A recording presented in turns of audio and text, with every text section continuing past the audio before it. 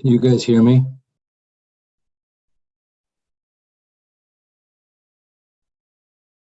I can hear you, Greg. Perfect. Yes, I heard you, Greg.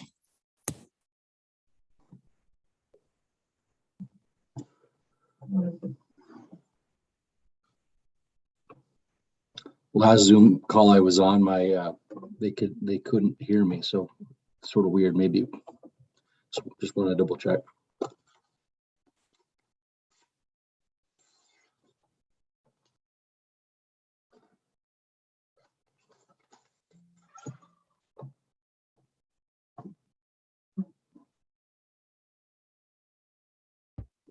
Hey guys. Hey Liz. I heard you, Liz. I don't think anyone else was listening. Hello. I heard you. And your eShop open. Thank you, Chris. Give me the link. Okay. Promo code Borton Lake for free shipping. I'm just in.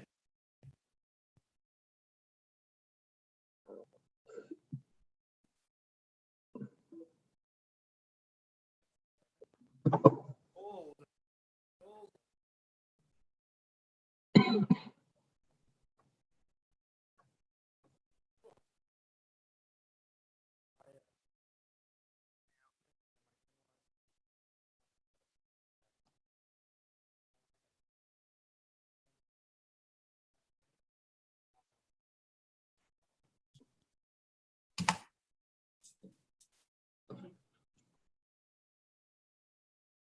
I can't hear them talking. Can you?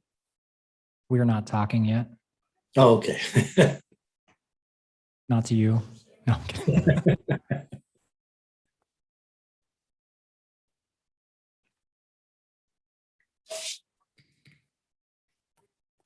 Council will call the meeting to order. For the record, it is Tuesday, September 14th at 4:31 PM. We will begin today's city council work session with roll call attendance. Thank you, Mr. Mayor. Councilman Borton. Here. Councilman Cavanagh. Here. Councilwoman Perot. Here. Councilwoman Strader.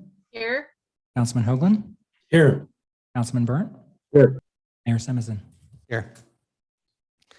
Next item up is the adoption of the agenda. Mr. Mayor, Councilman Burnt.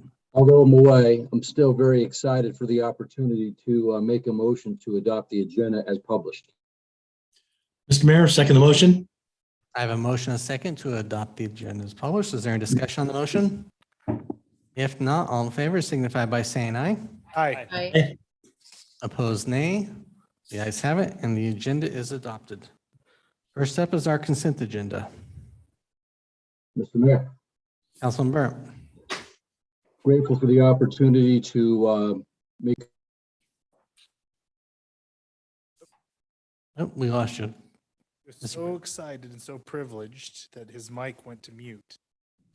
Now he's logged on.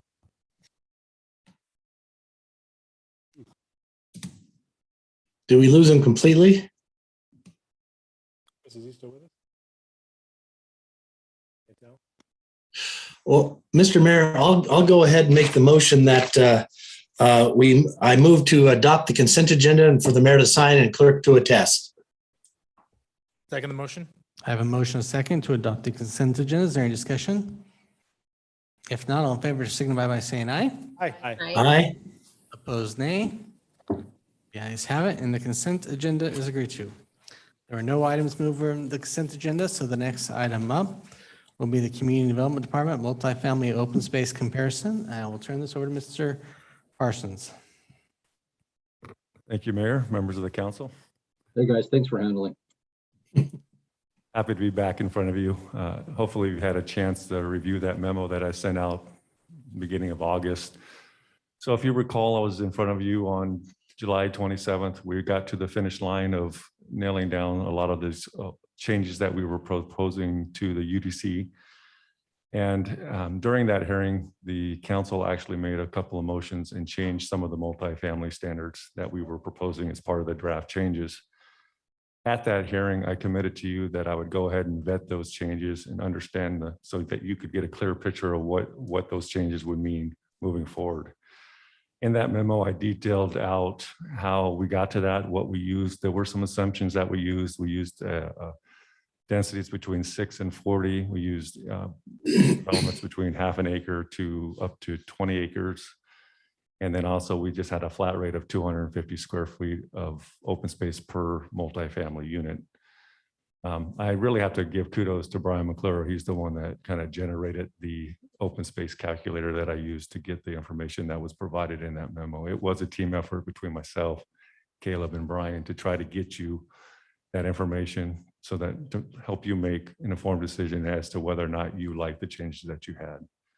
So in today's discussion, I really want to keep it at high level. I don't want to go into all the parameters, but I do just want to summarize exactly those tables that I did put in that memo for you. So currently the slide that's before you are the draft standards. You can see here the draft on the left-hand side, upper left-hand, I should say, is the motion that council made to require all multifamily developments of 5 acres or greater to provide an overall open space, a flat rate of essentially of 18%. And then the graphic in the lower right-hand corner is the same thing, just with the fact that you guys require 10% for anything less than 5 acres. So what this really shows you is if you have an overall flat rate, the open space does not change based on the density. It only changes based on the acreage. And I think that's a pretty important distinction here based on the motion that you made here. As I transition to the next slide, these are the current standards. And you can see here from the exercise that I did using those parameters that I just explained to you, you can see here that with the standards that we currently have in code, which is the 10% plus the per unit ratio, you can see here that we, as density increases and acreage increases, we do get more open space. And I think that was the vision or the intent when we set out to change the code, is really to make sure that the more dense you go, the more quality and the better open space that you get. And that's what we believe you get with having a baseline, a base rate, and a per unit amount of open space per residential unit. So that's essentially what I had to share with you in that memo. Hopefully you guys found value in that exercise. I certainly did. It was something I know Councilwoman Strader actually called me on the phone and we went over this memo in detail. We also talked about some ways that we could help inform the customers, or at least educate our customers and our applicants on what amount of open space would be required for these types of developments. And I had discussed with her the idea of creating an open space calculator and putting that on the website so that when a developer asks what would be required as part of a residential development or multifamily development, they could put in their parameters here, their number of units, their acreage, and then they would get a ballpark figure of what amount of open space they would need to provide as part of their open space. We feel that's the better way to communicate open space with the community. It's pretty similar to what we have now with our fee calculator. Someone calls us up and says, what does it cost to get a building permit in Meridian? You go to community development's website, you go in, plug in your parameters, and you get a ballpark estimate of what your building permits fees will be. Again, if the council supports that direction, I'll certainly continue to work with Brian and get something like that up and running on our website as soon as possible. I know in my memo to you, it was staff's preference to stick with currently what we have in code. Certainly, I wanted to get this information in front of you before we finalize the ordinance. I want to make sure that you guys are comfortable with the direction that we're going here. And with that, I'll conclude my comments and stand for any further questions you may have. Thank you. Council, comments, questions? Mr. Mayor, Councilman Strader. just a comment, and I'll take the blame because I think it was anytime we can simplify and make things easier, it's better with our customers and our partners in the community. But clearly the flat percentage of open space just didn't work once you look at kind of what they had compared to that proposal. So I talked about it in a lot of detail with the planning staff, and I feel like what we have in code is better.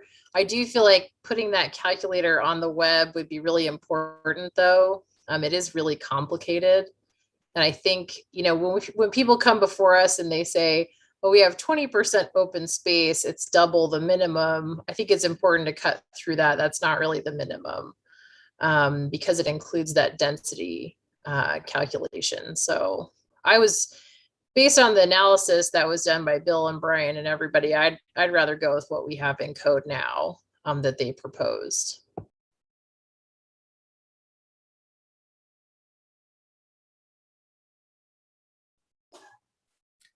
Well, since I was one of the people that also discussed this, I'll give my 2 cents. I understand one creates more and one creates less. I'm still a fan of the flat. I think maybe our multifamily was too much open space to a certain extent. But I think that's really the policy question for council is, what is an appropriate level of open space? Do you feel like what you've been seeing in the developments is the appropriate amount or not? Was it utilized in the way that you think it should be? Not?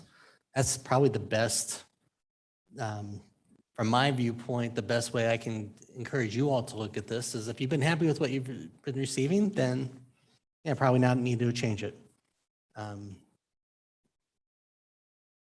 So food for thought.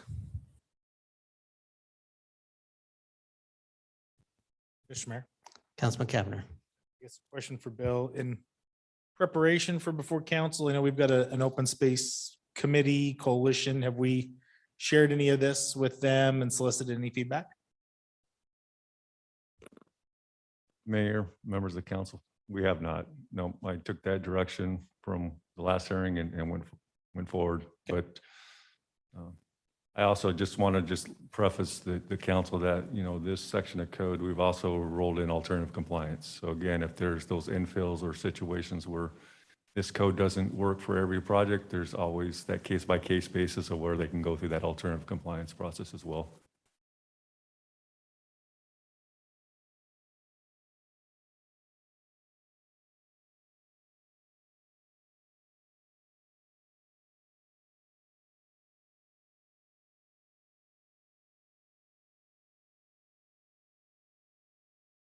I'm sorry, Mayor, Council, Caleb just reminded me that, again, these aren't new changes. This is what was already shared with the group when we had the open space committee. So it's nothing new. It's just kind of sharing with you that the changes you proposed and what we already have, just give you that information to allow you to make that informed decision. Really more of a vetting the changes versus what we currently have in the books.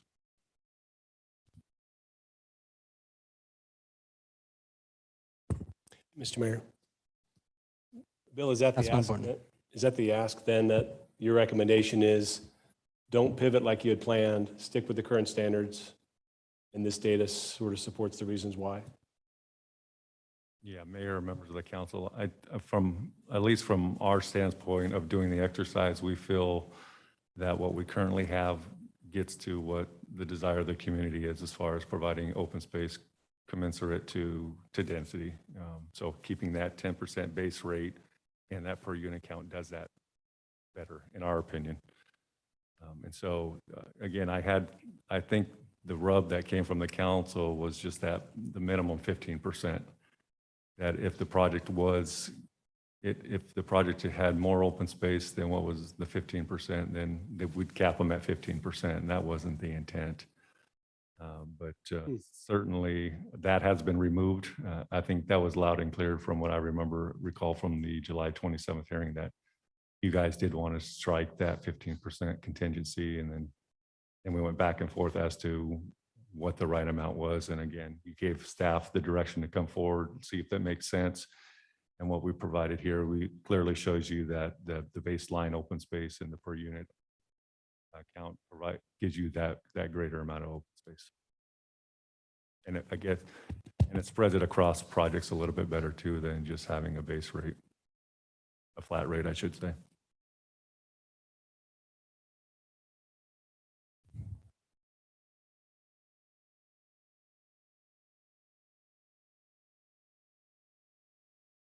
Mr. Hood, are you looking to say something? Mayor, if you allow me, and you didn't direct the question at me, Councilman Borton, but I guess the reason for the memo from my perspective, I'm not disagreeing with Bill, but was just to show you the implications if you were to move forward with the discussion, the action that you took from 6 weeks ago or whenever that was. So just to show you how that would play out, because there was a lot of discussion about, okay, well, it's this hypothetical project, what would we get? And so this was really just meant to show you again on the ground what that would look like. And then also the tool, the calculator that Bill mentioned and Councilman Strader alluded to put that on the website potentially to make it easier to figure out how much would be required. So I don't know that we have a real recommendation or asking you to rethink anything. Just wanted you to be fully aware of the implications of any action you take.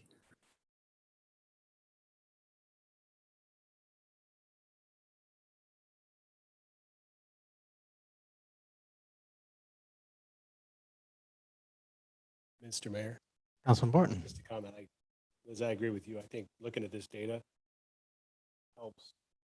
I appreciate you doing it for decisions made. I think it for me helps articulate the consequence of the decision. Might not have connected with the intent. So.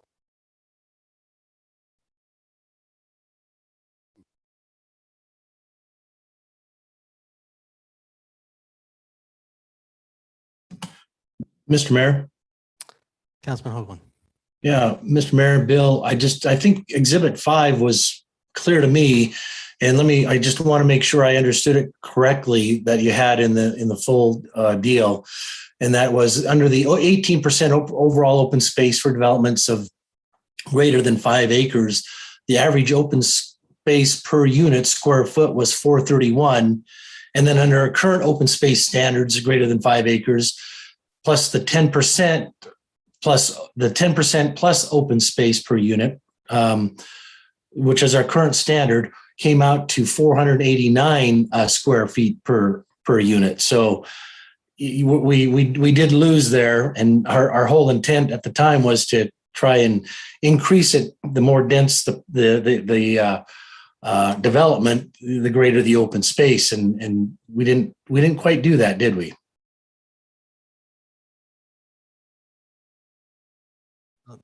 I guess the question would be, we did it based upon the other standards.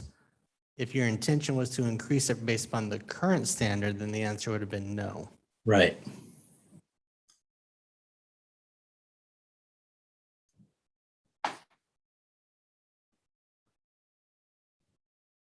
Mr. Mayor.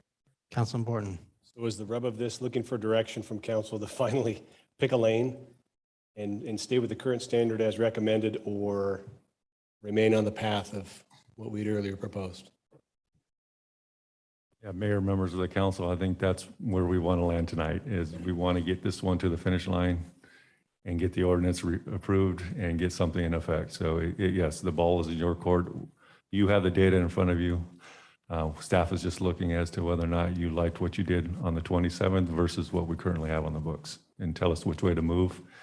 And based on that direction, I'll make sure that legal gets the correct Exhibit 5, as Councilman Hoagland pointed out too. I do have a lot of those changes already made, so it doesn't take a lot of time to get those into effect. So I have both versions ready to go, contingent upon what this body wants to do.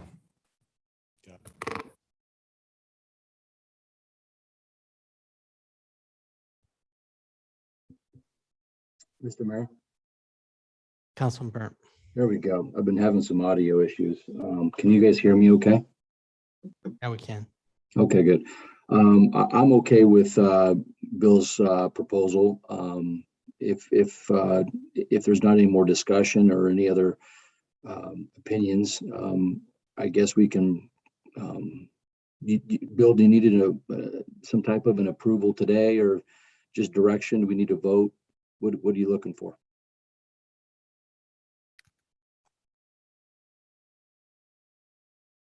Members of the council, I think what we did is we did vote on what direction you wanted.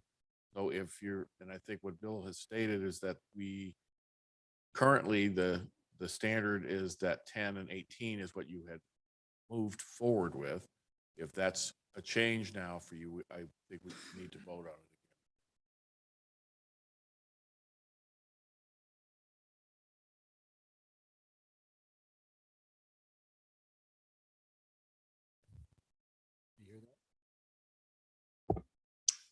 Mr. Mayor, Councilwoman Strader. sorry, just Bill is kind of cutting out on Zoom. just so I understand, do you need a motion or, Yes. okay. Does anyone else want to discuss, or do you want me to, I can make a motion and we can vote on it? I think there's a couple people we haven't heard from, so. You can always discuss after you make the motion. Sure, okay.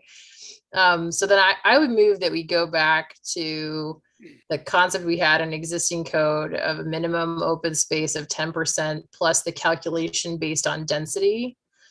And with the caveat, I think you guys were going to clear up the language that there wasn't a lesser of 15% concept. Hopefully that makes sense. Second. I have a motion, a second. Is there discussion on the motion? Councilman Cavanagh. Thanks, Mr. Mayor. I think I'm tracking the motion. I think I'm supportive. I think that last piece is important. So 15% is the floor, not necessarily a ceiling or anything like that. So okay, I'm good with that then. The motion is to not change current code. Got it. Correct? Am I miss? Yes. Okay, that's That's how I was tracking it, so I'm supportive. Thank you.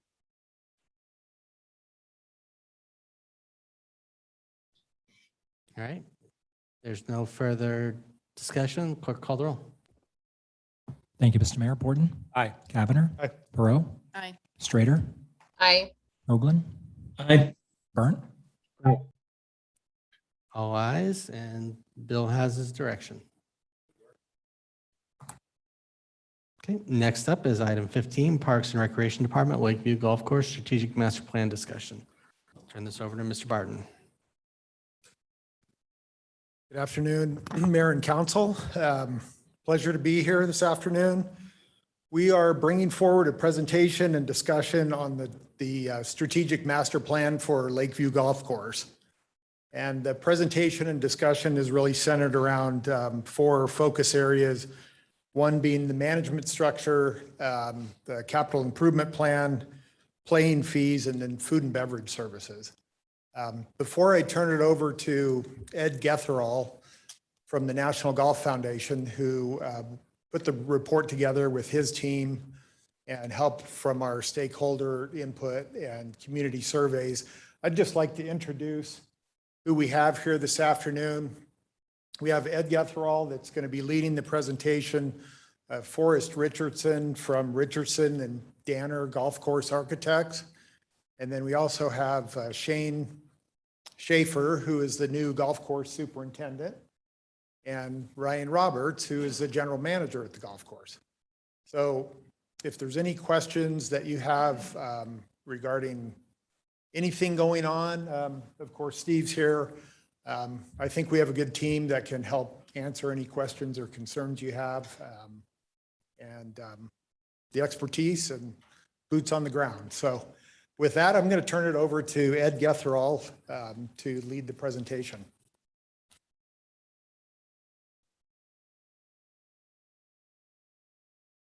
Good evening, Mayor, Council, and staff. Happy to be here. It's a nice break from the hot, humid weather in Florida.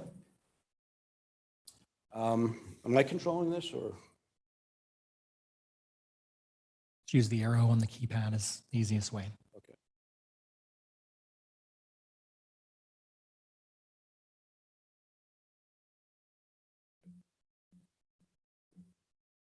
Oh, for this. Gotcha.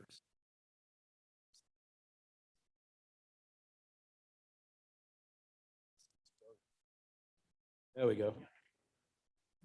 Yep, there we go. There we go. Very good. Thank you for having me here tonight. It's been a long process, excuse me, and we're happy to talk about the findings. It's been an exciting process, very in-depth process.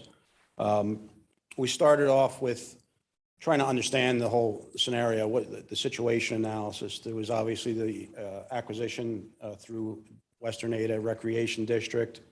There's the history of the golf course we wanted to understand, the location factors, and the objectives of the city with respect to the ultimate acquisition of the property. So there were several key components to the project. The physical evaluation and recommendation that Forrest Richardson, who's current president of the American Society of Golf Course Architects. I like to say that there's only a month left in his tenure, so I get that in as often as possible. But given that you inherited a very old asset with old infrastructure, we anticipated that would be a big part of the study, and it was.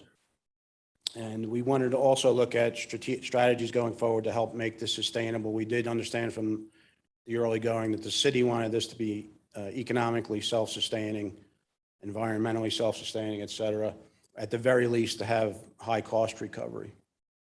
So we provided a big picture strategic focus on the 4 areas that Mike mentioned, but also gave guidance on 8 or 10 other operational areas, such as marketing and staffing and things like that, and we assisted in the budgeting process. Also provided a market analysis, both the national overview, and Lord, has that changed in the last 18 months, and also a local market analysis and a local/regional market analysis. And then, of course, there was the extensive public engagement.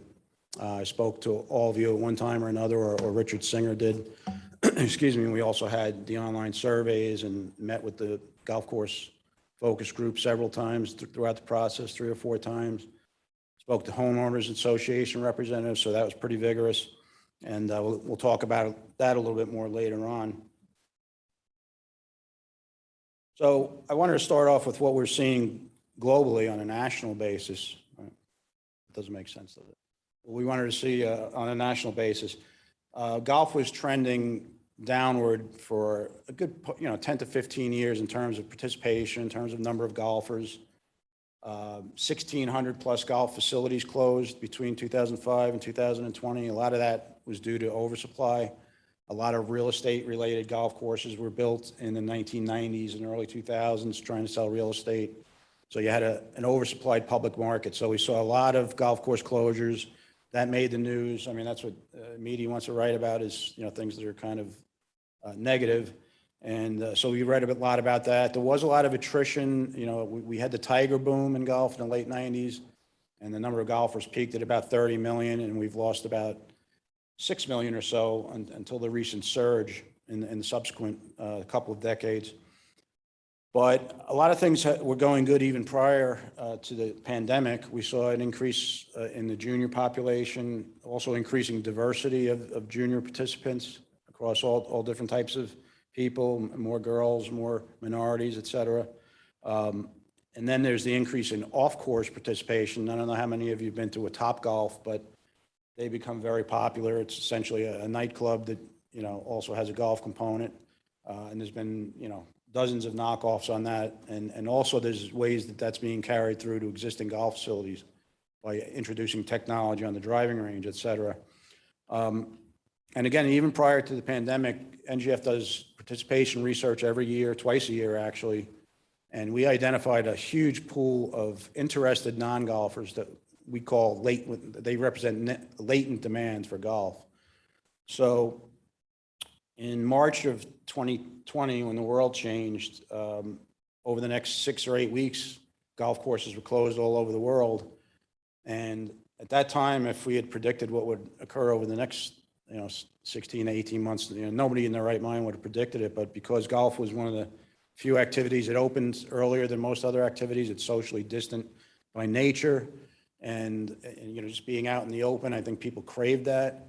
And we just had a surge like nobody could have predicted in both demand and new participants, in lapsed golfers coming back to the game. And we gained 60 million rounds in 2020, which is incredible given that golf was closed for almost 6 weeks across the country. The demand has continued into 2021, although it's muted a little bit from what it was a year ago right now, but it's still going very strong. And that leads me into the local market analysis. There's a lot of positives to say about the greater Treasure Valley golf market. One thing greatly in your favor is the tremendous growth rate in population. If you don't see any more golf courses built and this population keeps growing like it is, just by organically, you're going to see better supply-demand ratio. You also have a robust, diverse economy, favorable golf climate, essentially a year-round climate. You don't lose a lot of days to weather. compared to most northern climate markets. Your supply-demand ratio is already very strong. I think we tracked in the 10-mile market around Lakeview, 61% more golfing households available to support each 18 holes of public golf than in the nation overall. And the market average is about 38,000 rounds per regulation 18 holes, compared to the national average of 31,500. So that's very impressive. You do have high-quality public competition. The two City Nampa courses, especially Ridgecrest, Banbury, and Falcon Crest, and River Birch. I mean, there's and the two Boise courses, municipal courses as well. So you have high-quality competition at relatively low fees. I mean, a lot of people have observed that seems to be a ceiling on fees in this market. And several people observed to us some of these courses in our market, where we're from in California, Florida, Seattle. You know, these fees would be $80, $90, $100 at some of these courses. So, Lakeview, we think, you know, we made the point in the report. It's no surprise. I think Kemper Sports made the same observation that in its current condition, it certainly lags behind most of its competitors at this time. But that's not to say that, you know, it can improve considerably and compete for more daily fee play. So back to the stakeholder engagement, there were several components. One was the golfer survey that Kemper initiated in December using NGF's GolfSat program. The results of that were not good, but they weren't necessarily surprising. I mean, the main thing that people had a problem with was the conditions of the golf course. You know, nothing really stood out in terms of poor customer service or anything else, although I think talks about the previous operator, you know, there wasn't a lot of happiness there with the lack of investment. But overall, the negative thoughts all tied back to the quality of the golf course conditions. So there were really no surprises, but then, and it leaves a lot of room for improvement. We also spent a lot of time on the phone and doing video interviews with some of you folks and the WARD chairman, the golf course folks group, several meetings. Again, we Parks and Recreation commissioners. We spoke with the Cherry Lane Village and Ashford Greens and a few of the other HOAs, and also the ladies and the men's golf associations at Lakeview. And they were the most colorful and actually quite helpful in some of the responses they provided. So, and then there was the community online survey, which focused a lot on usage and awareness of the golf course and of the restaurant. We had about 120 responses, and we got, you know, that was quite favorable in terms of, you know, if you improve these things, we'll be there and we'll really participate in this golf course even more frequently than we do now. It's skewed a little bit older in terms of the respondents. I think about half or more were 65 or older. And I think about 55% had median household income above 100,000. So, I mean, that's a good piece of information, because, you know, you may be in the position where you have to raise, you know, prices at the restaurant. We know what the restaurant industry is facing in today's world. So, I think that you may be able to get away with some price increases there. And then finally, there was the town hall meeting held at Lakeview. I think Mayor Simmerson attended, and as well as Steve and Mike, and that was well attended as well. Although I guess some of the feedback was a little focused on things that we really didn't need to look at that much. But so overall, I mean, we try in the report, we have 10 or more pages talking about the results of our public engagement across groups. There's a lot of feedback. I think even in all my conversation with you all and with most of the people we spoke to, people are positive and they're very happy that the city will be stewarding the golf course going forward. They believe it's an exciting opportunity, and you know, obviously they want to see everything happen at once in terms of improvements, but they also recognize that that's not going to happen. And I think they're going to be very happy as these improvements, and we've seen this in a lot of places we've worked. If a city or a county or whoever shows a commitment to improving things and they keep people informed, we're doing this year, we're doing this next year. You know, you've already done new carts, or I don't know if they're here yet, but you get new carts, new equipment. So people notice these changes, and it also opens up the door to, you know, make fee increases as necessary to keep up with inflation, if nothing else. As you all know, the golf course suffered from years of neglect, lack of investment. This is not uncommon at all when you have a lessee in the latter years of a contract. We see it all the time, and especially if they have no intent of renewing a lease. So you were handed a property that needs millions and millions of dollars of improvements. All the infrastructure, and Forrest will talk about this more, all the infrastructure is past its expected useful life. So, that's to be expected, and I don't think anybody here is surprised at that. Another couple of themes that came out was from a lot of the people said that we want to see broader community participation, even non-golfers, not necessarily just at the restaurant, but, how do we bring non-golfers out here to participate in activities when golf isn't being played?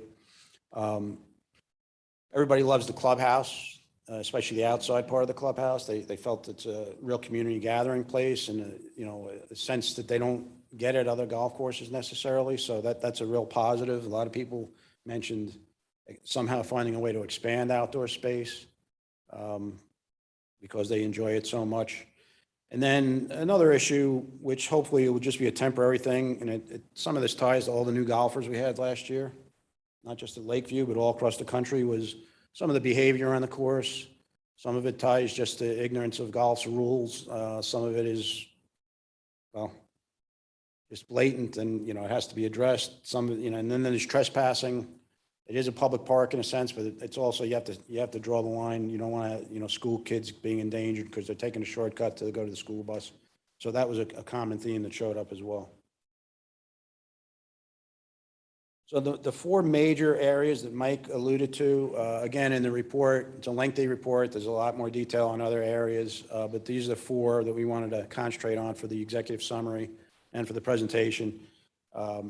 Is the management structure. This says long-term management structure, but the short-term structure is part of this as well. The preliminary capital plan, which Forrest went at in great detail. Golf playing fees, and then the food and beverage operation. So with the management structure, there's extensive narrative in the report about the different options. These here, self-operation, management contract, operating lease, and concession agreements are the four most common ways that municipalities manage or operate their golf courses. And there's several variations on a theme with these. So I'm just going to go through those quickly. The self-operation is essentially when you have all public employees at the golf course. Usually, sometimes we consider, there's some exceptions if you had a contract teaching professional or something like that, we still consider that self-operation. It involves the maximum level of city control at the golf course, but there could be a lack of expertise, especially when you're new to the game, you just acquired a golf facility. So that can be taken care of over time, certainly by hiring key employees who then help hire other employees. But the main stumbling block for most cities and counties is the lack of golf expertise. The management contract, there's a lot of advantages to it. Right here, I'm just listing a couple. Usually when you're switching from a public pay structure to a private pay structure, there's considerable savings. At least on the benefit side, sometimes on the wages side as well. And it depends on what market you're in. If you were in the Bay Area, if you went from a public structure to a private structure, you might save 35% in your labor budget, just by making that change. But here, we did the calculation here, or the finance department did, and there would be some savings, but not as great as you would see in some other markets. And the main benefit of the management contract is the expertise. The national companies, Indigo and Kemper Sports and Touchstone and OB Sports, they have expertise, they have purchasing power, they have, benefits in getting and procuring things, goods and services, and hiring people, marketing strategy, access to national marketing teams and strategies. So those are some of the benefits. The problem is, or not a problem, but a limitation is if you have a bad year, let's say you have a bad year with the greens, you lost your greens, or you just have a terrible weather year or some other unforeseen circumstance, you still have the obligation of that management fee. Operating lease is what was the structure prior to this. You owned the land, but you had an operator there or several operators over the decades. So in theory, this is very attractive, and it's become much more attractive to some cities and counties because they're losing money and they think it's an easy button. No, we'll just lease this out. We'll just privatize it. But they're not going to stay, the operators are not going to stay in a lease when they're losing money. So it's only shedding risk theoretically, but as soon as they start losing money, and we've seen even some national operators, it happened down in Florida, Brevard County, just with no notice, dropped out of a lease for 5 golf courses, and it was actually a national management company. But in a good case situation though, if it's a good cash flowing property, you get a good operator in there, they make a rent payment to you, they take care of some or all of the capital depending on the length of the lease. So it can be a good thing if it's a good cash flowing facility. If it's not, then it's a little nebulous as to how that'll work out. And then there's concession agreements. The most typical ones we see are for food and beverage and for the pro shop. But we also see private maintenance contracts. So for instance, you could have a private maintenance contract, but the city runs the golf, or the city do the maintenance, and you have a private concessionaire for the golf. So there's many variations on a theme. So our recommendation, again, there's a lot more explanatory narrative in the report, but we thought, at least for the short term, the reason you got into this with a management agreement is to manage the transition of the golf course to the city, and to get experts involved on how to do staffing and budgeting, and et cetera. So you're in the middle of that now, and we see no reason to discontinue that. You're, as I understand, on a month-to-month basis. And you don't know what the operation looks like right now. I think the food and beverage is really up in the air. I mean, it could be anything from a money loser to a good profit center, or it could be minimalist type service to full service restaurant. So I think until you get a handle on this operation, as it stabilizes, and also as you start making the capital improvements, then you can reevaluate your options. Right now, your options are open. You could always go to city self-operation at some point as you get a real good handle on the operation, and especially the food and beverage and the pace at which the capital improvements will be made. And then a longer term possibility would be you stick with the management agreement, but you do more of what we call a hybrid agreement, where it's the fixed fee part of the compensation is lower, and then there's a variable component that's based on performance incentives, such as reaching certain gross revenue thresholds or customer service based thresholds, things like that. So the city would be on the hook for a lower fixed compensation and some variable component that the operator would be at risk for. And I'm going to turn it over to Forrest shortly here. The capital area, capital recommendations we thought were really critical, not just because the infrastructure is out of date, but there are a lot of safety issues on this course. You have very narrow hole corridors, fairway corridors, and a lot of homes lining up the fairways. So there are a number of safety issues. And the more we got into this, the more we realized that this capital plan is critical. And it's critical to your improving your financials in the future. So Before we, Council, any questions on the management structure piece that you'd like to ask at this point in time? Mr. Mayor, Councilman Pro. I was hoping that we would get an analysis, and perhaps there wasn't one because there's too many unknowns, or it's not technically a long-term management plan, but I'd really like to see if the city invests in the capital improvements that are recommended over the next 5 years or so, what potential value then is created such that it could be sold off to a private investor owner and the city no longer manages it? I know there's a lot of unknowns in that because you don't know what the future value of the course is going to be that far out. Right. Is there any way to do an assessment in that regard if we take the full recommendations, maybe with some of the long range capital enhancements and maybe without, and is there a formula or a way for us to analyze whether it would become a marketable course that we could sell and then not continue to manage long term? well, I don't think there's any formula, but I will say that, I mean, what you don't want to do is invest $6,000 or $7,000 or $6 to $7 million of the city's money and then turn it over to a private lessee. I mean, that's the last thing in the world you want to do. If you were going to consider another lease, I would, I would lean towards, looking at a long-term lease and requiring significant capital investment I apologize. I meant to sell the course, not to to sell lease. it outright. I doubt that would happen. Again, the only way I think it would happen is if you spent all the money on the improvements and then you sell it. I don't know that you would recoup the money. There's not a big market for golf courses right now, unless it's, in a private club. I mean, golf is thriving right now, but I think it has to be more of a proven cash flow type situation where they're evaluating on a multiple, the value is a multiple of the net cash flow. And you don't have that here. You don't have a reliable history. But if you had 5 years where it was cash flowing 300,000 net a year, then you'd probably have somebody interested. They'd look at it. But I think to get to that point where you're net cash flowing, you'd be putting a lot of capital improvements into it. If you put the capital into it, we think this can be a profitable facility. So if you're going to commit to spending that money, I think it makes sense to hold on to the asset. But if you want somebody else to invest in it, then maybe you go out to the street. I mean, I don't know that you'd have any interested buyers, to be honest with you. You might find an interested lessee that would take it on a long-term lease.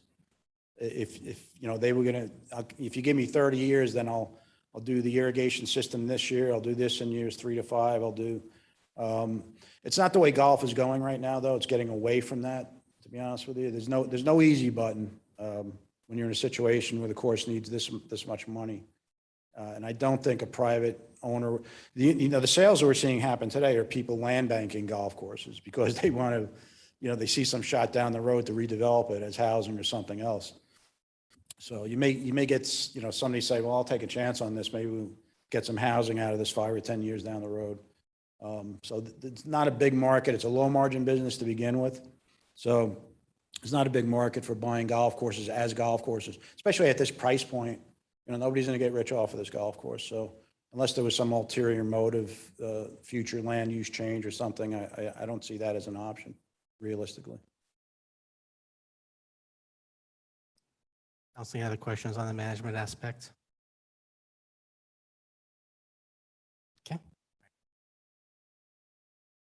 So I'll turn it over to Forrest. We basically broke up the capital improvement plan into 5 tiers. Ideally, and we tell every client this, ideally, you'd like to do it all at once if you had the money. So you don't have to tear up the golf course multiple times. But obviously, and most municipalities don't have that luxury. So we put it into tiers, prioritized tiers. One being some of the startup costs, maintenance equipment, golf carts, safety mitigation is very important. And then Forrest will speak to the different tiers of improvements, including some long-range potential capital enhancements that may help draw more of the community to the golf course. Thanks, Ed. Mayor, Council, Forrest Richardson, thank you for having me. And I recognize some of you from the Zoom calls that we've had over the last 8 months or so. Before I go further, you might not know, but it's Thank a Golf Course Superintendent Day nationally. So I'd like to thank Shane, especially for being here since he's the only golf course superintendent here. But this is, I would leave most of my time for questions that you might have. As Ed mentioned, it's a very in-depth report. I would direct you to page 113 of the NGF report. Our role as golf course architects in this case is to support NGF to help them understand the complexity and the scope of what maybe needs to happen to this asset that you've acquired. And page 113 is the life cycle chart that was adopted several years ago by all of golf's major bodies to help owners understand at what interval different components of golf courses wear out. And unlike buildings and other parts of our built environment, golf courses are very unique to themselves in that the components wear out at very different intervals, and in different regions, they wear out sooner or later. In your case, here in Boise, I can tell you that there are no components of this asset that are not past their useful life cycle, and I regret having to tell you that. However, I grew up on public golf courses, and I'm a huge believer in their benefit to communities. One of the things sometimes that we fail to recognize is that of the 35,000 rounds or so on Lakeview, it's the amount of quality time that people are spending. So golf is very unique in that regard, 4.5 hours in some cases. And when you factor that time in, these open spaces are extremely important to communities. And I see it all over the West, which is primarily where we work, about how valuable courses can be to families and to senior citizens and to people that maybe ordinarily wouldn't get outside as much. And that time factor is very, very, very important. So I remain excited for you, and I applaud you for acquiring this asset. As Ed mentioned, there are people out there that might look at things like this and say, well, let me develop them or I'll hold on to them. But in this case, I think keeping it a public golf course is quite a benevolent thing for you to do. So we put the capital improvements into buckets, if you will. They involve replacing the irrigation system and then doing things like drainage and fairway work, rough work, tee construction. And by the way, tee construction would also have a diversity component, as we feel that Lakeview really needs forward tees to bring kids and people into the game that can have a more fun time on the golf course than where the tees currently are located. There's all sorts of infrastructure to do with the golf course. There's also the clubhouse needs work, and these are listed in the report. You also have, as many of you know, an aqua range. So just a little bit of history. When the golf course was built in 1979, it had a grass range. And then when the second nine was built in 1997, converted to the aqua range. And so there are issues with that lake and the aqua range that need to be resolved. Some of that very closely related to the irrigation system. And then long-term, we feel that one of the things that's very important in public golf is that there be opportunities for bringing new players into the game. So we've given you some ideas in the future that you could look at reconfiguring portions of the course to make areas available to have more of a family-oriented new golfer beginning, and a component of the facility that would take less time. So people that might come home from work, let's say, and have a few hours could go enjoy rather than committing to an entire 18-hole round. Real briefly, just some pictures to help break up the text. This is the original golf course called Cherry Lane. This is from 1992 from Google's archive. And you can see the yellow line there represents where the newer nine was eventually constructed. This is your asset as it is today. We think of it in two parts: the west nine, which is the white holes, and then the yellow nine down in the eastern part, which is the back nine. And you'll notice something very striking about this is that the east nine is very tight and the homes are much closer to the golf holes. And in the survey that NGF did, most of the comments about, the golf course is right on top of my house and everything. Well, guess where those comments mostly came from? They came from the eastern part of the property.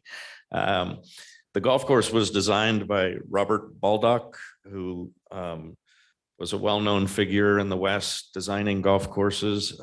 We think that he might have been strong-armed by the original home developer to maximize those lot counts and things, which happens. But unfortunately, that's the reality. So what we've done in our work is given you a head start so that your staff has let me go back here. Oh, I'm sorry, I'm going back for you. So that your staff has a little bit of head start on how to mitigate some of these safety issues. So we did a safety analysis in addition to looking at all of the components of the course. And of course, I'll answer any questions about that. I'm not going to go into detail about every single thing that needs to be done because there's a lot of them. But if you look at the safety analysis, you'll see these little red triangles. They represent some cases, very small, easy things like maybe planting a few more trees or just moving a tee or working with staff on setting up the course to try to help mitigate some of those areas where errant balls are leaving the facility. And I mentioned to you that we looked in the future, so I'll real quickly share this slide. Is this yellow area represents an area proximal to the clubhouse that we think could be long range, a wonderful little short practice area that could be fun for families and events and outings. And we conceptually called that the Zinger 9-hole practice course. And we gave you a little taste of what it might look like. Again, these are just concepts, but the important part is that you think to the future of this facility. And again, bringing kids and people in that don't play golf currently, we think should be one of the goals that Meridian would have for the golf course. So with that, again, you have these buckets. I like to think of the work that we've done here, looking at the capital needs as giving your staff and Kemper currently, your management group, a roadmap of the future. Certainly, there's a lot of work to be done.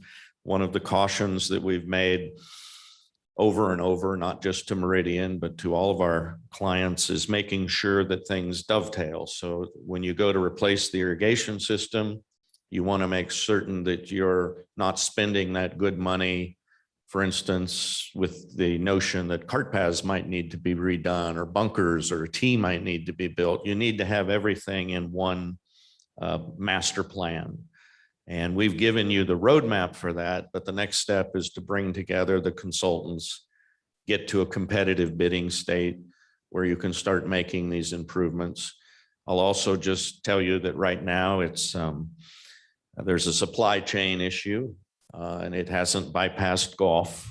We're seeing the same things that other people have seen. So I can't tell you if that will quiet down. I'm sure eventually it will quiet down, but right now doesn't happen to be a buyer's market. So we have contractors that are extremely busy because, as Ed mentioned, we have a robust golf economy. A lot of people have saved money and haven't spent it, and now they're ready to spend it.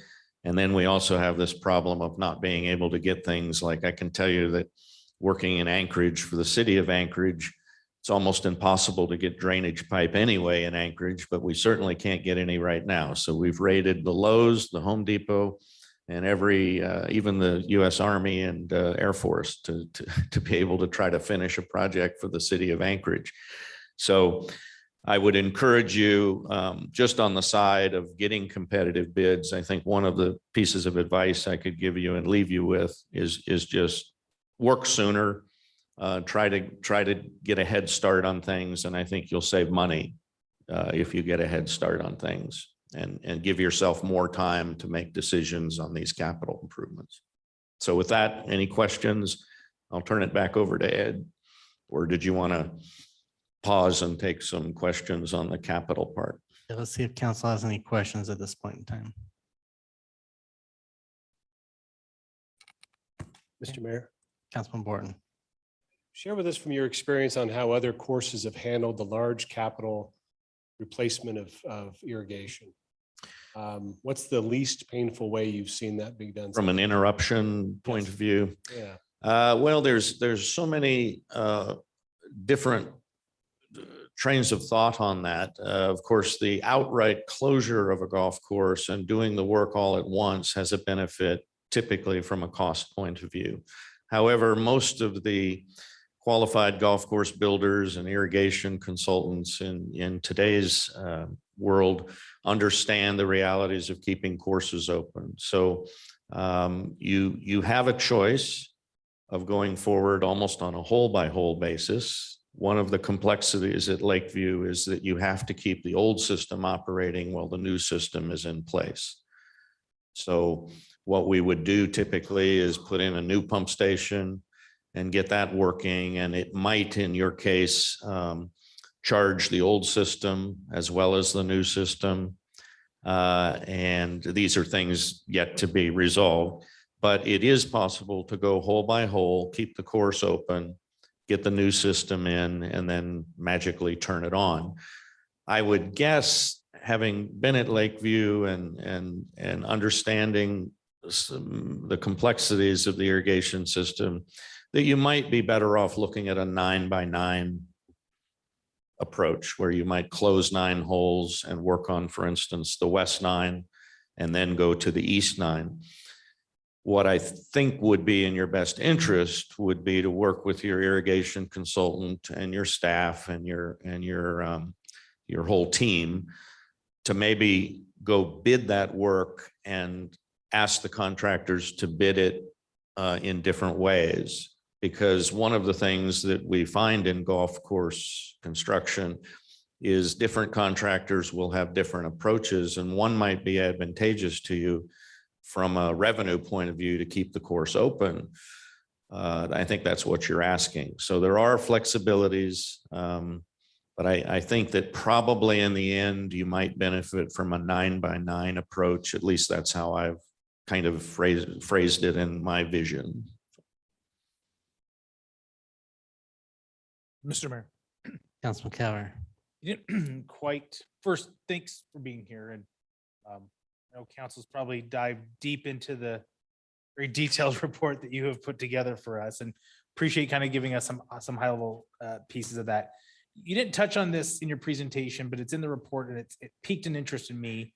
The trade-offs or the benefits of kind of the accounting of a golf operation, a general fund versus an enterprise fund versus a special fund.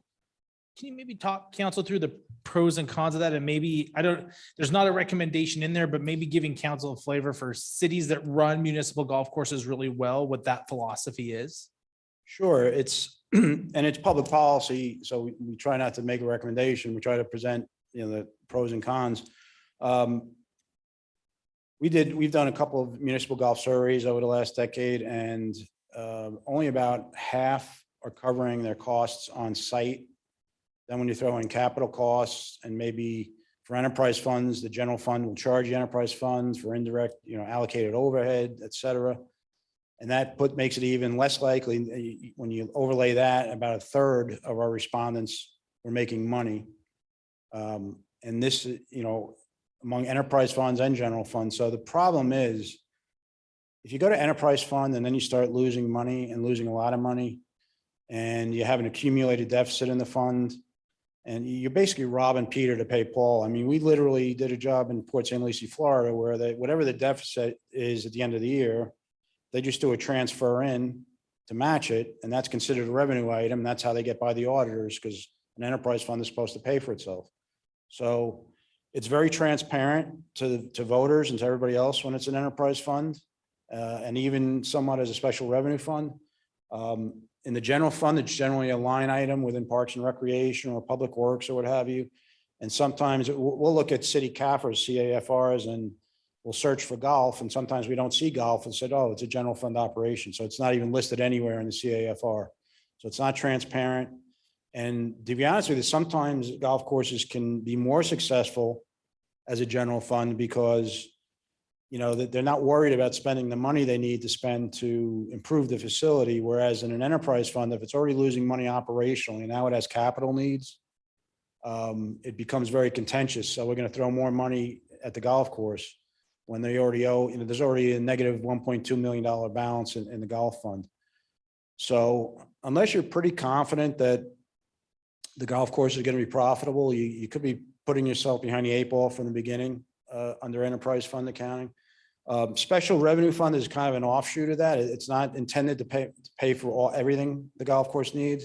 It's just intended to have high cost recovery. And a lot of golf courses, even that lose money, they generally have higher cost recovery than other recreation amenities within the city.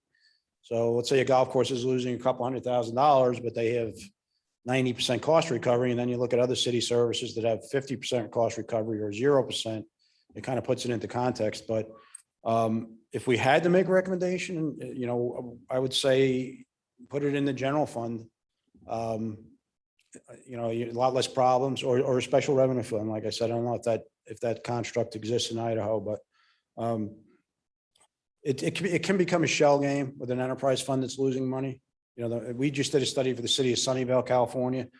They had 3 years in a row losing $1.5 million, and we did a subsidy analysis for them. They wanted to know, first of all, is that high? It's like, yes, that's very high. And at the end of every year, they would just transfer the money in to wipe out the deficit. And I said, this, you know, it's just robbing Peter to pay Paul. So that's an extreme example. But believe it or not, they're going to make money this year with the pandemic. They made up $1.5 million deficit somehow because they added 40,000 rounds on their 27 holes. But it's really a public policy issue. We did work in Mission Viejo, California. They'd acquired a golf course, and we recommended the same thing to them. If you don't want a lot of headaches, then don't set this up as an enterprise fund, unless there's a strong expectation that it can carry its costs. Thank you. Sure. Mr. Mayor. Councilwoman Schrader. Thanks. I thought it was an interesting report. I was wondering, could you give us an example of what is the most profitable public golf course you've ever seen? What is a great example of a city, if that has existed? That's a big leap. What did that look like? What's a good case study of a great example of a successful public golf course, and what would be the lessons learned that we could take away from that? Yeah, there's a lot of, I mean, there's some extreme examples like Torrey Pines, you know, the city of San Diego's Torrey Pines hosted US Opens, and, you know, what else? That Page Black in New York State courses. But if you're not talking about super premium munis, there's some examples down in South Florida. Osprey Point, which is a Palm Beach County facility, they netted over $2 million on 36 holes. It's in a dense population, and it's in a market that's seen a lot of closures of other public golf courses, but they do things right. It's you know, they're not charging $80, $90, or I guess they're about $80, $90 in season, which is winter in Florida.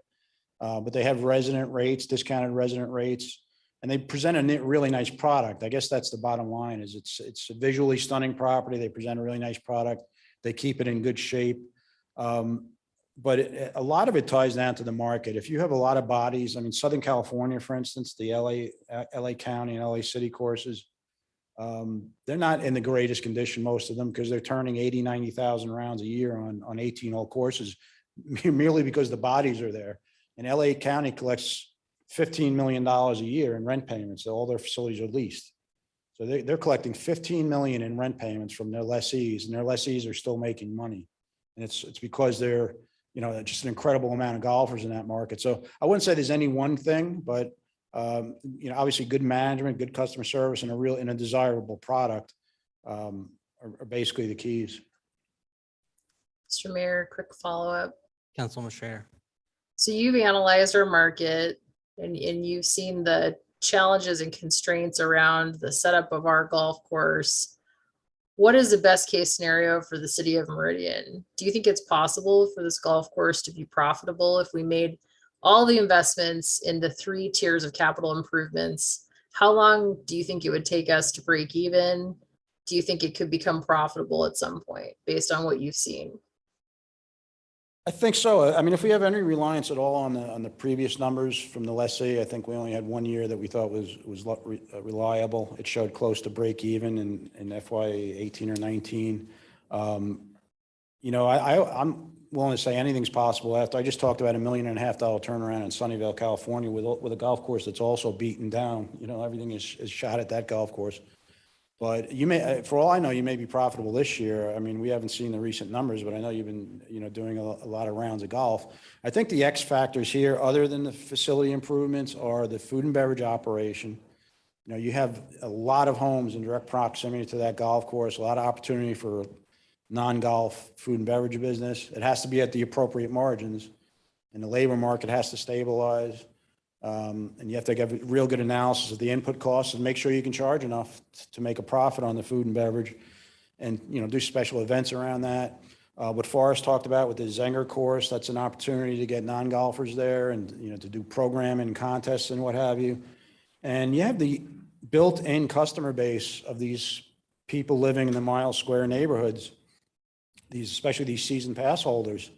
You know, you wouldn't be able to survive without them, because there's some parts of this golf course that are just not appealing to avid golfers. The narrowness of the fairways, the lack of challenge. If you're a really good golfer, if you're a really bad golfer, there's an issue with, you know, losing 20 balls into people's yards and houses. So that's not to say it can't do, you know, 40,000 rounds and have a strong season ticket base and do well in the restaurant. So I think, yes, I think this can be profitable. If it's not expected to pay for its capital cost, its debt service, then I think it can make money, break even, or make money on the ground with improvements for sure. And you'd be able to raise rates, of course, when it's a much improved facility.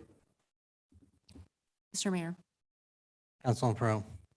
can you go into a little more detail about the hybrid management structure from the management company's standpoint?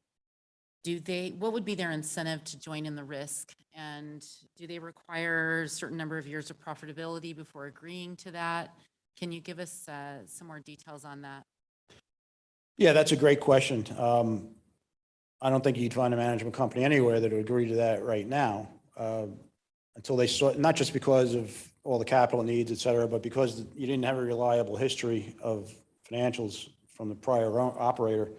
So it would probably take, you know, 2 to 3 years of, we think we can keep this going, and we'd like to participate in the upside, rather than just take a flat management fee. So they'd have to believe in the upside of the facility. You know, again, another thing in your favor I talked about earlier is the population growth in this market. You know, if no new golf course is open, then, you know, you're going to get your fair share of those, you know, that new demand. And some of these people are coming from pricier golf markets. So maybe organically the green fees are going to, you know, will start rising in this market as well as more people come in from more expensive markets. But it would take, I think, several years of cash flow for an operator to say, yeah, we'll share in this. We'll take a piece of the risk.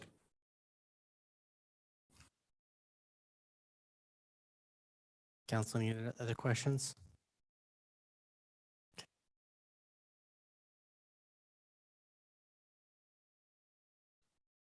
That everything, or is there still a wrap up? We actually had a few more areas. I can go through real quickly, or if you want to. We had about three more. We have an executive session we'll want to get to, so if you want to go through them quickly and we can see, and we can always reschedule a Zoom portion for anything that doesn't get covered and follow up in a additional week. Okay, I'll just go through these real quickly on the golf playing fees. We basically said keep the playing structure, the fee structure the same for the time being. As improvements are made, you know, you could start contemplating small fee increases, but you also want to try and capture inflationary increases just to keep up with what's going on in the world now. We mentioned replacing the VIP pass program with an internal loyalty program, so you don't have to pay that outside vendor the money for it. And again, as an improvement program moves forth, there should be some room for some fee increases at that time.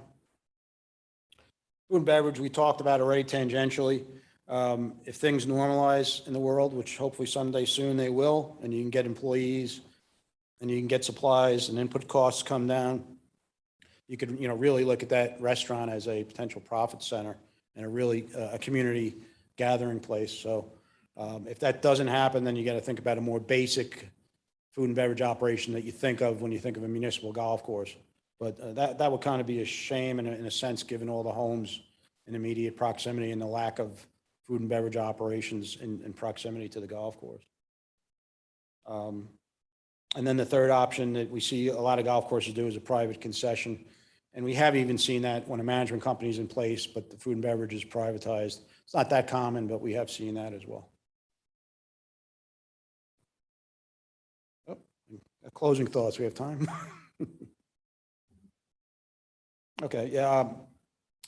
As we mentioned, the golf course presents both opportunities and challenges. You have some key public policy decisions to be made. You have to come up with some money, quite a lot of money to make these improvements. But it's a good market, it's a growing market, and strong, loyal fan or player base already from the Miles Square neighborhoods.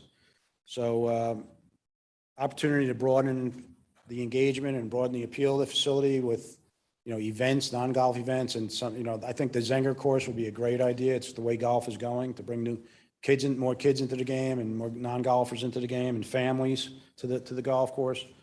And then at the end, and this goes to the question earlier, we think it does have a chance to break even or make a profit. And its key differentiators right now are its value, its walkability, and the community feel to the facility. But with continued facility infrastructure improvements, we think it could draw more outside play as well. And that is it. Council, any final questions or comments? Okay, thank you very much. Thank you. Steve, Sean, anything else from you at this time? All right, perfect. Well, thank you very much. So council, with that, we're at item 16. Mr. Mayor. Mr. Mayor, Councilman Borton. we will go into executive session pursuant to Idaho State Code 74-2061D. Second. I have a motion second to go into executive session. Is there any discussion on the motion? If not, clerk call the roll. Thank you, Mr. Mayor. Borton, Cavanagh, Burrow, Aye. Strader, Aye. Hoagland, Aye. Burnt. Aye. All ayes, motion carries. We'll go into executive session.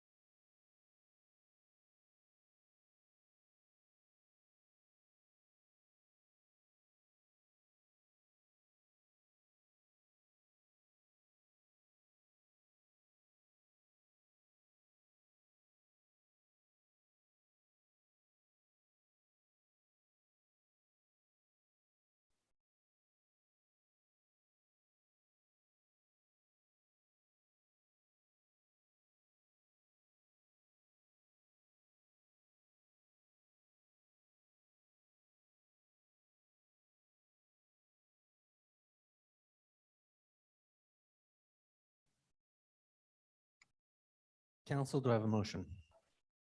Mr. Mayor, Councilman Burnt. I move that we come out of executive session. Second. I have a motion, a second, to come out of executive session. All in favor, signify by saying aye. Aye.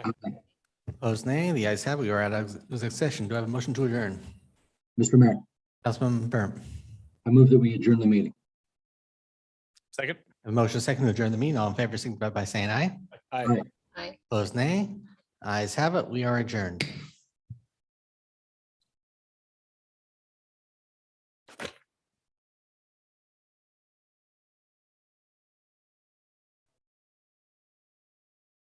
Want to wait a second?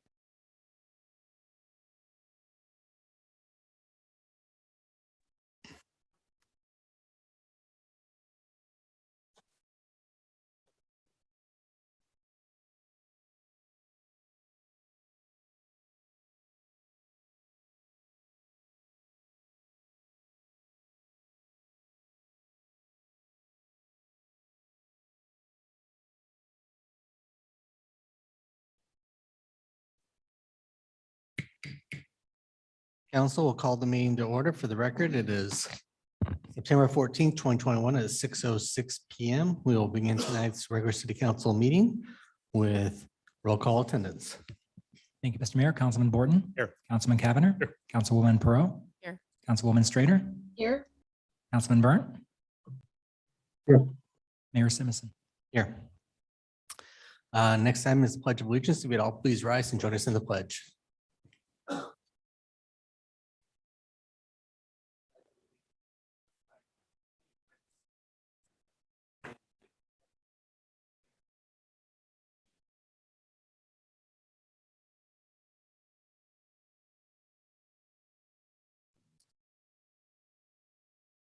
Our next item will be the community invocation, which tonight will be delivered by Cindy Reese of the Meridian East Stake of the Church of Jesus Christ of Latter-day Saints. For those of us here, if you would please join us in the community invocation or take this a moment of silence and reflection. Our Heavenly Father, we're grateful for the opportunity we have to gather in this country, to have the minds of the people heard, and to have representatives who carry out the will of the people. We ask a special blessing this time, Father, upon our country as we struggle with both the pandemic and other forces.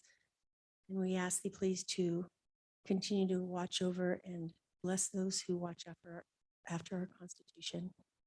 Help the people on the council to have discerning minds and listening hearts, and a heart to continue in their service to their community. And these things we say in the name of Jesus Christ. Amen. Thank you, Thank Cindy. you. Next up is the adoption of the agenda. Mr. Mayor, can you hear me? Councilman Burnt. Can you guys hear me? It's really low. I'm struggling. This Zoom meeting tonight for me has been so much challenging. So with that said, Mr. Mayor, I move that we adopt the agenda as published.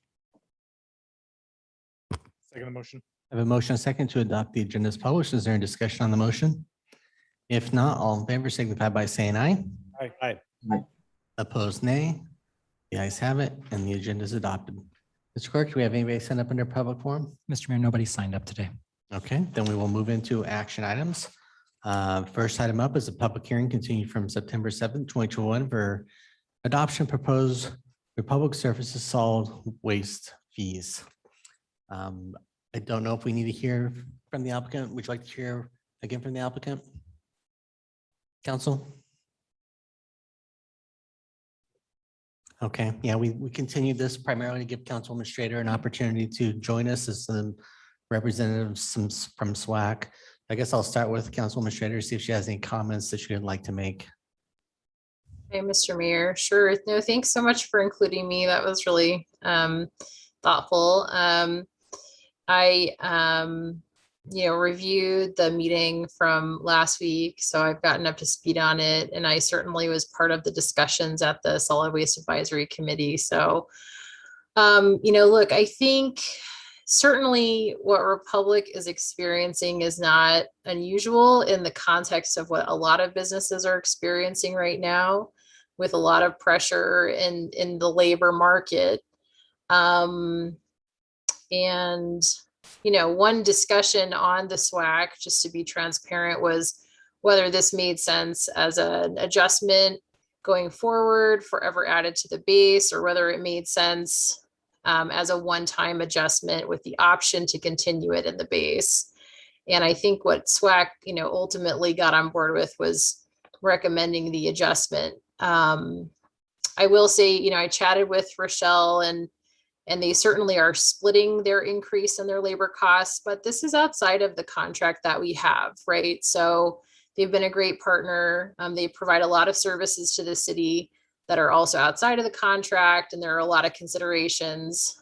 I'm okay with more discussion, but for me personally, what I think makes the most sense is to approve this as a one-time labor market adjustment, not adding it to the base going forward, but giving the city the option to include it in the base a year from now. So we could see what's going on in the labor market, take a look at our contract, and if it's adequate, I assume that it is, but, and for SWAT, you know, for Republic to advise us on what they're seeing and if this is a permanent change that's needed, and just give us some time to process that. So that's my feedback. Okay, thank you. This is a public hearing that we did leave open. I'll just see if there's anybody from the public that would like to provide testimony on this item at this time.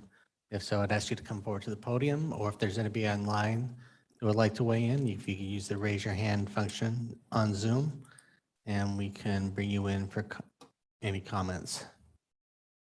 And Mr. Mayor, so you're aware I cannot see if someone raises their hand, so I might have to rely on council to tell me. Okay, I can do that.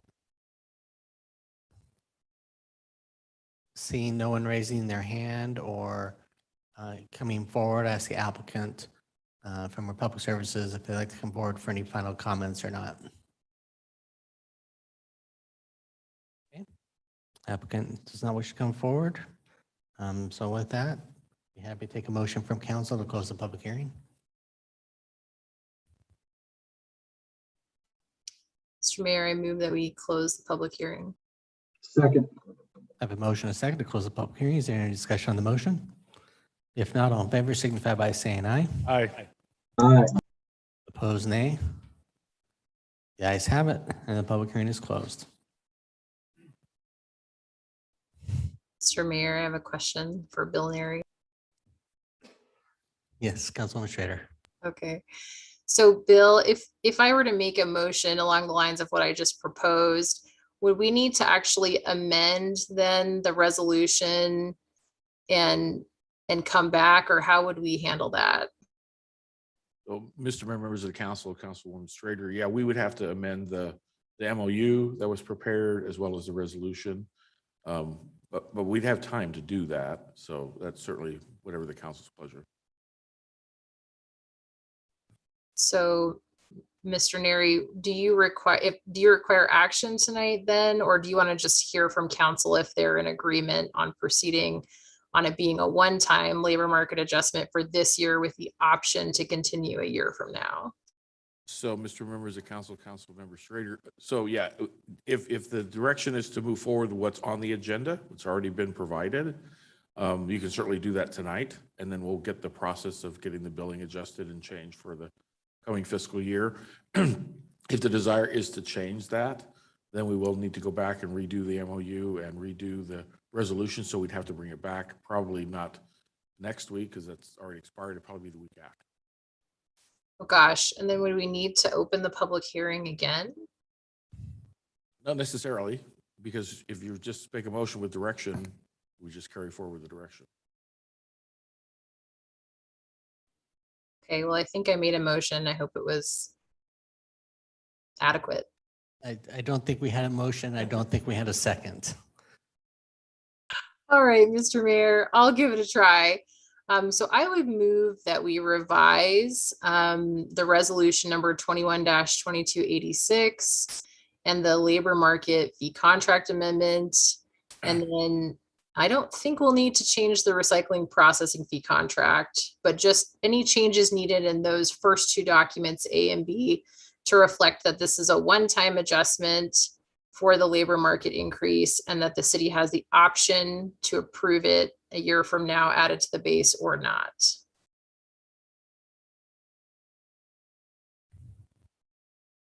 Do I have a second? Second. I have a motion and a second. Is there discussion? Mr. Mayor, Councilman Cavanagh. I really appreciate kind of the innovative step that Councilmember Strader's kind of proposing. The part that I'm struggling with is that I can't envision a scenario a year from now where Republic says we're going to pay our employees less. And so, well, I think it's great that we're going to have a conversation about this a year from now.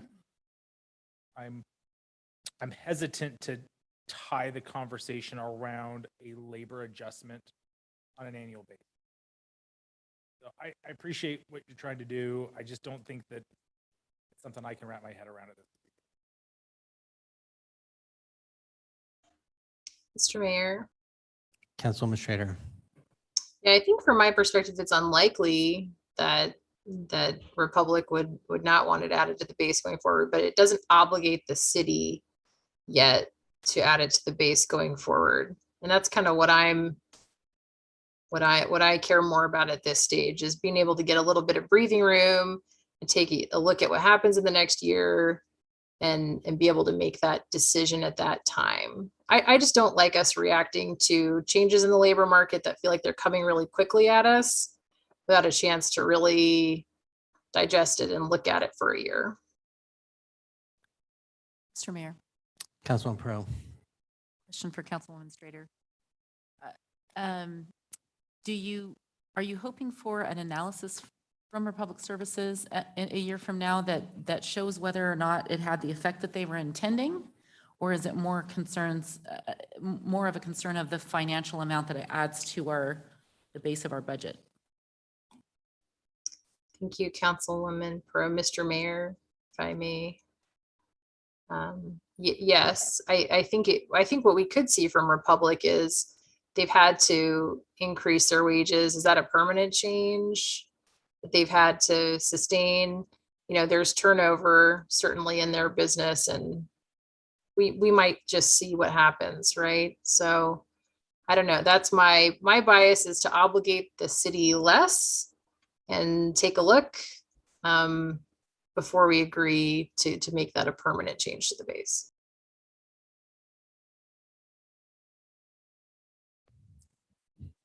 Is there further discussion on the motion? Mr. Mayor, Councilman Borton. just a quick comment. I'm supportive of it. I get the premise that Councilwoman Strader is trying to do. Be a good steward. It very well might not change in the subsequent years, but Republic Service has been a long time good partner with the city. So I'm sure they vet and view costs that they're dealing with just like we will. So I think that's what you're trying to do. So it makes good sense, eyes wide open, trying to be prudent. So supportive of the change right now. Any additional? Mr. Mayor. Councilman Pro. I was not a motion maker, but does it need to be clarified that we are not having a public hearing weeks from now when the resolution is back on the agenda? Resolutions, plural. Yeah. I don't think we need any future public hearings on anything. It's closed. Yeah. Yeah, we're in motions on these items. So that doesn't need to be part of the motion, To do a public hearing? to No. not have one? No. Okay. Is there further questions or comments? Good. All right, then ask clerk to call the roll. Thank you, Mr. Mayor. Borton. Aye. Cavanagh. Aye. Burrow. Aye. Strader. Aye. Burnt. Mr. Barrett could not hear you. Aye. All ayes, motion carries. Okay, so, Mr. Neri, you'll make those updates and bring them back? Okay, thank you. Next item on the agenda is public hearing continuing from August 17, 2021 for Wells Street Assisted Living and/or subdivision H 2021-0024. We will continue this public hearing with staff comments. Good evening, Mayor, members of the council. This is Alan Tiefenbach, planner. Can you hear me? Yep, we can. This is a annexation zoning to TNR preliminary plat and a conditional use permit. The site consists of about 17.5 acres of land. It's zoned RUT, and it's located at the southwest corner of East Magic View Drive and South Wells. If you recall at your August 17th meeting, the council continued this case to September 14th for the applicant to consider feedback from the council. Here was the general feedback: was committing to a 55 and over age restricted community. There was a few different suggestions: reducing the footprint of the homes, deed restricting the homes, or limiting the houses to 1 story. Another suggestion was providing larger rear setbacks to the existing properties. There was a suggestion about removing the access from East Magic View Drive by providing another access to South Wells Street. And the last one was whether or not they could move the pool to a location further away from the houses.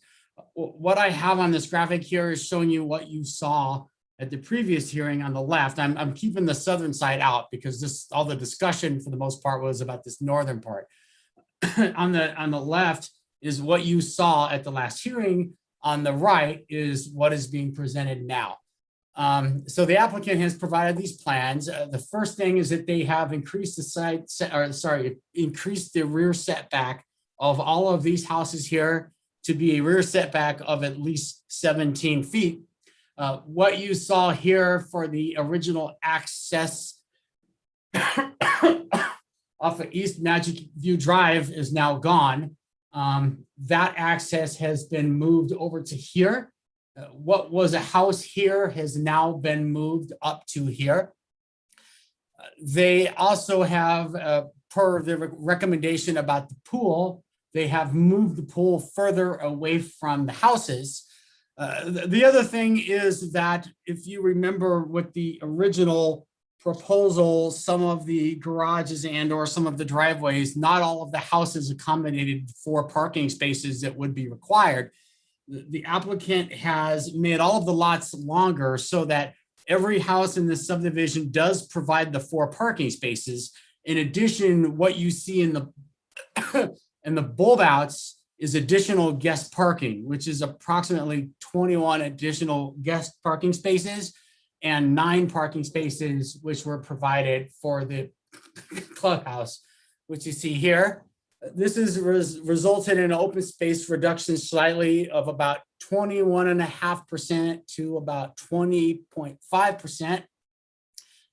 Just for your reference, I'm on this particular slide, I'm showing you the whole thing. Unfortunately, it's so long, it's not very helpful to try to put the whole thing in one piece, which is why I cut this apart. Staff has received 5 additional citizen letters since the last hearing. The concerns expressed included eliminating windows on the west side of the houses, so not having any windows at all to provide privacy. There was some requests to reduce the houses again to 1 story. At this point, that has not happened. There's also some comments about the unknown nature of the office building. That was this building here. At this point, this would only be allowing a commercial building, but they would have to most likely go through a conditional use in order to do anything with that building. And then there was also some comments about what kind of quality of fencing would be along the western perimeter here. I think there's some concerns about the typical vinyl fencing. With that, I'll entertain any comments or questions from the council. Thank you. Council, any questions for staff?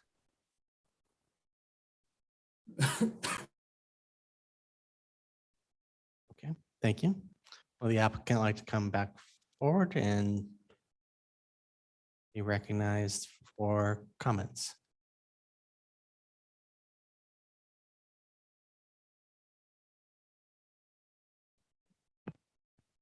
Mr. Mayor, members of the council.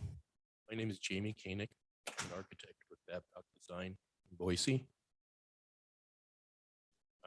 Alan's memo basically summarized your feedback into 4 categories that I'd like to kind of restate and expand upon a little bit. I have some items. First of all, had this issue last time too.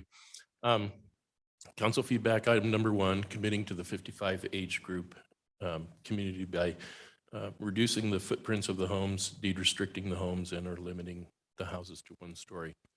This is really a matter, from our point of view, of attracting an older population of homeowners. And I feel like the following list is a good effort toward that goal. Our small lot size and limited backyard area would be unattractive to younger families with children, trampolines and swings, etc.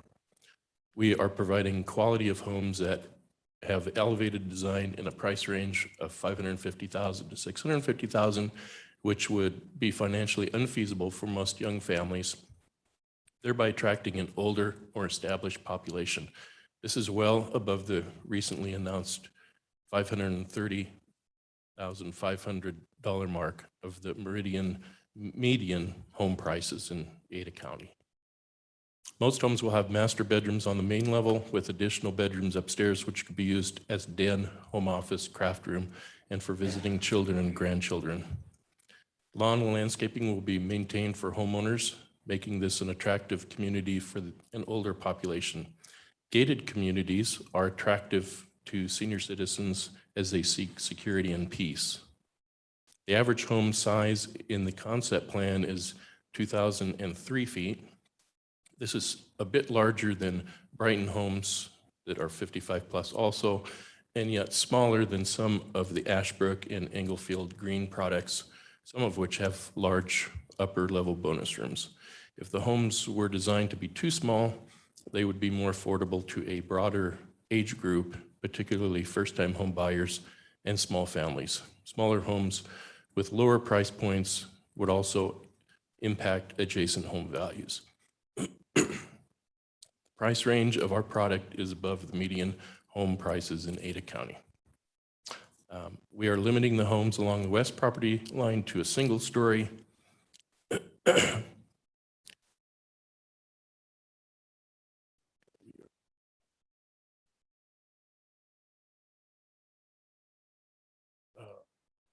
are limiting the homes along west property and reducing the size of the footprints shown is unrealistic and would have substantial negative impact from real estate perspective. Given our desire to have a product that is attractive to an older market, those limitations would work contrary to our goals. Requiring smaller footprints may encourage some 55 plus buyers, but our proposed square footage is well within the standard range of many 55 plus communities across the valley. Being 55 should not be assumed to be a physical constraint. Most are very ambulatory and simply prefer that most used areas be located on the main floor. The second floor is a great option for home offices, second offices, and privacy for guests. The homes are not laid out to accommodate the traditional activity or storage needs of a noisy and busy family. Given the willingness and effort to provide revisions and concessions throughout the process, we feel that deed restrictions on the property are unnecessary. City Council feedback item number 2 was providing larger rear yard setbacks to the existing properties in the Snorting Bull subdivision. Proximity to and interface with Woodbridge neighborhood. We agreed to a stipulation in the development agreement stating that we are providing 17-foot rear yard setbacks along the west property line, which is an increase beyond the required 12-foot per TNR zoning. The distances from the property fence to the rear of the homes will now randomly modulate between 17 and 27 feet from the rear property line. This is an additional 5 foot greater than the previous version. We also agreed to the stipulation in the development agreement stating that the second story portion of the homes along the west property line shall be no closer than 27 feet from the rear property line. We are providing 5 foot side yard setbacks along west property line, which is an increase beyond the required 3 foot per TNR zoning. Roof height at the peak of the single story portions is estimated at 16.5 feet. Roof height at the peak of the 2 stories portions is estimated at 25.5, both of which are less than the 50-foot peak allowed per TNR zoning. We agreed to the stipulation in the development agreement stating that we were required general contractor to provide class 2 trees selected from a tree list at the rear yards of the homes along the west property line. These will be larger, attractive trees that will limit the view from the property as shown in the landscape package. City Council feedback item number 3, removing the access from East Magic View Drive. We've done that. This is addressing traffic and parking concerns along Magic View. We are removing the north gated entry from Magic View and relocating it over to Wells. This will eliminate traffic from crossover on the way into the project and lessen the temptation to turn left upon exiting the project. Exiting onto Wells will increase the likelihood of traffic continuing to the north and east. We are willing to pay ACHD to install no parking signs on our side of Magic and Wells Street along the property frontage, which we believe could potentially help eliminate parking issues along both Magic and Wells Street. However, recently ACHD indicated they are not supportive of that option. We are providing all homes with 2-stall garages and 2-stall driveways, which eliminate any visitors from parking along Magic View and Wells. We have increased the total parking stalls at the north properties from 263 to 274, which is greater than the required 253. This will aid in preventing vehicles from parking along Magic and Wells. We agreed to the stipulation in the development agreement that to provide signs at bulb out visitor stalls restricting time allowed to park in those stalls by removing the possibility of having extra cars parked at those locations long term. The following comparison is of our proposed development on the north residential portions with a commercial healthcare type development and the associated required parking. Current single family homes are a grand total of 122,200 square feet of building, 61 units and 253 stalls. If we were to do healthcare of the same size, same footprint, square footage, although Meridian allows 1 stall per 500 square feet of building, we typically see 1 stall per 250 or 200 of building. 1 stall per 250 would turn out to be 489 stalls, resulting in a 193% increase in required parking. 1 stall per 200 would result in a required parking stall count of 611, resulting in 242 increase, 242% increase in required parking. Commercial parking will almost certainly require higher average trips per day. Commercial development would likely find access on Magic View to be essential. The commercial use structure would seem taller, larger, more massive, and have many more second-story windows. Since privacy is a concern, this could have a significant impact on Woodbridge neighbors. The required parking lot lighting would have a significant impact on the view from Woodbridge of the surrounding sky. Council feedback, item number 4 was moving the pool to a location further away from homes. We've done that, as Alan showed us in the site plan. We're providing a lot of trees and landscaping between the pool and those homes to the south. And again, the revisions that we've made brought the open space down from 21.5 to 20.6, which is still more than twice the required 10%. I know Andy Palmer is also available if anyone has any questions regarding the assisted living and memory care and its operations. And with that, I stand for questions. Thank you. Council, any questions? Mr. Mayor, Councilman Pearl. where do I start? So in general, I I don't love deed restricting property because I think it affects real estate values. I understand Councilman Burnt's continued encouragement of that. And I think it finally clicked for me. And I'm not saying that I am promoting it at this time, but I think what it finally clicked for me is I've looked at this, kind of tried to take a bigger picture view of it as I was reviewing it again for this hearing. And it just feels so incongruent to have this assisted living and memory care facility next to it. It almost feels like there's a housing facility that, or I mean, a housing neighborhood that was an afterthought to this office and assisted living facility. And I think that's where this, I keep feeling like and I realize it's an odd property, it's odd shaped, it's hard to make that work, but the whole development seems incongruent. And not just the assisted living versus, residential homes being next to one another. We see a variety of other places in the area where that's true.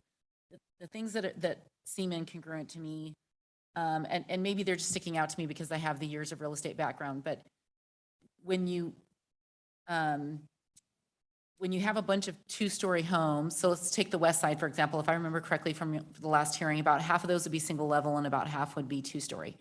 I assume you might have to make some additional homes two-story along that west side because now you've added another 5 feet of setback, so you lose that perimeter floor space in the homes, and now you're building up. I hope that's not the case, but whatever the case, they're just the incongruency to me. And in general, council doesn't try to get as specific as to say to the applicant, this is the kind of consumer that you should market to. In general, we don't try to do that unless that becomes a part of the conversation through other elements of the development. But in this situation, I don't think that the product that you're anticipating is going to meet the need for the individuals that you are marketing to. And the reason is because I've sold real estate to seniors for more than a decade. And I know exactly what they look for, and I know exactly what young families are looking for, and they're looking for the same thing, which is smaller homes, single level with minimum maintenance. And so I don't agree that you're not going to get young families coming in here. The average price is in the 500s now. And if they can get a 2,000 square foot home instead of a 1,500 square foot home for $550,000, that's what they're going to do. So, but that is not our role. Our role is not to determine whether you can get the consumer that you're hoping for, but you have, not you, but your application has brought that conversation into play for us as council. And so therefore I'm making a statement about it.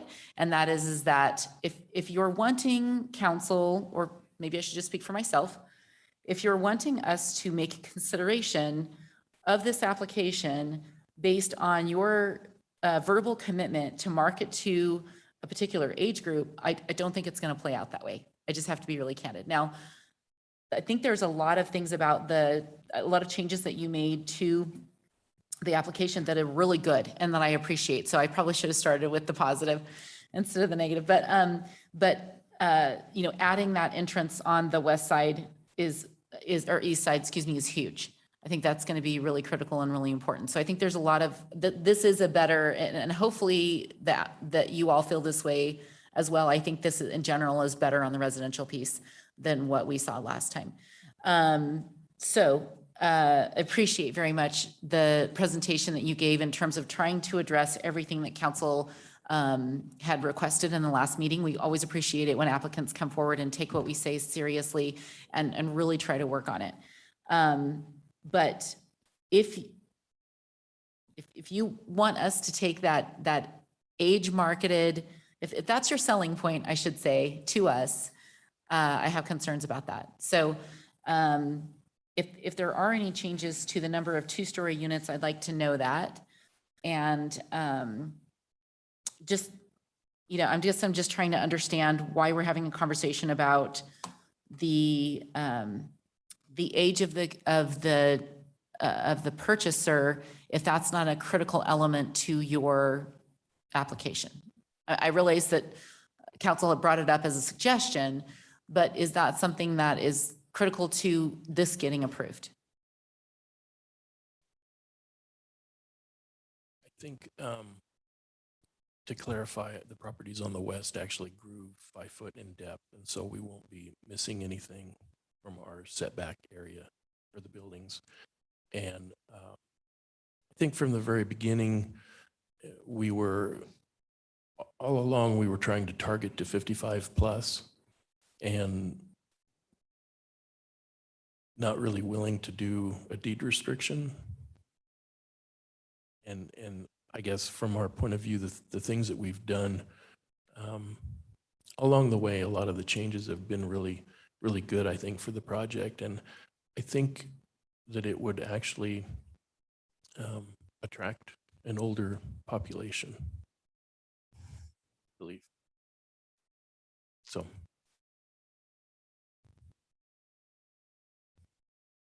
Council, additional questions for the applicant?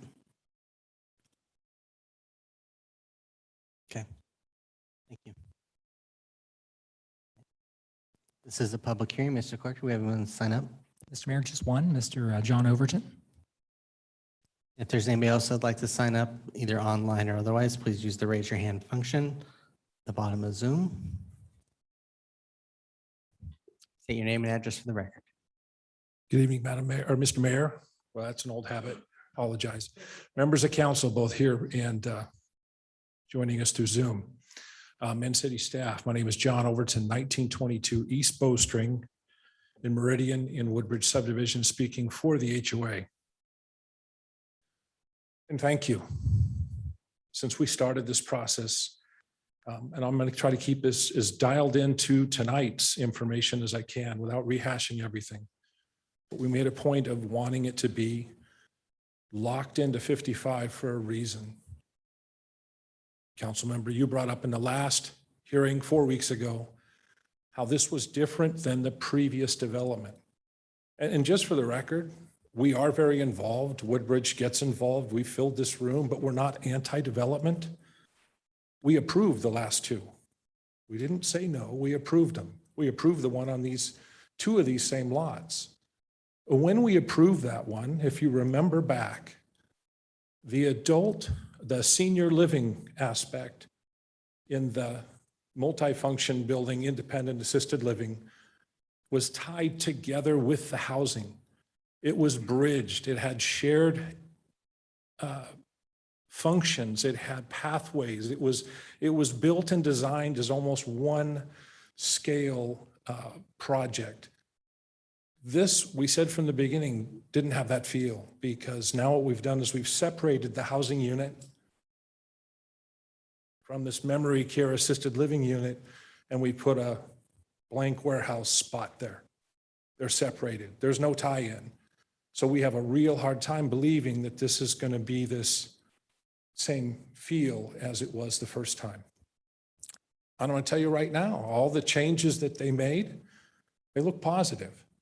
The biggest one that we were here kind of cheering on was the one I was hoping that ACHD would be right behind me to say, yes, we're all for the no parking on Magic View and Wells, and we'll support that.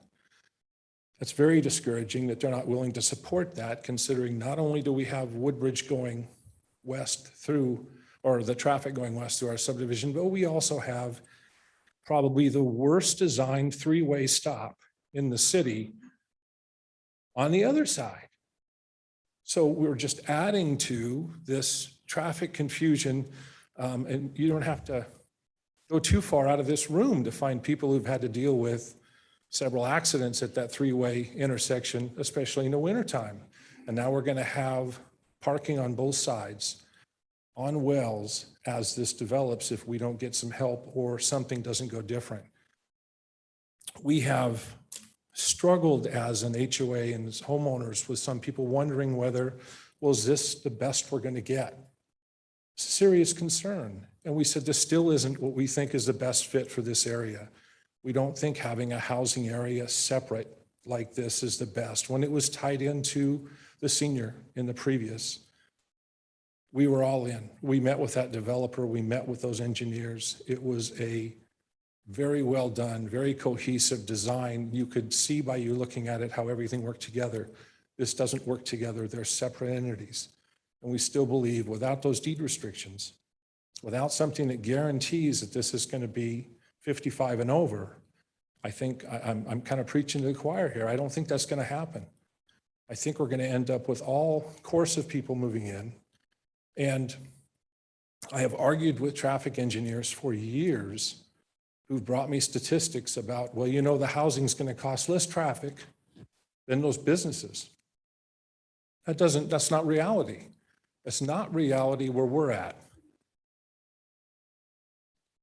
We have one way out to the west, no way out to the north or south.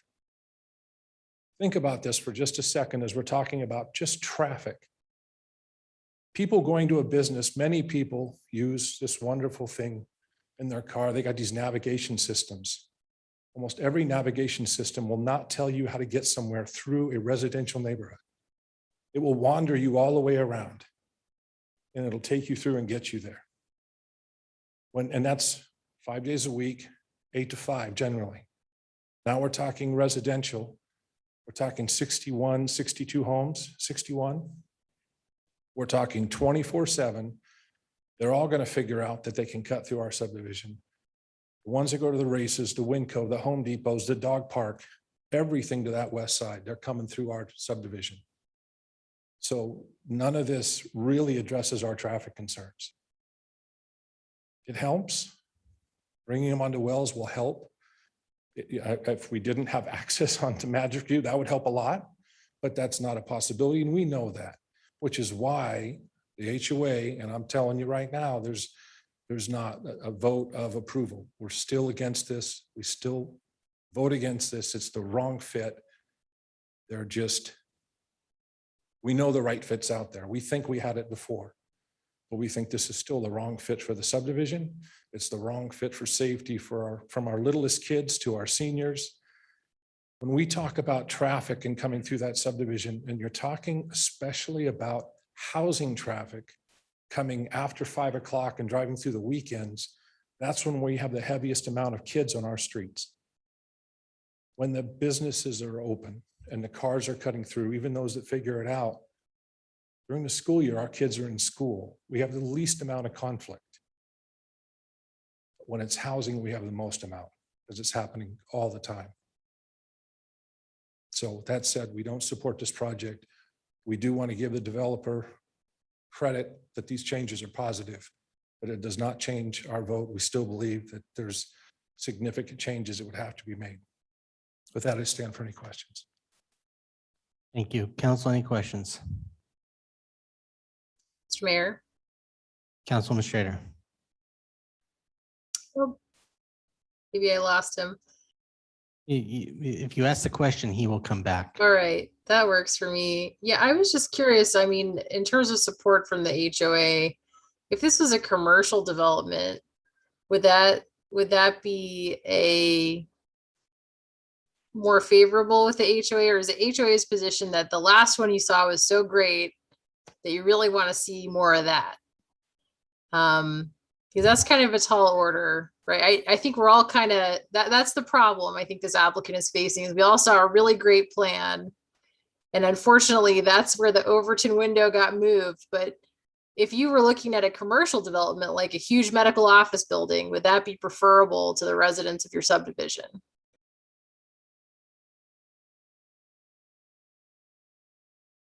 Mr. Overton. Thank you. We have seen probably 10 to 15 medical offices open up in that area east of us since all this development started. It is not giving us the amount of traffic through that we believe a residential development will. Because a lot of those folks, even some I've talked to that go get their eye appointments from the same eye doctor for the last 15 years, don't know they can cut through Woodbridge, and I'm not going to tell them. There's hotels back there, which also in one way do kind of support the hospitals as well as other events in the city. They're very quiet. They work very well. The residential issue is not.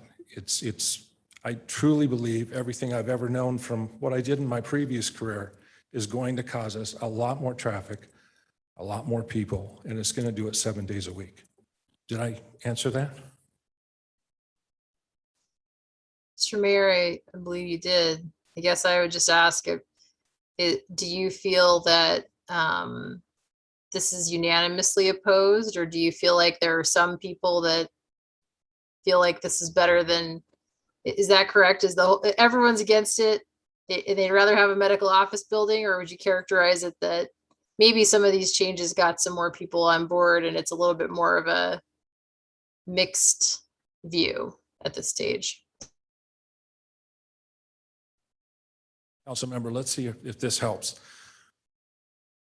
When this was first presented and we went to planning and zoning, it was presented that this was the same thing as what we looked at before. And those of us that had really looked at the plan realized it was not. It was a total different animal. There were parts of it that were the same. There were parts of it that were different.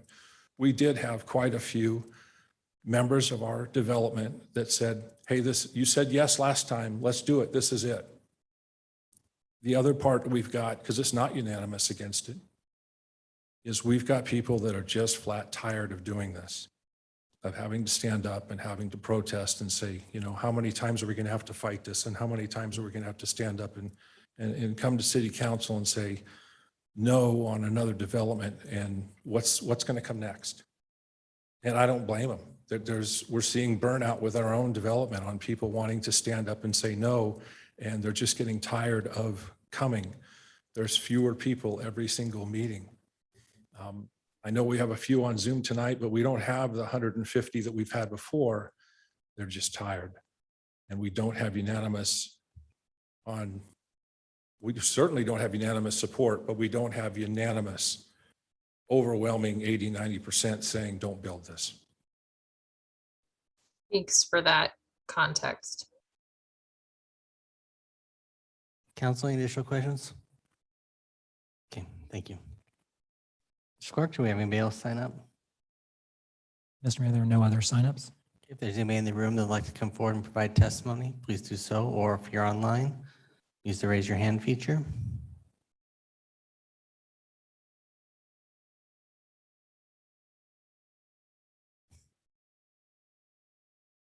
Seeing no one, would the applicant like to come up?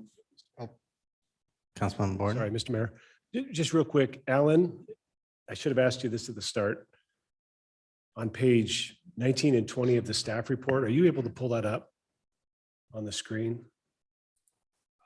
I can try, but it might not be quick. Which page, sir? I think it's 19 and 20 of the 35-page staff report. If you would like to give me a minute, I can get that while you talk to the applicant. I won't have it Okay. instantaneously. Just give me a few minutes to get that. Mr. Mayor, Alan, I can bring that up right now. Give me Oh, one second. thank you, Chris. It's a little harder for me to, sorry. Will just help clarify a little confusion, perhaps.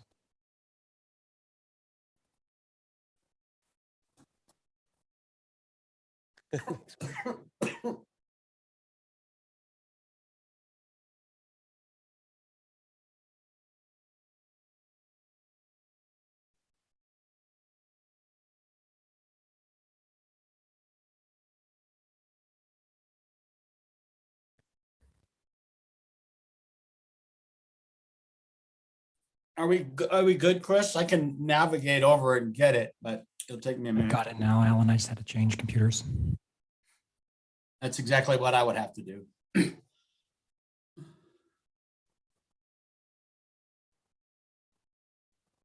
So page 19 and 20, the next page, I think. I meant to ask you this before. There you go. It's a plat dated next month. And if you scroll down this page and the next page, it shows a different layout for the roads and the pool and Wrong date on that, but no, that's not the most updated plat. All I've received since the, what I've received since the recent was the color, the color concept right plan, the there. landscape plan.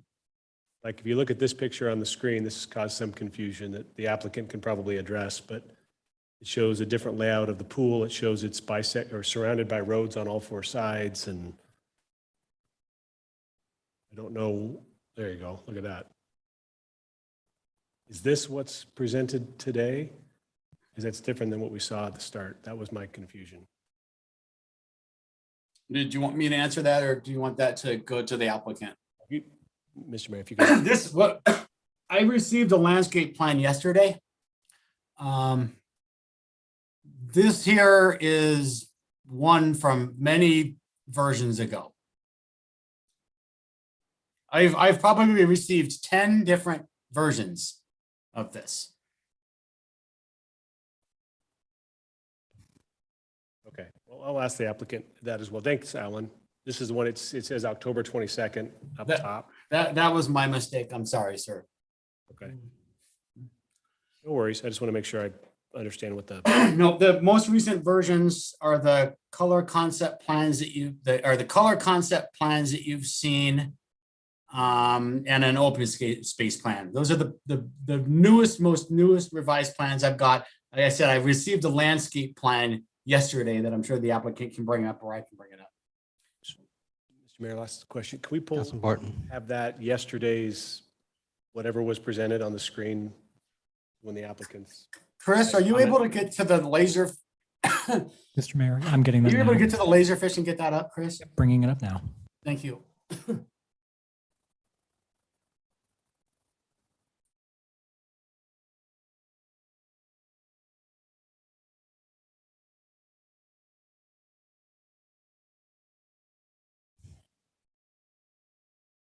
Mr. Bourne, do you have any more questions? Or the applicant wants to come forward and be, as they pull this up for your final comments.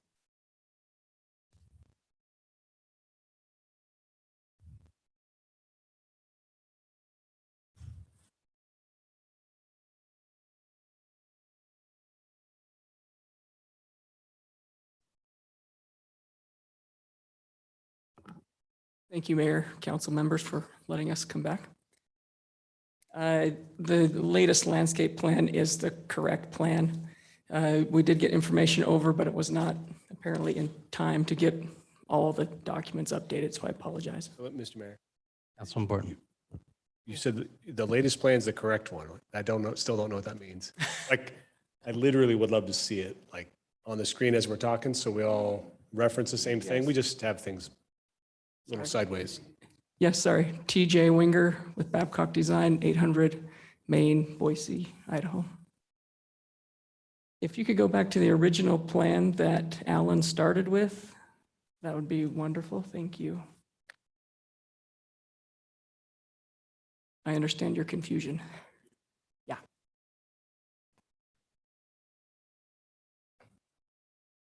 This is what I was showing before you came up. The plan that Alan had up initially when he had one on the left and one on the right. His presentation. Alan, you'll pull that up, please. Thank you.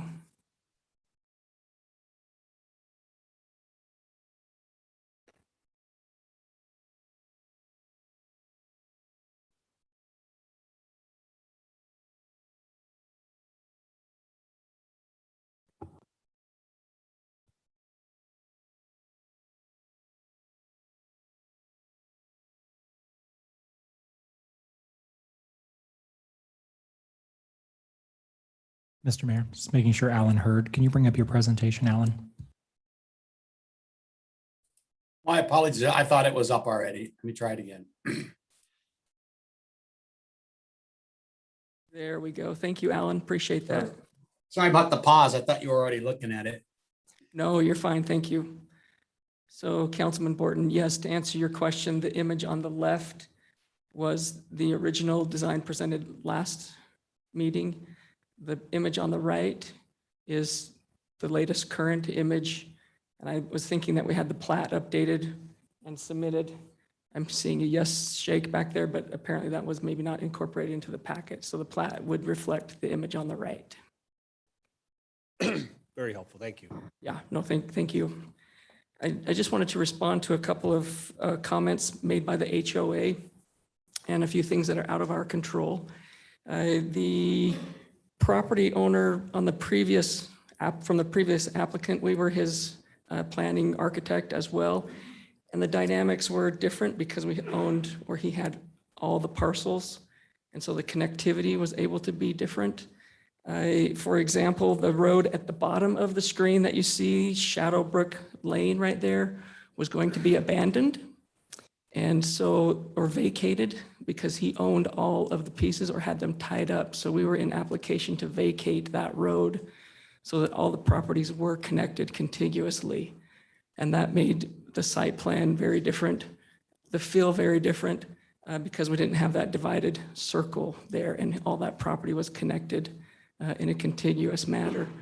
When the new landowner picked up the property, he wasn't able to pick up all of the parcels. The roadway is not able to be vacated, and so it becomes a very kind of divisive element as you do your planning. Unfortunately, that's a real thing, and it breaks up that continuity.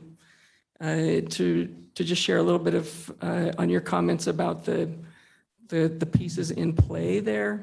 When we were planning the parcels and the property, we felt we did do some layouts, moving the assisted living memory care up north on the property, and felt that a big commercial building up north at the main entrance into Woodbridge was not an appropriate solution. So we felt that the scale of the building was better down on the south end, closer to the other commercial and residential, the other commercial and professional office spaces, and then transition to smaller, less dense, single-family homes as you get closer to the entrance into Woodbridge, just kind of scale planning from commercial back to residential. That was our thinking behind that as that transition back building-wise. The comment about the parking counts and the preference for a medical office building, I think might be a matter of opinion. We've met with the Woodbridge quite a bit, and there's quite a strong opinion about the height of houses along the west property line.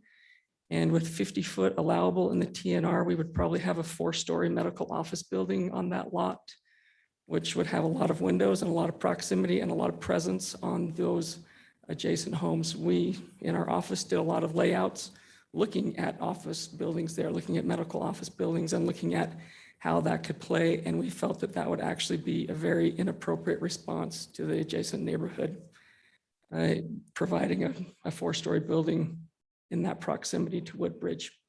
The main concern seems to be what's on the other side of my fence. We feel it's a very responsible solution to have smaller scale homes with lower roofs on the other side of the fence. And parking and traffic counts, an opinion is one thing, but code is another. And when we do a medical office building and we have to provide 400 or 500 stalls compared to 200 stalls, an opinion is one thing, stall count is another thing. I would probably argue that you're going to have more traffic with a medical project there than you would a residential project, just because of the parking stall counts required. That's just, I speak parking numbers and counts, and so that to me seems like when I have a pile of cars, that's 500, and a pile of cars, that's 250. They're different size piles. Those are some of the comments that I wanted to share as part of my feedback. Thank you. Council, I'm going to start off with a very unfair question. Yes. Why, based upon your comments of working on this project and the previous project, why is it in the city's best interest to annex this parcel in this fashion at this time compared to when a better project could bring it all at the same time to create the things that this one is lacking? Very good question. Yeah. Just to answer that a little bit, designing the previous project was very interesting. The densities on the housing side were actually more dense, even though it seemed less dense. They were attached product, which I think is all in all a lower quality product.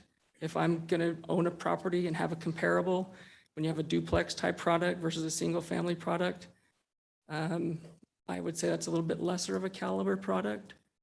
The previous, I'm kind of answering, but I'm kind of not, so hold on, I'm getting there. Yeah. The previous project, I really liked it too. I thought it was fantastic. I loved the continuity of it. I loved that we had all of the parcels and we were able to make that continuity. Where we find ourselves today, I'm not sure how the current owner could get all of the parcels. I know he has really tried. I've been privy to a lot of the conversations, and if that were possible, I believe our applicant would love to do that. I do feel like this is a very high quality project for the city. I think the caliber of homes that are coming in are not your everyday developer level.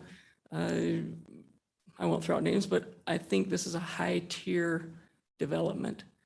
So as far as the city stands, when I look at the quality of the building, we designed multiple assisted living memory care buildings. The budget that he has set aside for this one is about 1.5 times our typical developer grade assisted living memory care project. It's a nice building. It's really nice. The housing product that he's wanting to put on the project site is a high caliber housing project. So honestly, if I lived in Meridian and I was able to pick a project, I would go, what's going to be low density in my backyard? Single family is the lowest density. Who's going to put in a nice project that's an elevated finish? I would want that. I love the fact that it's assisted living memory care. I think that's low traffic count. A skilled nursing facility, for example, that's kind of comparable but not, is more transient in nature. It's medical. People tend to stay for 2 or 3 weeks, 4 weeks as they're recovering from hip surgery or a fall or whatever. They tend to have more visitors in a 2 or 3 week window.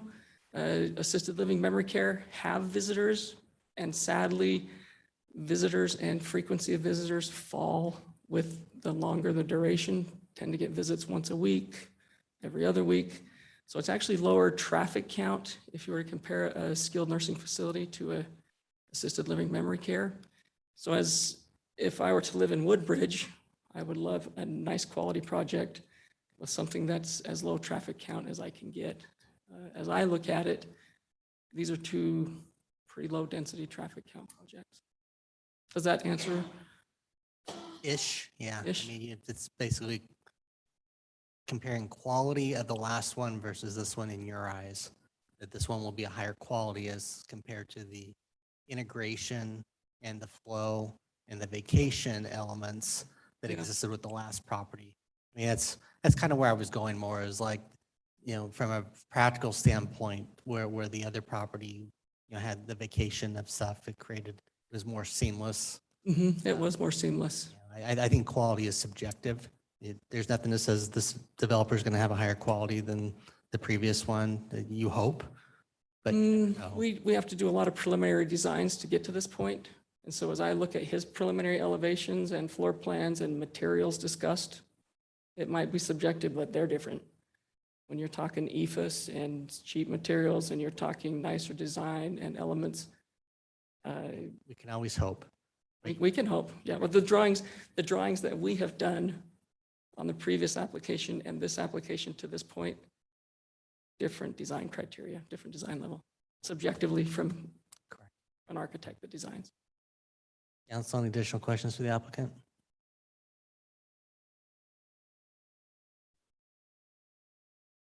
Mr. Mayor, Councilman Pro.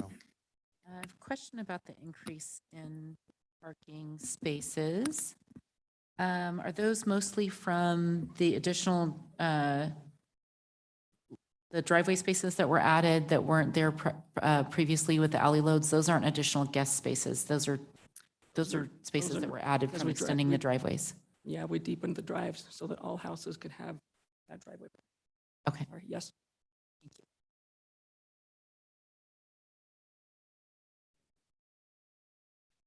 Thank you, TJ. Brent Thompson, St. George, Utah. I'm the owner of the property. Appreciate your, again, hearing our application. I just wanted to echo what TJ said of the quality of the development. I understand, Mr. Mayor, your concerns regards to the previous one. The previous one, as I stated before, had 1-car garage product as attached product, and it was about 1,000 square foot size home. So a much lower priced unit for a for sale fee simple product than what we're presenting here. But I just wanted to at least express 2 things. Number one, I appreciate Mr. Overton and his explanation for the HOA, but there are, as he mentioned, many people that were in support of our project. We had probably 40 people, I would imagine. I'm sure we've got a roll of how many people were at our neighborhood meeting back in March next to the Holiday Inn conference room. And I spoke with several couples that were actually highly in favor of our project simply because it had a high quality appeal to it and they appealed to the higher price points that we'd be selling at. And unfortunately, as you know, the people that don't come are the ones that usually support the project. And when we had the experience of having a full staff report that was fully supportive of our application, as well as going to the Planning and Zoning Commission and having a full support for the Planning Commission, none of these negative elements really came up. And so it kind of took us by surprise last council meeting when it was brought up immediately about it being 55 and older. Just for the record, and this can be reviewed, there's some misunderstanding. The previous application was not required to be 55 and older. It was approved last May, I think it was May 19th of 2020. And unfortunately, can't really pull that up at the moment, but I was a participant online and I recall the discussion being that we could not limit it to 55 and older and it was not required to be 55 and older. I also believe I have a copy of the development agreement, which was prepared and sent to me, which I did not sign out of integrity because we didn't include the other property. And I told Alan or one of the planners that we were going to hold to see if we could work things out and get the other property. But one thing I wanted to read is just something that came to us just to kind of give me a little bit of support here at our neighborhood meeting. Just 2 days later, a person had emailed TJ and Jamie, and it said, "Hello to you both. We wanted to reach out and thank you for hosting the meeting Tuesday evening at the Holiday Inn Express regarding the Wells Avenue project. If you'd be so kind to share this email with the developer from Iterra Homes, we would appreciate that as well," who's myself. As was evident, there were some very concerned property owners, not only in Woodbridge subdivision, but Locust View Heights, that want to ensure the right type of development goes in this area, which we certainly have heard. While traffic was a prominent topic that evening, we are aware that the developer cannot do anything to mitigate that problem, which has been in place since the beginning. We agree that Iterra would be a good partner to develop that land. The big piece, the single family homes and a gated community with all the amenities works. And we do believe the 55 target would be the targeted demographic and would attract much higher end buyers, similar to what was proposed. After listening to your presentation, reviewing your design, we have come to the conclusion that this is a quality project that would fit well next to Woodbridge. Our biggest concern is having the wall of 2-story houses, as has been discussed. We hope there can be a design change to address this concern, which we've done. We've increased the side setbacks from 3 feet to 5 feet. We've now increased the setbacks much further than the city standard in a standard 8,000 square foot lot, which is typically, I believe, 25 feet minimum. And most cities are even going down to 15 feet. We're now limiting ourselves to 27 feet, and that's something we're imposing ourselves. So I just want to show that we are listening to the neighbors and we're trying to make those adjustments. If you'd be able to share with the board your design changes prior to our first time viewing the city council, which we did, it would allow us to share with the Woodbridge residents to increase support when your application is submitted. Again, thank you for your time on Tuesday, the Woodbridge Homeowners Board.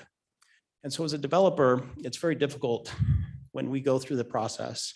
We've had the neighborhood feedback. We've tried to mitigate any concerns that they have. We've gone through the planning staff. They give us a full approval or a support of our project. We go through the Planning and Zoning Commission.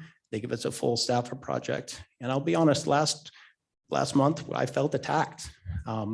It was very much in a situation where we were imposed as 55 and older, that we had to impose it upon ourselves. And financially, we just cannot do that. And to be honest, it's frustrating to hear the challenges that are out there of this kind of anti-family. You know, what happens if a family moves in, heaven forbid? And I guarantee you that if the citizens of Meridian were aware that all this is going on, we're trying to limit having families, for heaven forbid. That's not what we're targeting, but who cares if a family moves in? Who cares if they're able to move in? I agree that traffic problems are challenging all throughout the city, not just at Woodbridge community. It seems like that seems to be the focus every time of this discussion is Woodbridge and the traffic issue. We cannot fix that. It's something that exists. But I just want to make those statements. And I also want to just be clear that we're developing a very high quality project. It would be a shame for the city to lose Such an asset is what we're proposing on this 3-story building. Cost $20 million to build. That's our cost. And we've had bids up as high as 26. So if you don't think that we're here and we're not in it trying to create a quality development, Mr. Mayor and council members, you're mistaken. We've put our money where our mouth is. We've purchased the property. We don't have it tied up. We've made every effort to make this a success. We've listened to the residents of Woodbridge. Poor Jamie, I guarantee you could supply over 200 emails that he's answered and tried to listen to the residents of Woodbridge, which has never been said or spoken of or appreciated. And I've let Jamie interact with residents and try to make the best concessions that we can. And that's a fact, despite what may have been said or what may have been felt. We hope that you vote yes in approval of this project. And I'm here if you had any other further questions, but. Council, any question? Councilman Capper. Brent, thanks for coming up. I think you touched on it. A month ago, conversation got a little spicy towards the end, and Spicy. I wanted to apologize for my role in that, and I was going to do it before a vote, but since you came up, I wanted to let you know I appreciate you being here, and frankly, I appreciate a lot of the responses to the neighborhood feedback that you got.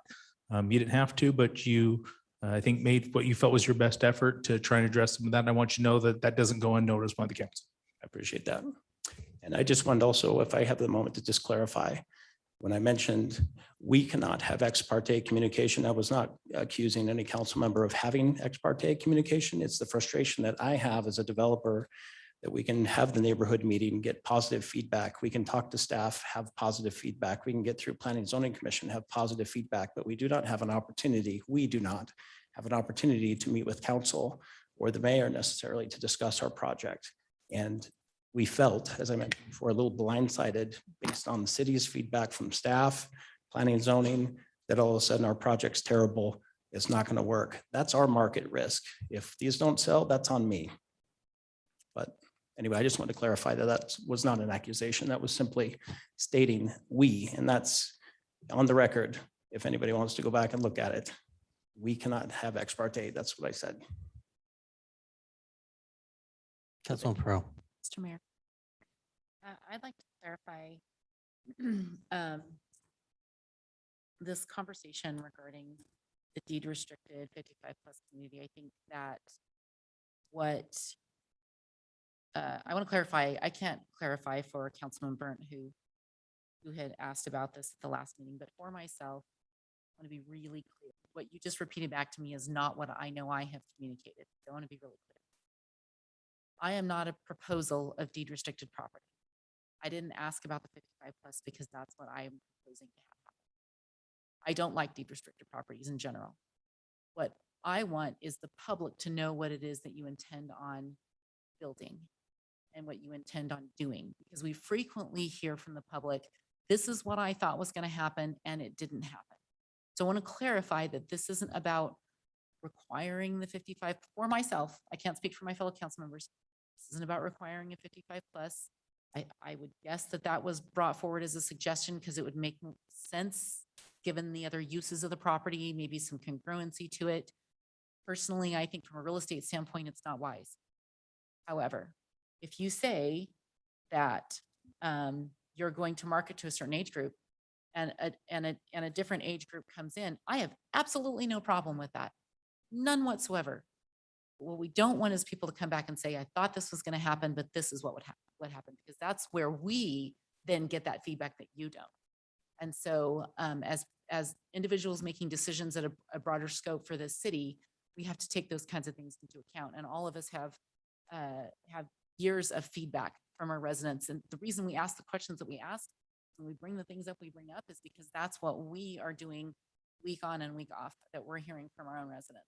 And so much of the questions that you're getting are because of the background that we have in these conversations on a regular basis. So yes, you didn't get to speak to us directly, but all of us have frequently answered the same questions or asked the same questions of developers that we're asking you. We ask those questions to every applicant that comes through. and because of the feedback that we hear, whether it's feedback specific to your application or it's feedback specific to other applications, or it has to do with our comprehensive plan, which we just finished.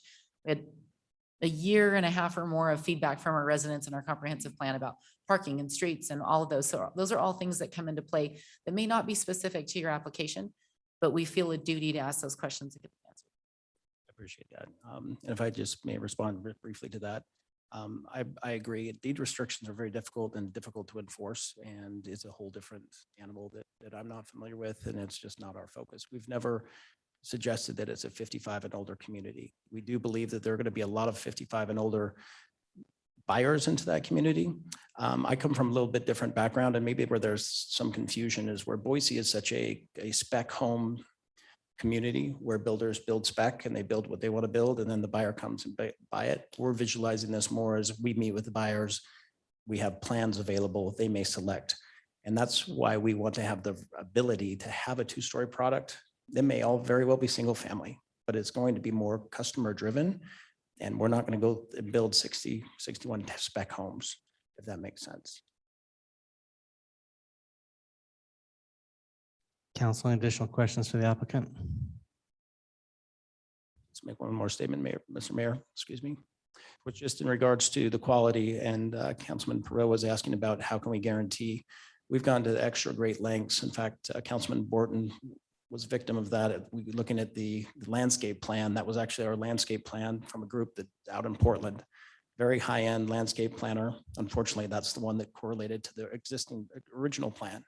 I have one that was sent to me yesterday or this morning that's up to date. We've gone through all the expenses. We have this redesigned in CAD, which we had to send to the landscape architect. But if you look in detail into our level of quality of this entire project, as far as it's presented, we've spent countless dollars and time trying to make it right and trying to have the examples of the homes that are going to be built. And certainly the assisted living building, which quite frankly has been completely overlooked of the quality of that asset to this community and what that would mean as well. But we hope that what we've done and what we've prepared, and unfortunately, Alan's received lots of copies from Jamie. It's just because Jamie wants to make sure he has the most up to date. And I can see how that can be confusing, but we're not switching things. Jamie's just very detail oriented. If he changed a little bulb out and deleted 2 parking spaces, he wants to send it to Alan and make sure he has the one that has the 2 spaces less. Does that make sense? Okay. Sorry, thank you.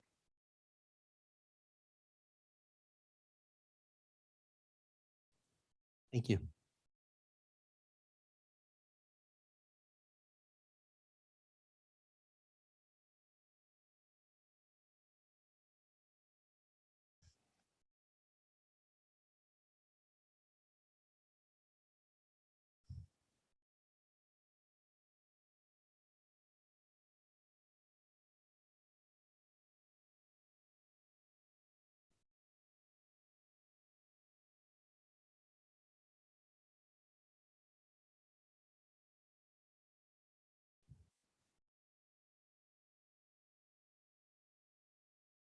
Councilman Cavanagh.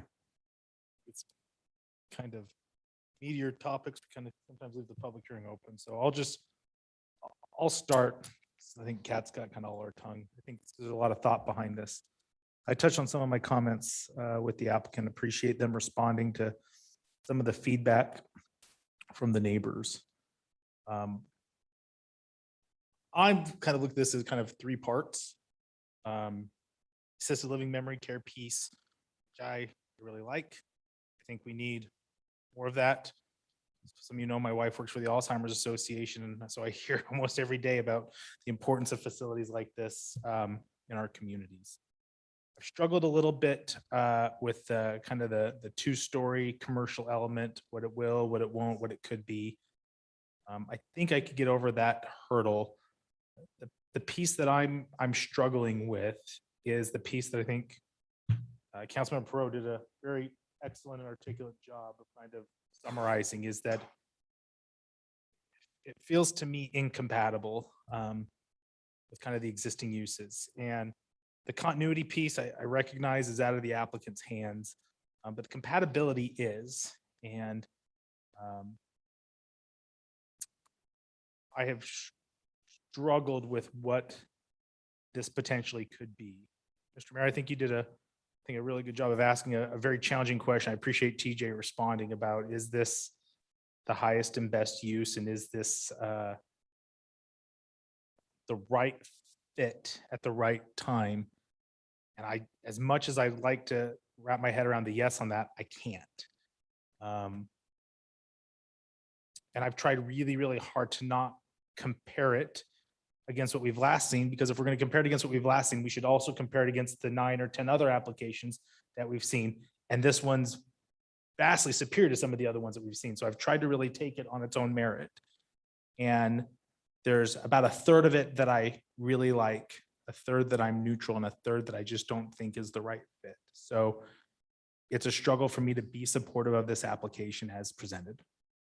I'm open to the conversation, but that residential piece is a very, very big hurdle for me. Mr. Mayor, Councilman Pro. question for Councilman Kavner. So in the last hearing, we gave the applicant really specific feedback on what didn't quite make sense to us. Do you have something specific this time that you have in mind? Mr. Mayor. Councilman Kavner. Councilman Pro, appreciate the question. Thank you. I mean, the easy answer is the hard answer, right? They could say we're going to deed restrict this. It's very clear they don't feel that's something they want to get behind, or that they can't. What I didn't hear was any type of a structurized, if that's a word, plan to market and sell this as a 55 and up community. You hit the nail on the head. We hear all the time about the seller or the applicant or the builder said it was going to be X and then it was going to be Y. And frankly, I think it's good for your future residents that you give them some assurance, because if one day I want to be 55 and older, and if I live in a community that's marketed as a 55 and older, and there's certain things that I want, it's a little more quieter, a little more peaceful. If young families show up, well, that's counter to what I chose to invest my money in. So without a plan from them, it's saying here at a city council meeting on a Tuesday night, this is going to be marketed as a 55 and up community. And then what they actually do to achieve that are two separate things. And I think they had an opportunity to bring what that plan would be, and they didn't present it.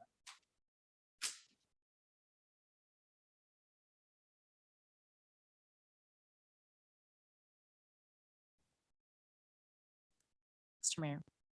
Councilman Pro. As I mentioned earlier, it's not always a topic of conversation, specifics of the sizes of the residences and to occupy those residences.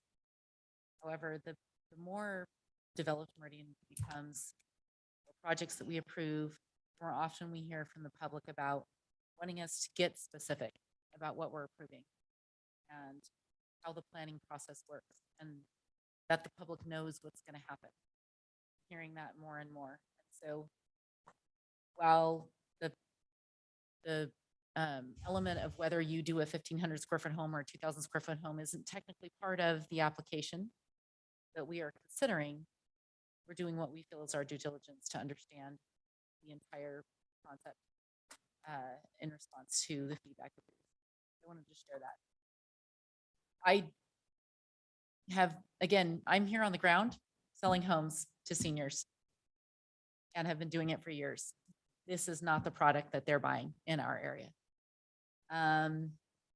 So I am not saying that to, frankly, in my opinion, that's not an element of the decision for me. If young families buy these homes, I'm okay with that. I don't have an issue with that. I have an issue with whether or not that is going to be a part of the communication to the public, as Councilman Kavner explained. I think once you get a home that's 2 stories above 1,800 square feet, you're going to have young families all day long. Doesn't matter how big the backyard is, because it's getting harder and harder to find homes that are above above about 1,500 to 1,600 square feet in general that are even in the range that is being suggested. But all in all, big picture, out of the weeds, this location for a higher quality subdivision doesn't make sense to me at all. This area has such a variety of different types of properties, and I wouldn't come in and say, yeah, that's definitely where we want to put a high quality, higher end residential subdivision. The oddness of the roads, got hotels nearby, you got businesses right close up, you got medical offices, you got interesting traffic patterns. I don't see this as being a location where I would like to see a high-end neighborhood. That being said, I don't see that there are any technicalities that the applicant has not addressed that are in the staff report. I mean, the applicants essentially agreed to nearly everything that we've asked, and it's my understanding they've agreed to all of the requirements of the staff report. So I don't see anything in particular that I don't think the applicant has addressed or attempted to address that would go against what planning staff has recommended. So that didn't share my exact opinion because I can see both sides. This is the struggle. This is why we've been back here 3 times. Mr. Mayor. Mr. Neary. Members of the council, I don't know if this helps or hurts, but I think it needs to be part of the conversation. This is an annexation, and the mayor asked the absolute correct question on that. That really is your decision point. I think Councilmember Kavner is spot on to say, again, if that's not their plan to do that way, then that's not their plan. So that's your decision point. I'm a little concerned, and I don't see the council going there. I would have brought this up sooner, but on mandating that, property owner can mandate that restriction, and that's allowed. And if the council's preference is this is the kind of community that makes sense to us in this location, that's fine too.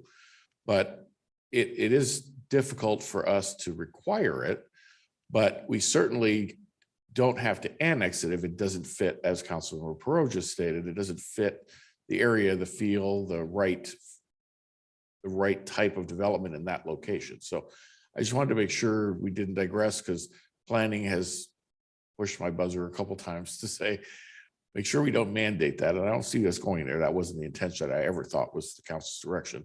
But I did want to bring up that, I mean, really, if it isn't, the Touchmark is a great example. Touchmark does not have a restriction from the city to be a 55 and older community. That's their business. So that's why they build it that way. And that's what they market it for. And if you're 25 years old with 3 kids and you want to buy a house there, they may not sell it to you, and they don't have to. So, I mean, that really is the plan you have in front of you is where your decision has to lie.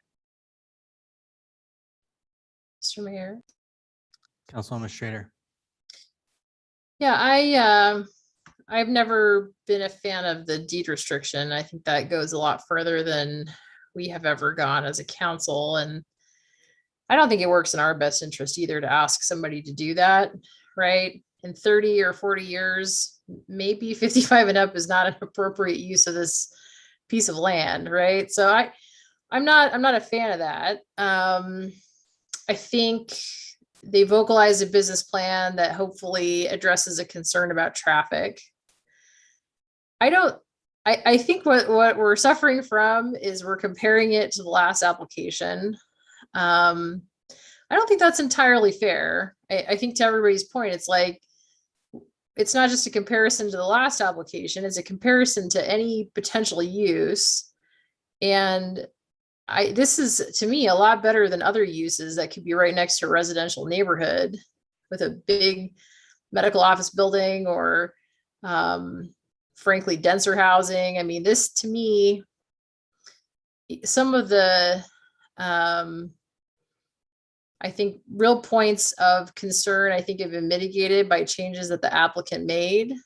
I appreciate that. I agree it's not their responsibility to solve the traffic issue.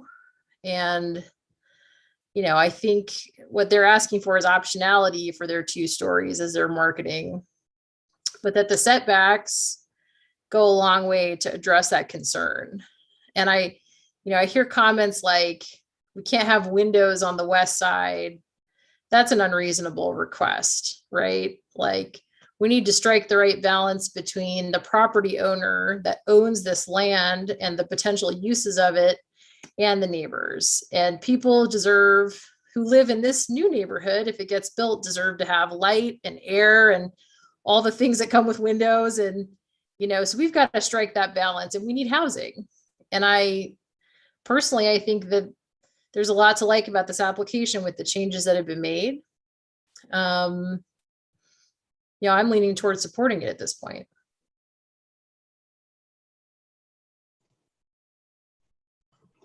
Mr. Mayor, Councilman Burnt.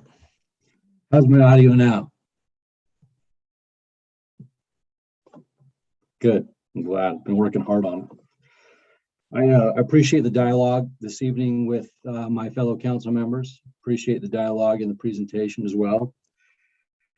At the end of the day, I don't feel that this application fits the highest and best use for this section of our community. So and honestly, my thoughts haven't changed since last city council meeting when we heard the original presentation. I won't be in favor of this application or annexing this property into the city at the current time.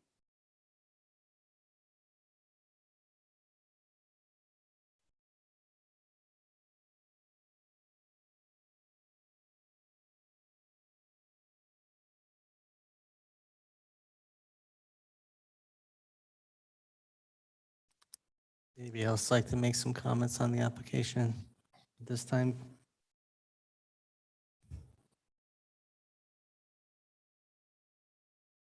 Mr. Mayor. Oh, Councilman Borton. Just summary comments. I think that the overall balance of considerations that in particular the changes that were addressed from the council comments, they do hit the mark. I think anything on this location, no matter what it is, causes traffic, it causes challenges, it increases use, and that is a difficult scenario to remedy absent keeping it vacant forever. Renderings are attractive. I think it's a less intense use than what otherwise might be there.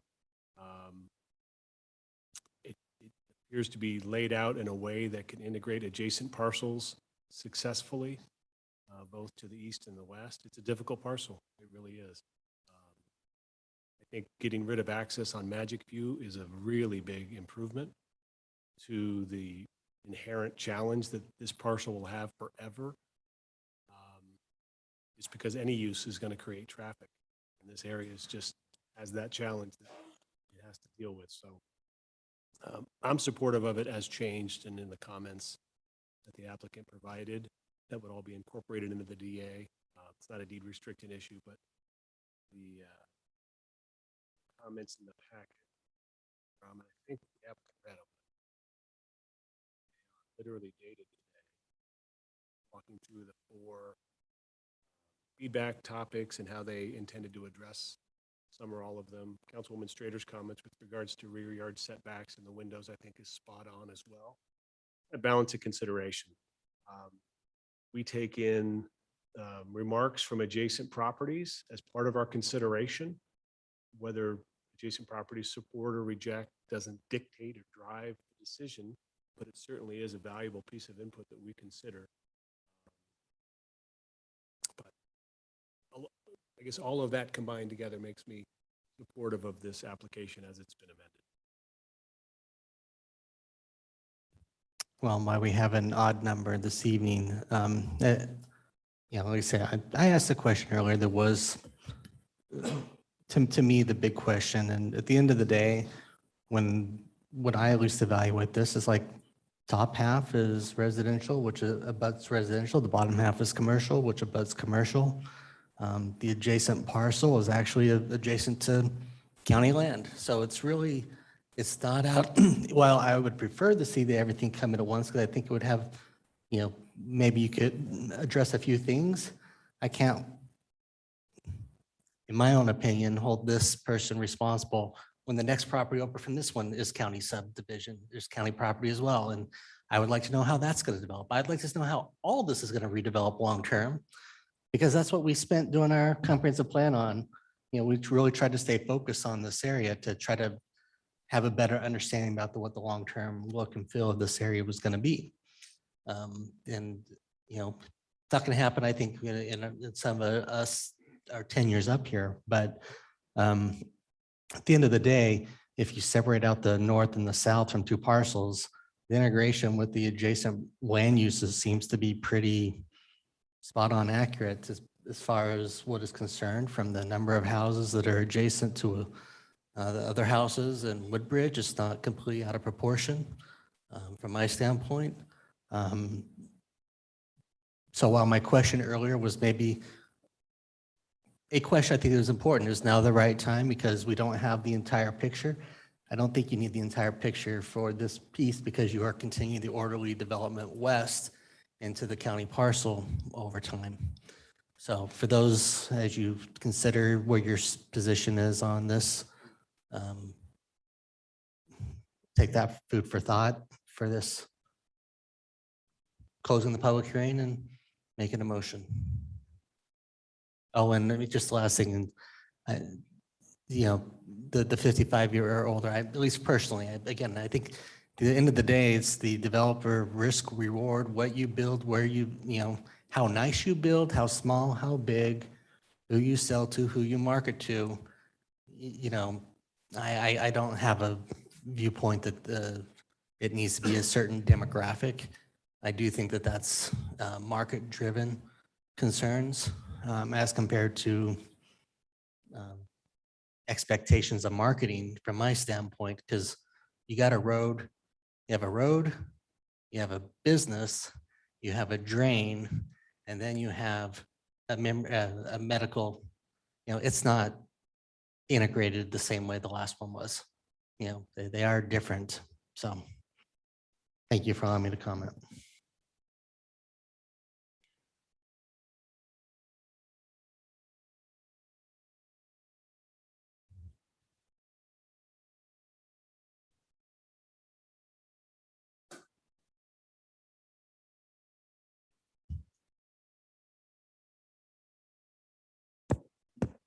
Mr. Mayor. Councilman Morton. Close the public hearing on item H 2021-0024. Second the motion. I have a motion and a second to close the public hearing. Is there any discussion? If not, all in favor, signify by saying aye. Aye. Opposed, nay. The ayes have it, and the public hearing is closed.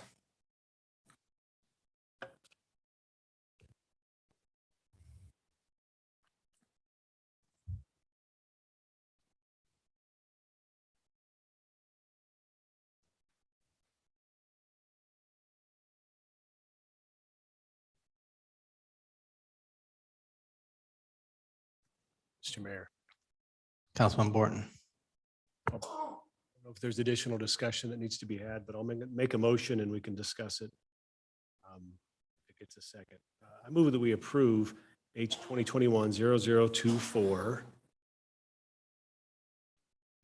and to incorporate into the approval and the DA all of the adjustments and remarks presented in the plat of September 14th, as well as I think the staff or the applicant's email of September 14th.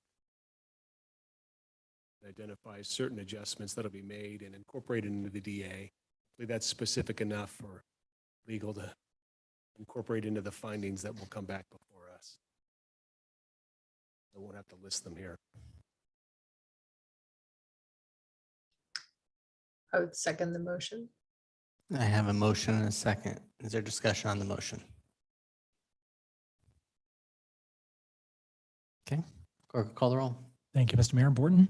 Aye. Cavanagh? No. Perot? No. Strater? Aye. Burnt? And you mouthed it, but I couldn't even tell what it was. Was that an abstain? No. No. Okay. Motion fails 2-3.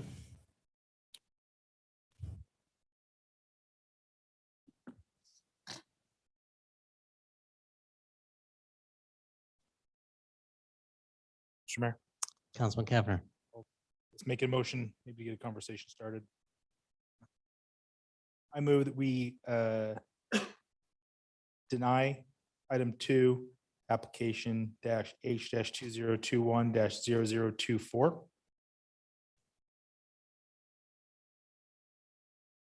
Second. I have a motion and a second and would like more information. I believe Mr. Neri is requesting. Mr. Mayor. Councilman Cavanagh. Is on the basis that it's not an appropriate fit at the appropriate time for this piece of land in Meridian. Compatible. Does the second agree? Mr. Mayor, Councilman Pro. question for Councilman Cavanagh, if I may.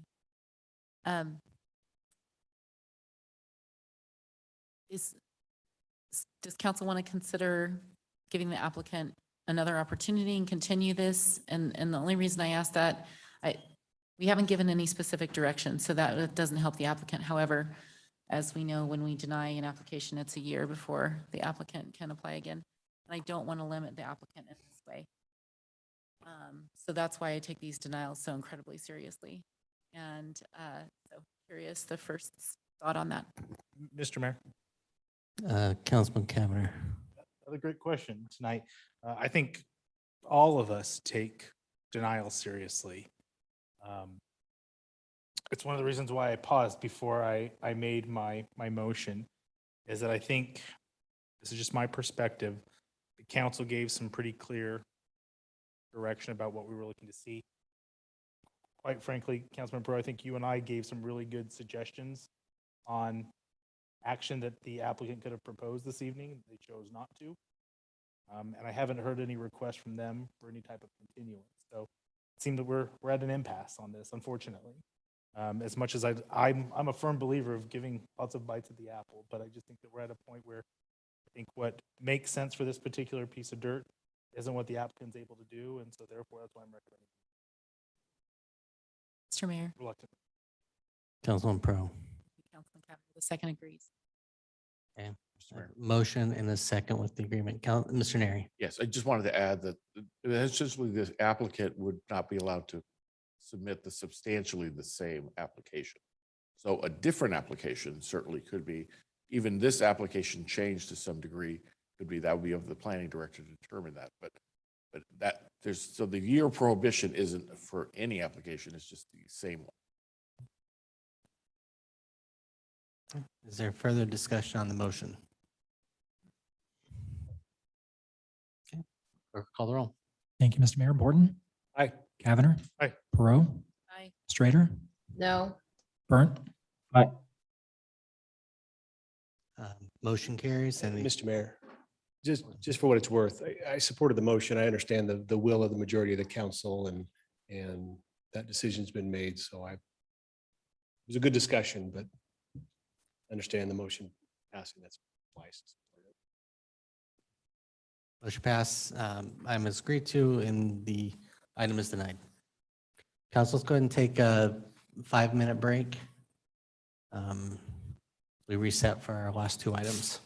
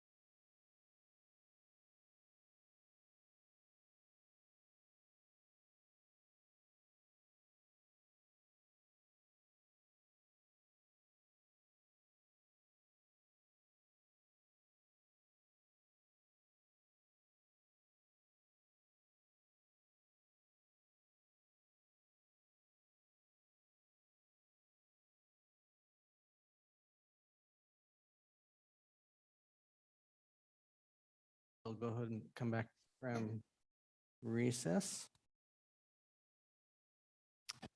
Next item up is item 3, a public hearing for Bright Star Care Meridian H 2021-0052. I will open this public hearing with staff comments. Thank you, Mr. Mayor, members of the council. Alan Tiefenbach, Associate Planner with the City of Meridian. This is a modification to the existing Sundance subdivision development agreement for the purpose of entering into a new agreement to allow a reduction to the required 20-foot residential landscape buffer. This is to allow an approximately 5,800 square foot nursing and residential care facility, consistent with a conditional use that was approved. And I'll go through that in a minute. Here, just to familiarize you, is where the property is. North Meridian Settlers Park is just right across the street on the west. This is an existing office complex. The subject property is presently 2 vacant lots. Alan, we can't Yes, sir. see, we can't see the presentation. Okay, hold on. Let's see.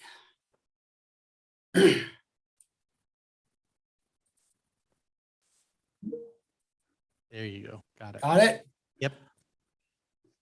So again, just to familiarize yourself, here's the vicinity maps. You all know where Settlers Park is, which will be on the west side of North Meridian. What you see highlighted there in blue is basically 2 leftover building pads that have not been built yet in this office complex. The subject property is presently 2 lots, just a little less than a half an acre. Like I said, it's in the Settlers Business Park, and it's within the Sundance subdivision development agreement. In July of this year, the Planning Commission approved a conditional use on this property to allow a 5,800 square foot nursing and residential care facility. The landscape plan of this facility reflected a 10-foot wide buffer adjacent to the residential properties to the north, and I'll show you that in a minute. However, a requirement of the Sundance subdivision is that due to the single-family uses on the boundary of the north there, a minimum of a 20-foot planting strip was required along that property line. Because this was a requirement of the DA, it can only be reduced through the action of the council. Consequently, the Planning Commission approved the conditional use with condition that the applicant either meets the 20-foot residential landscape buffer requirement or requests a development agreement, which is what's happening this evening. The applicant states that the Settlers Business Park Properties Association, they said that the original intent of this buffer was it was a requirement to mitigate the impact of any commercial properties on the adjacent residential. But since this is such a residential use, the applicant contends that this was not meant to apply to this situation. The applicant also added that there's fencing between the subject property and the properties to the north, and the tree buffer that's there is roughly not quite 3 times the density that would be required.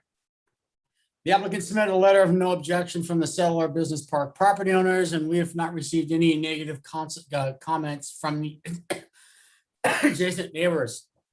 Because there are no objections, the applicant is providing fencing and nearly 3 times as much density, like I said, so staff does not object to this.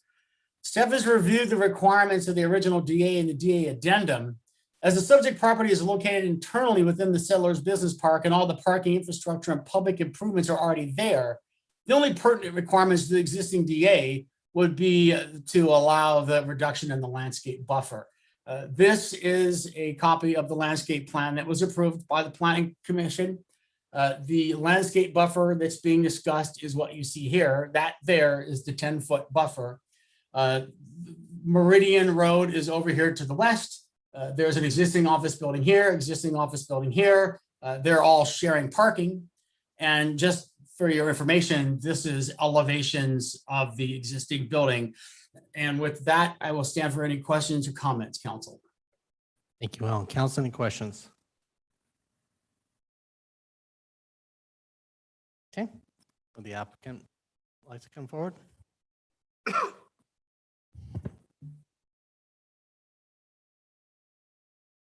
State your name and address for the record, please. Good evening, Jeff Hatch with Hatch Design Architecture. Our address is 200 West 36th Street in Boise, Idaho, 83714. Good evening, Mayor Simison and council members. Thank you for your consideration of our development agreement modification this evening. appreciate Alan sticking in there. I know he's not feeling the best, but thank you for that wonderful presentation. I think you did a great job kind of recapping our efforts. We've done 4 of these assisted living centers in the valley, and typically when we present these in a business park, the first thing, and this kind of happened at P&Z too, they go, why would you want to put in a residential assisted living center in a business park? We do this for a number of reasons, mainly because the residential nature of these really complement neighborhood development. So in many cases, we tuck these next to residences, but in many cases, there just aren't available lots or aren't lots the appropriate size for a facility of this size. So the next best thing would be to be in a commercial park that is adjacent to a neighborhood. So we recently did one adjacent to a gym in a residential neighborhood. We just recently got one approved that's in a business park similar to this, tucked up to the neighborhood. And the dynamic of those two scenarios are kind of interesting and unique in that you get the input and feedback of the direct neighbors affected, which are typically, in these cases, especially the commercial lots, tend to be quite a bit more verbal of concerns and considerations. Most of our residents, similar to this, have minimal concerns. When we did our neighborhood meeting, the neighbors were very concerned about parking. They were very concerned about frequency of visitations. And through our dialogue with them, they came to realize that we're proposing a single low density proposed project on 2 parcels, which could be 2 independent businesses with independent parking needs separate of that. From the feedback we got from the daycare to the east of us and the attorney to the south of us, our proposed parking counts are 2 to 4 capacity most of the time. Be a little bit of excess in the weekends, but for the most part, we came to the conclusion, and so did our adjacent neighbors, that for this area, especially having the density and frequency of parking demand on the daycare, was actually a really nice use. And the daycare was exceptionally excited because they had been trucking their kids across the street to another daycare or assisted living center to engage them in caroling and other seasonal activities. And so having that adjacency was something that they got excited about. The other consideration that we found positive was that the individuals living in the assisted living centers were excited to be next to a daycare because the lively nature of having children next door actually helps invigorate these individuals. So with that, we've achieved some concerns that they had in our direct adjacent neighbors with concerns for parking and congestion. Really felt that we complemented the surrounding area. Looking at the proposed development, we did a couple different iterations trying to get the 20-foot landscape buffer to work, and really based on state regulations on the size and demand of what the bedrooms actually have to be, became very restrictive to be able to get the quantity of housing that we're trying to propose on this lot, which is really what we're wanting to achieve. Really the sweet spot for this type of assisted living center and care is to get to about 8 to 10 bedrooms. We're proposing 10. But we weren't able to get to even 8 if we restrict that 10 feet, because a 10-foot for the entire length of the property eliminates about 5 bedrooms from this. Fairly difficult to try to fit on.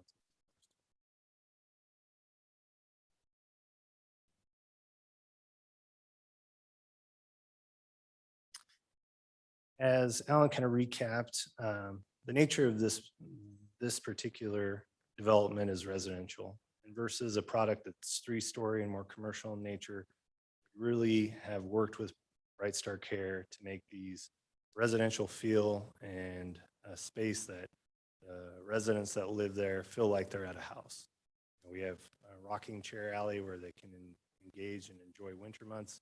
We have an outdoor patio and pergola where they can enjoy the outdoors in the summer months, and really feel like they're at a house.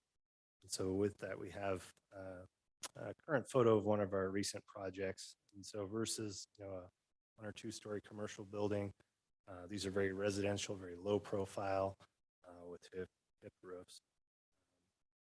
So with that, we did follow up with the HOA and requested that they provide us with a finding, because they were kind of very much involved in the development agreement and their intent for that. And they were able to provide us with a letter that says, in their opinion, the original intent of the 20-foot landscape buffer within the development agreement was due to the proposed commercial uses, which they found that the residential nature of this proposed project, they were in support of that reduction. And with that, I will stand for questions. Thank you. Council, any questions?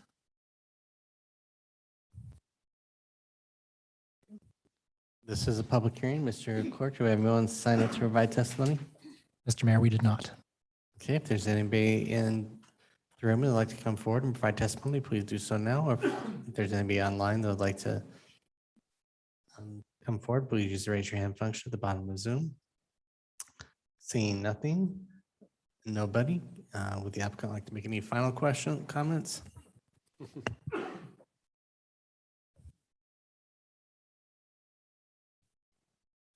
I really thank you for your time this evening, and I appreciate Alan for finding it very important to make sure that this particular item came in front of council and had your blessing and your view on it. I feel that we've done a prudent job doing 2 neighborhood meetings, several public hearings, providing 3 times the density of the trees, privacy wall, getting that approval from P&Z, but also at P&Z, after we presented, the daycare owner actually came up and testified in favor of our project. And I feel it's exciting, and it's unusual to see a project in an infill site where you get everybody around you to say, yeah, this makes perfect sense and it fits well, and it helps resolve a lot of the concerns that we had for what might have happened in this location.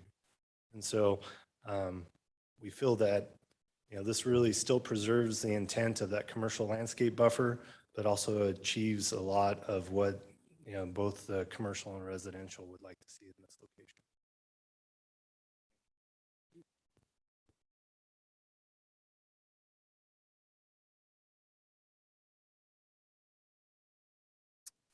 Do I have a motion to close the public hearing? Mr. Mayor, Councilman Borton. we close the public hearing on H 2021-0052.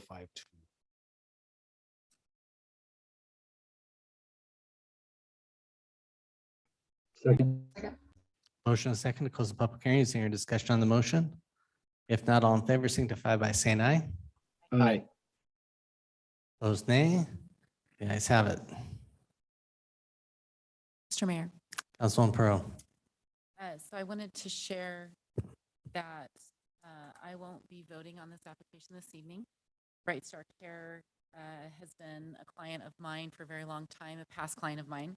I'm not currently in a contractual agreement, but because of my knowledge of their business and have had the pleasure to be involved in many of these properties that have been built, I'm opting not to vote because of the closeness of my relationship with the owner of Bright Star Care. I did chat with Mr. Neri about legal elements. He has no concern if I were to vote. I just think that that it's wise to disclose that. So I will not be voting on this application. Thank you. Mr. Mayor, Councilman Borton. I'll make a motion and see if it follows with some discussion. I appreciate Councilwoman Perot's disclosure and recusal on this one. I also appreciate the applicant's comments. Alan is fantastic. He's a champ, no question about it. does great work, but in preparation for this hearing, it appears as though there's great work done on both sides. Ellen's done a marvelous job, but hats off to the applicant in rounding up support and articulating a reasonable explanation for the amendment. It does have that residential feel to it. I think the intent of prior provision contemplated something that might not be so residentially in feel and harmonious. So I'm supportive of the request. I'm going to make a motion that we approve H 2021-0052 as presented in the staff report of September 14th, 2021. Second. I have a motion and a second to approve. Is there any discussion? Okay, if not, clerk call the roll. Thank you, Mr. Mayor. Borton? Aye. Strader? Aye. Burnt? Aye. All ayes, motion carries, and the item is agreed to. Thank you very much.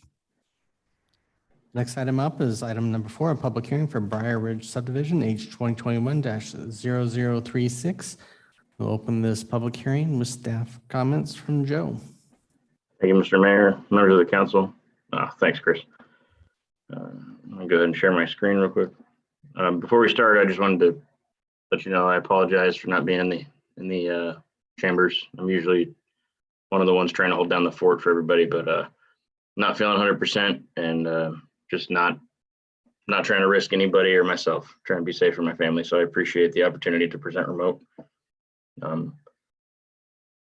Just for the council members in the chambers, when you guys speak, it's very difficult to hear you on the electronic side, on the Zoom side. So just want to make you aware. Next item, as noted, was Briar Ridge subdivision. This site is located just south of the half-mile mark between Amity and Lake Hazel on the west side of Meridian Road, as you can see. For a little bit of reference about adjacent projects, you can see on the map on the right, directly adjacent on the east side of Meridian is Schaefer View Estates. North of that is the Prevail subdivision, which is basically in 3 phases of Prevail North, a little piece just north that we recently approved. The application before you tonight consists of 40.99 acres of land currently zoned R4. It was annexed into this city as part of the South Meridian annexation in 2015. As we all know, is a much larger annexation. Much of what's in the center map is what was annexed at that time. The future land use designations on the site are both medium density residential, which allows 3 to 8 dwelling units per acre, and medium high density residential, 8 to 12 units per acre. The requests before you are for a rezone of the 40.99 acres of land from R4 to the TNR zoning district, the traditional neighborhood residential, which we do not get many requests for. A request for a preliminary plat consisting of 227 single-family residential building lots, 121 of them which are detached, and 106 are townhomes, which would be attached products. And then, well, with 47 common lots on 38.8 acres. In addition, there's a requirement to do a DA modification once the site is being developed in the existing DA from 2015. Really, it's just to update the concept plan and provide the city an opportunity to require any additional provisions within that DA.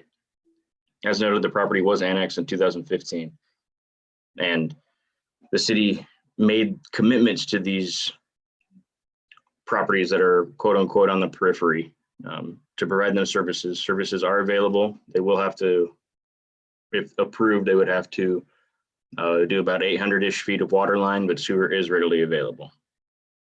The project is proposed in 3 phases. This is the revised phasing plan. The revised phasing plan, the biggest change is just showing that only one entrance instead of both entrances on the collector street on the north boundary of West Quartz Creek is proposed in the first phase, and they are including and are required to include the secondary access to Meridian Road, which is only an emergency access. And then as you can see, it's kind of hard, I guess, with the pink line. Phase 1 is kind of the east 2/3 Phase 2 would have the larger open space, some more detached. And then phase 3 finishes it out, and moves south. The project area does contain 2 future land use designations as noted, medium high and medium density residential. Mixed use regional does abut the property to the south. Designations call for a mix of housing types and different densities between the two. However, the designations are not parcel specific, so either designation can be used. And the applicant is proposing an overall gross density of 5.8 dwelling units per acre, which falls right in the middle of the medium density designation. Theoretically, the applicant could have proposed a project with twice this density and still been compliant with the comp plan, at least in terms of density. Despite proposing a project density consistent with the medium density residential, the applicant is aware of the existing commercial zoning to the south, which again is part of the South Meridian annexation and is part of the mixed use regional designation. To the south would likely incorporate higher intensity development, both commercial and residential. So the applicant has proposed its higher density product, which is the attached townhomes, in the southeast quadrant of the site and places the alley loaded townhomes in this area. Staff does find this project and its design to be consistent with the comprehensive plan. The applicant is requesting the TNR zoning district as noted, which requires 6 dwelling units per acre of net density. And it requires at least two housing types and street-oriented design that is more focused on the pedestrian than the car. Overall site design proposed by the applicant is consistent with the comprehensive plan, future land use designations, and the requested zoning because they have transitional density, multiple housing types, the inclusion of parkways throughout the entire development, and the extension of a collector street along the north boundary for future connectivity. The project is proposed with 3 housing types: detached single family, which is majority in the northwest and the west boundary. They have alley loaded detached single family, which would be these alleys here, as well as these alleys here. And then they have, alley loaded townhomes, which are the rest of these in the southeast quadrant as noted. Staff supports the proposed housing types and the overall site design, which includes 5-foot detached sidewalk and 8-foot parkways on every street. The project is proposed with at least 4.5 acres of qualifying open space, which is approximately 11.6%, consisting of the required buffer to Meridian Road, the large centralized open space used between the townhome units, and other small open space areas throughout the site. The proposed parkways also count as qualified open space, but the applicant has not included this area in the calculation because it is not needed to meet the minimum amount. Staff is not concerned that this is not in the calculation because the requested TNR zoning district requires parkways. So the city has multiple avenues of ensuring that they are constructed per the submitted plans. So when I noted that at least 4.5 acres of qualified open space is because the parkways are not part of that calculation. The amenities exceed code requirements, which for this plat would be a minimum amount of 2 amenities because of the size of the plat. They have proposed a multi-use pathway, children's play structure, picnic shelters, open space in excess of code, which is the large open space lot. The landscaping and fencing meet the code requirements, except for those few areas noted in the staff report, which the applicant has agreed to and understands. The noise abatement, which is required along the buffer to Meridian Road, also meets code. With the proposal for multiple blocks of alley loaded homes and 33-foot wide street sections for those local streets, there is ample on-street parking. The required off-street parking will be maintained for each building lot as well. So specifically in the south half of the site, where you have these alley loaded, because there's parkways along all of these quadrants, every linear foot can be used for on-street parking, which we do not get a lot of in Meridian. So that the parking should not be of any concern in this project. The access for the site is proposed to be a construction of a new collector street as noted, which is the east-west collector street on the north boundary, West Quartz Creek Street. The secondary emergency access is proposed to Meridian Road at the very southeast corner of the property, down here. The preliminary plat also shows 2 substreets to the west for future connectivity. The West Howlight Street, you can't really read that, but that's the east-west street along the southern boundary is also it'll be constructed half plus 12 of pavement, half plus 12 feet of pavement, sidewalk on the north side. When the property to the south redevelops, they will be required to construct their piece of the sidewalk, well, curb gutter and sidewalk. And that will offer multiple opportunities for connectivity to the south, not just at this corner here. The Meridian Road, State Highway 69, is currently being studied by the Idaho Transportation Department for corridor improvements from Overland all the way south to Orchard Avenue in Kuna. The mid-mile intersection that's directly at the northeast corner of the site, right here, is part of that project and as part of the study. It is proposed to be designed with a reduced conflict U-turn intersection, which this is an example of that ITD provided, or is actually in their online project map. It is very different of anything else that we have in the city right now. It does eliminate left turns from this collector street and through traffic. It eliminates left turns and through traffic from the lower volume road, which would be West Quartz Creek Street. So in order to go north, you would have to turn right, go to the left lanes, and do a signalized U-turn to head north.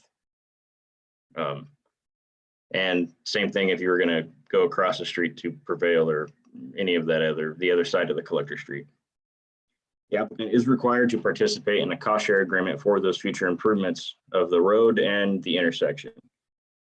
This is due to the corridor being part of the future project and the proposed traffic generation not exceeding more than 10% at any one intersection along the corridor of Meridian Road, which is also why ACHD is not requiring any mitigation methods. In addition, Meridian Road is not in ACHD's jurisdiction because it is a state highway. ACHD did provide a staff report to city staff after the commission hearing. It agrees with the ITD conditions and required some revisions to the internal street network just to ensure compliance with street widths. Nothing that changes the plat in any meaningful way. The commission did recommend approval at the commission hearing. There was 3 pieces of written testimony discussing concerns with water usage and increase of traffic when compared to the estate lots to the east on the east side of Meridian Road. There has been no written testimony since the commission hearing. The key issues of public testimony was just the layout of the road along the southern boundary, and if its intent was to be fully constructed or only partially, which I noted is going to be half plus 12. Commission discussed the McBurney lateral, which can be noted here. That's going to be piped and then put in an easement.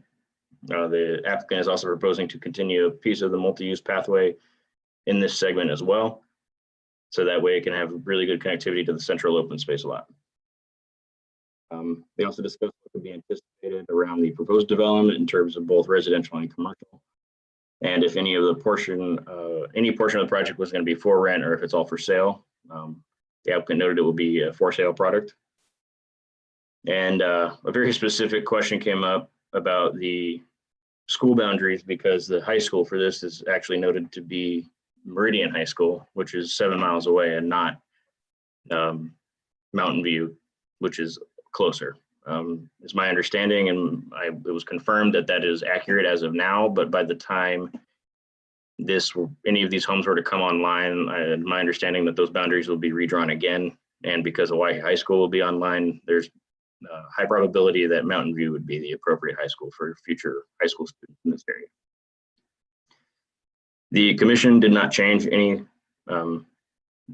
conditions or provisions. The applicant did make some revisions that staff had noted, which this is probably the best way to show you.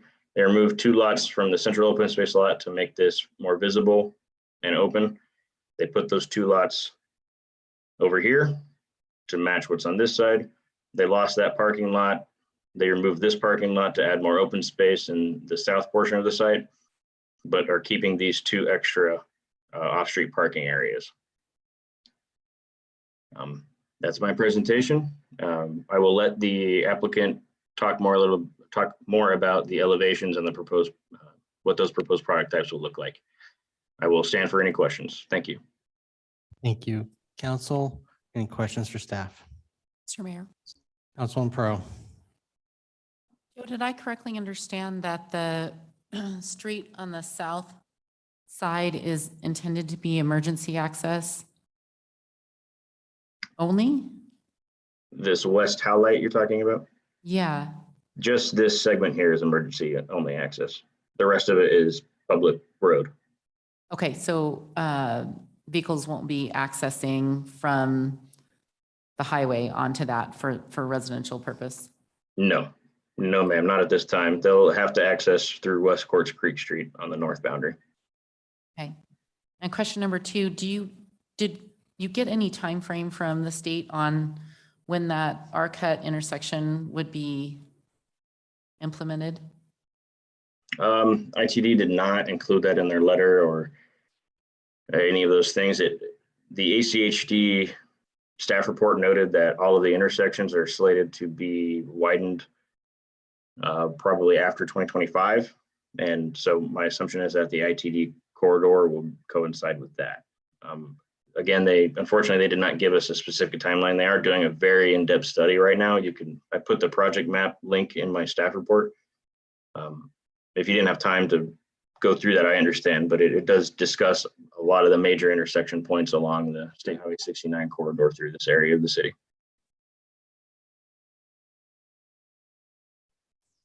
Mr. Mayor.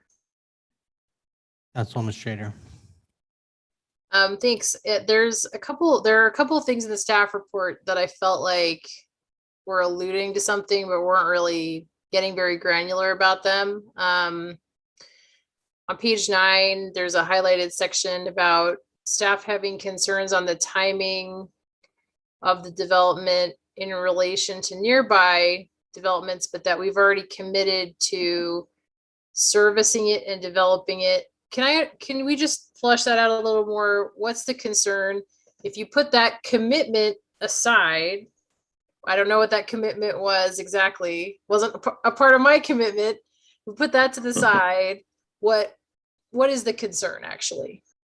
Yes, ma'am. That's a fair question. And I apologize to the applicant because it's probably a little harsher than I intended to be with the my first rendition of the staff report. The concerns are just with that comprehensive plan that's noted, is the urban services, grocery stores, gas station, commercial development. Commercial is a fair ways away from this property. I think that will change. Since this has been in the hearing process, I've already gotten multiple calls and a couple meetings about adjacent properties. So I think this area of the city is growing and it's creating a lot of interest. So I think that the commercial is closer than what I originally anticipated 2 months ago when I wrote the staff report. That doesn't mean that that's going to change now though. And that's just where my concern lied is, hey, if they need to go get gas, where are they going to go? If they go to the grocery store, the closest one is going to be the new Albertsons to the northeast off of Eagle. Eagle, right. Or if they can go south to Kuna, I'm not as familiar with that. I don't know how close anything down there is, but from what you can see on a map, it's pretty much the same. Pretty much anything within a mile radius is, you can't walk anywhere, that's for sure. So that was just more of my concern. The applicant did discuss a little bit more of the timing with the phasing and how that's all going to work at the commission hearing, and it's going to be some years out, and that definitely helps quell some of those concerns because I think more of the commercial around Albertsons, more of the commercial in the Hill Century Farm, even that up further north of Meridian Road is going to continue being developed. Even to the southeast along Lake Hazel in the Apex subdivision area, Lake Hazel and Locust Grove, I believe, that should be coming online more as well as more homes get developed over there. So my concern was more about the urban services, not the infrastructure. That's going to be readily available. It's just those urban services. Mr. Mayor. Councilman Strader. Got it. Okay, that makes more sense. So I'm assuming that all of the actual water and sewer services are like up to this property. That's not it. It's more of a chicken and egg question. Like, do you put all the people there and then bring the commercial? Or do you try to build the commercial and then bring the people? So I could see the dilemma there. Yes, ma'am. Just to make sure, so you don't have any concern though about like we're leapfrogging something in terms of our sewer shed, or we don't have any issues with actually extending. I believe our sewer trunk is extended already through here. So this is a priority growth area. There's no services that are missing.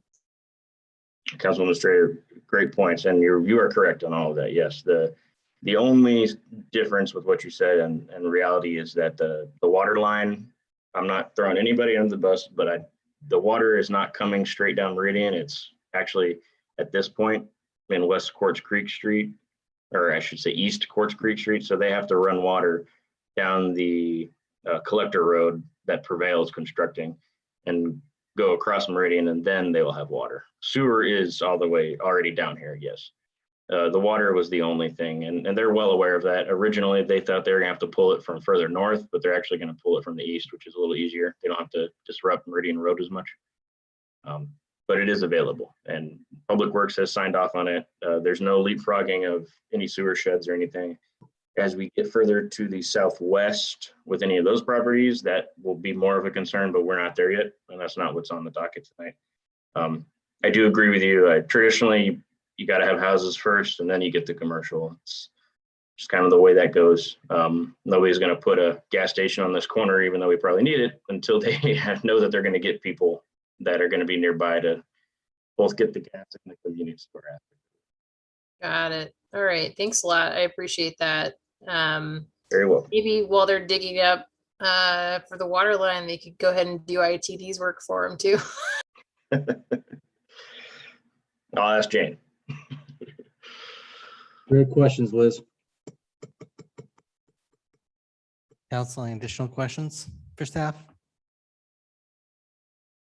Okay, we'll have the applicant come forward, please.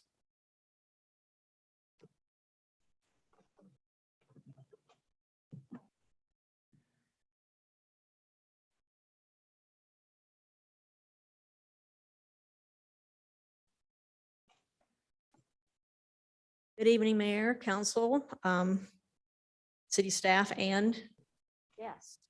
I'm Jane Suggs, Gem State Planning at 9839 Cable Car Street, representing Briar Ridge subdivision. I think Joe, as usual, did a really good job of kind of talking about Briar Ridge and talked a little bit about some of the things that he had suggested that we made those changes so that we have what we think is an excellent project.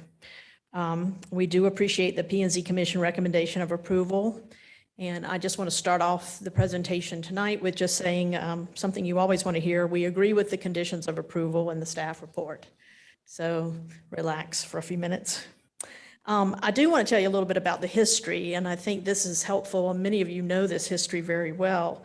In 2015, the city of Meridian worked with dozens of property owners in the south part of town to annex their land into the city.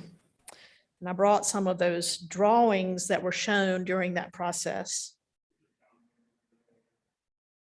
This is the annexation comprehensive plan. The BR there in the middle is Briar Ridge. And so you see all these crosshatched properties were those that were annexed all at one time. So this was a few years ago. Well, let's see. I think I missed one. Those are the properties crosshatched, and here's okay. I'm going too fast. I'm getting a little delay here in my tapping. Okay, so here's the comp plan, and you can see in the BR, there's kind of an orangey color. That's the medium high density, and the yellow is the medium density. Okay, and here is the zoning, and this shows the R4 zoning, and most of those properties were zoned with an R4 designation. You might remember, those of you who worked on this was Charlie Wood's property under the name of Rock Contractors, if that rings a bell for you. The development agreement at that time that annexed the property, the development agreement allowed the property to continue to be used as it was presently used, even though it was annexed into the city. And that included raising livestock, which you don't normally see here in the city, and even the discharge of firearms. I thought that was an interesting thing that they put in the development agreement, that you're annexed and you shouldn't be able to do that, but you can. So in exchange for the agreement to annex, the owners and developers would need to develop according to the comprehensive plan, of course, and the current city codes, and then they would also have to amend the development agreement. It turns out that the first DA modification actually is at no cost. So we haven't had to pay a DA modification fee to do this DA. It was part of that original DA. And the first rezone would be at no cost. So that's kind of an interesting thing. This was just an anticipation that we would be doing exactly what we're doing tonight. Just to address, I think, one of the questions, the development agreement also had some of the commitments that the city was going to make, and that included extending the sewer. So it has been extended down Meridian Road from the Meridian Heights area and down past Amity Road. There have been some recent developments in the area, and you just saw that. The map, Prevail, the Schaefer View Terrace over here to the right, and a little south and east is Apex. And then a piece you don't know about because it's that Lynn Rock. I'm gonna cut some of that off, but over to the west is a project called Lynn Rock, and that's in Cuna. So that's where a little carve out of Cuna that happened.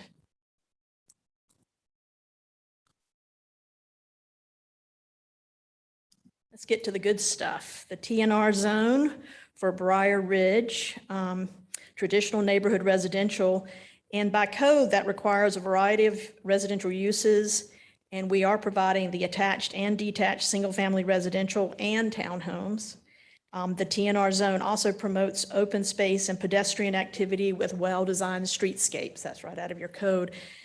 We have worked with staff over the course of some time on this, originally thinking we would have a lot of apartments, but we thought that the townhomes were a much better and convenient housing type there. Briar Ridge has all of the TNR features that your code requires. The planting strips along the street, that means we have some tree shaded sidewalks that are around throughout the property. We have the over 11% qualified open space, as Joe described, not including the planting strips, the large park for all the residents. We even have, and let's see if I can point this out, in these little areas right here, you see these little marks in these mews. These are little shade structures that are in the mews, so kind of little gathering spaces to do that. We think that's just a nice little extra. Plus, you'll notice that a sidewalk runs all the way through the property, so in those townhome areas. We did have a suggestion from the staff, as Joe explained. We had these extra parking spaces that are accessed from the alleyways. So they're landscaped in front along the street, but if you have friends visiting and you tell them, come through my alley and park, then we have these extra parking spaces. We did take one of them out at the suggestion of staff, the green space. It's the one, again, I'll see if I can make this pointer work for me. Move it over there. That one was a parking area, and we've decided to make it into another green space just to have a little climbing boulder there for the kids to play on. And it's right across from one of the pergolas. So it's just kind of another little community gathering spot. Of course, we do have the regional pathway all along Meridian Road, and you know about highways. We have to put in a wall, actually not just a fence, but a wall that has the top of the wall 10 feet above the center line of the highway. So that wall is all along Meridian. We do have a break in the wall, and that follows where the McBurney lateral comes through. We are putting a 10-foot pathway all the way to our park through that area too. And one of the suggestions was that when we cross a street, we have the bump out. So that's one little change we made to our plan since our planning commission meeting. We have designed the Southern Street Howlight to run along the south boundary. We believe that provides good separation from what could be commercial properties, but also a good connection to that commercial land as well. We will start our phase 1 in the northeast corner of the property with Quartz Creek, but we also will put that emergency access in. The second phase will be to the west, and then the third phase will be the southern portion of the site. We've talked to Joe, Fire Marshal Joe, and we know about the fire station going in, and he's very convinced, we're all convinced that if we can get our winter work done tonight, this winter, if we get approved tonight, we can get our winter work done. That's the McBurney, while the water's lower or out of the McBurney. So we can do that work. We can start on our phase 1. We will probably match up having a fire station ready by the time we get to our housing construction. So we think that that's a great balance. We worked that out with Joe. So he feels very confident that in about a year and a half, you're going to have a fire station operational that will service this area. We still also can be serviced by 4, which is up on Overland Road, but we think the fire station 7 is going to be the better station to service. We did include some housing types. And here are some examples of our front load detached single-family homes. And some of them are on narrower lots. Some of you'll see, I have to go back to the plat, but if you look at the plat, you'll see that in some places we've mixed up some of the size lots. We have some 50-foot wide lots, and then beside it we have some 60. Then we'll go back. So we have an opportunity to mix up those housing types a little bit instead of having them all exactly the same. And then we also have the alley loaded lots, 1 and 2 stories, a cute little cottage down there, and also the townhomes. So, and those are the connected townhomes. You can see this is a pretty well planned. Like I said, we've been working on it for a while. We really appreciate the staff's suggestions. I think the committee gets together and they help us make some changes, like opening up the west side of that park. So we were happy to do that. We are excited about this project and we request your approval of our rezone, development agreement, modification, and our preliminary plat. And I'll answer questions if you have them. Thank you. Council, questions? Mr. Mayor. Councilman Pro. Thank you, Jane, for sitting through our long meeting with me. You know how we love our open space. Yes. So what struck me when I first saw the concept was why not divide some of the open space up into various sections of the development? Because this is so dense in some areas. It seems to me like the large park area is where the lot sizes are the largest. So why have the open space there versus in the denser area? And then my other question is has the developer considered putting in a dog park? Because I would guess that these mews in the townhome area could become quasi-default dog parks and all that comes with it. So just curious if there were any other designs that you went through that you decided against those options.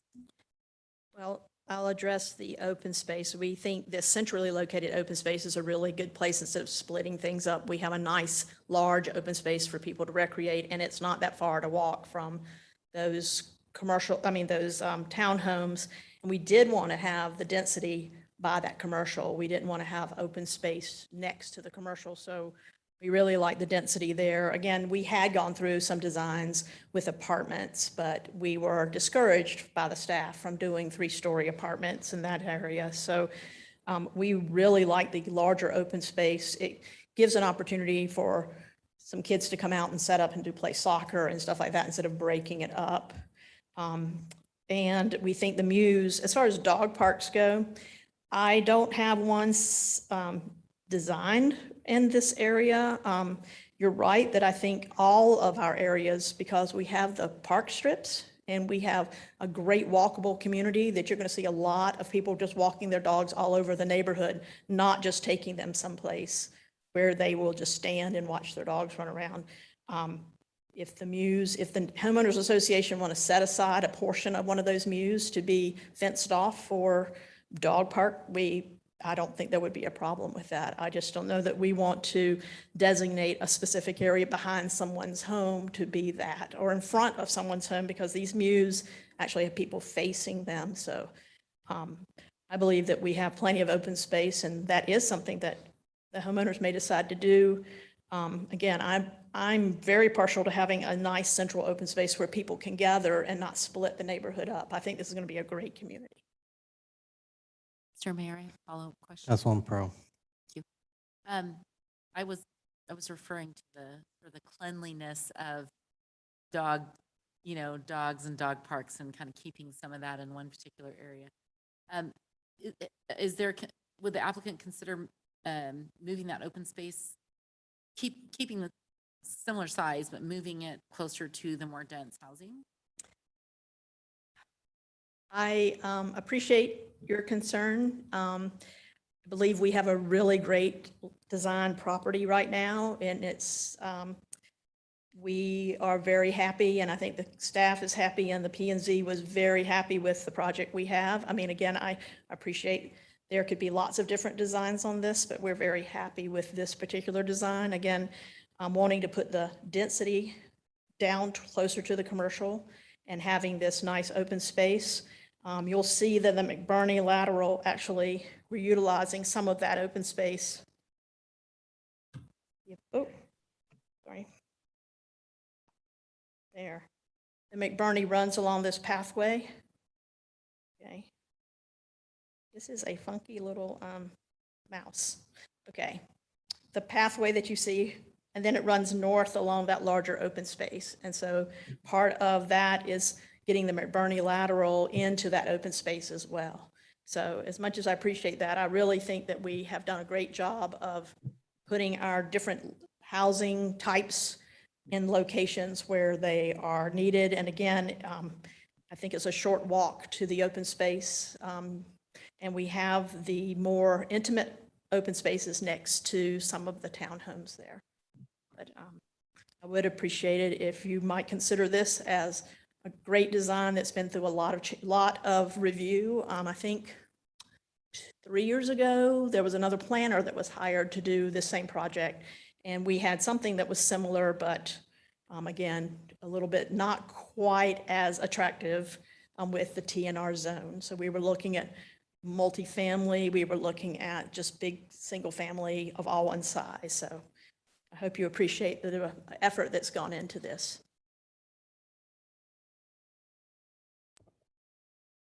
Council, additional questions for the applicant? Mr. Mayor. Councilwoman Schrader. Thanks, Jane. I'm super worried about traffic, and we've had some projects in the past where we've come across this issue of, reserving and contributing cost share with ITD,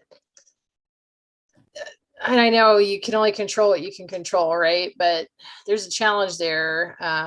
Maybe it would happen by 2025, but maybe not. And I guess I'm just wondering about traffic mitigation in the meantime, how you think traffic interacts with your phasing plan. Really concerned about mainly those left turns, coming out onto Meridian Road. How do you see that playing out? If you have any creative ideas, I'm really open to any creative ideas. I know with the Apex subdivision, Pinnacle, I believe, with ACHD, Brighton was doing a lot of road work. Is that something that you've looked at here to help ITD maybe in some limited way?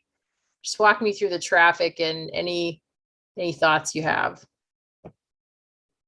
Well, my thoughts mostly about traffic is that we are building the only ACHD main road that actually will be used other than our local roads.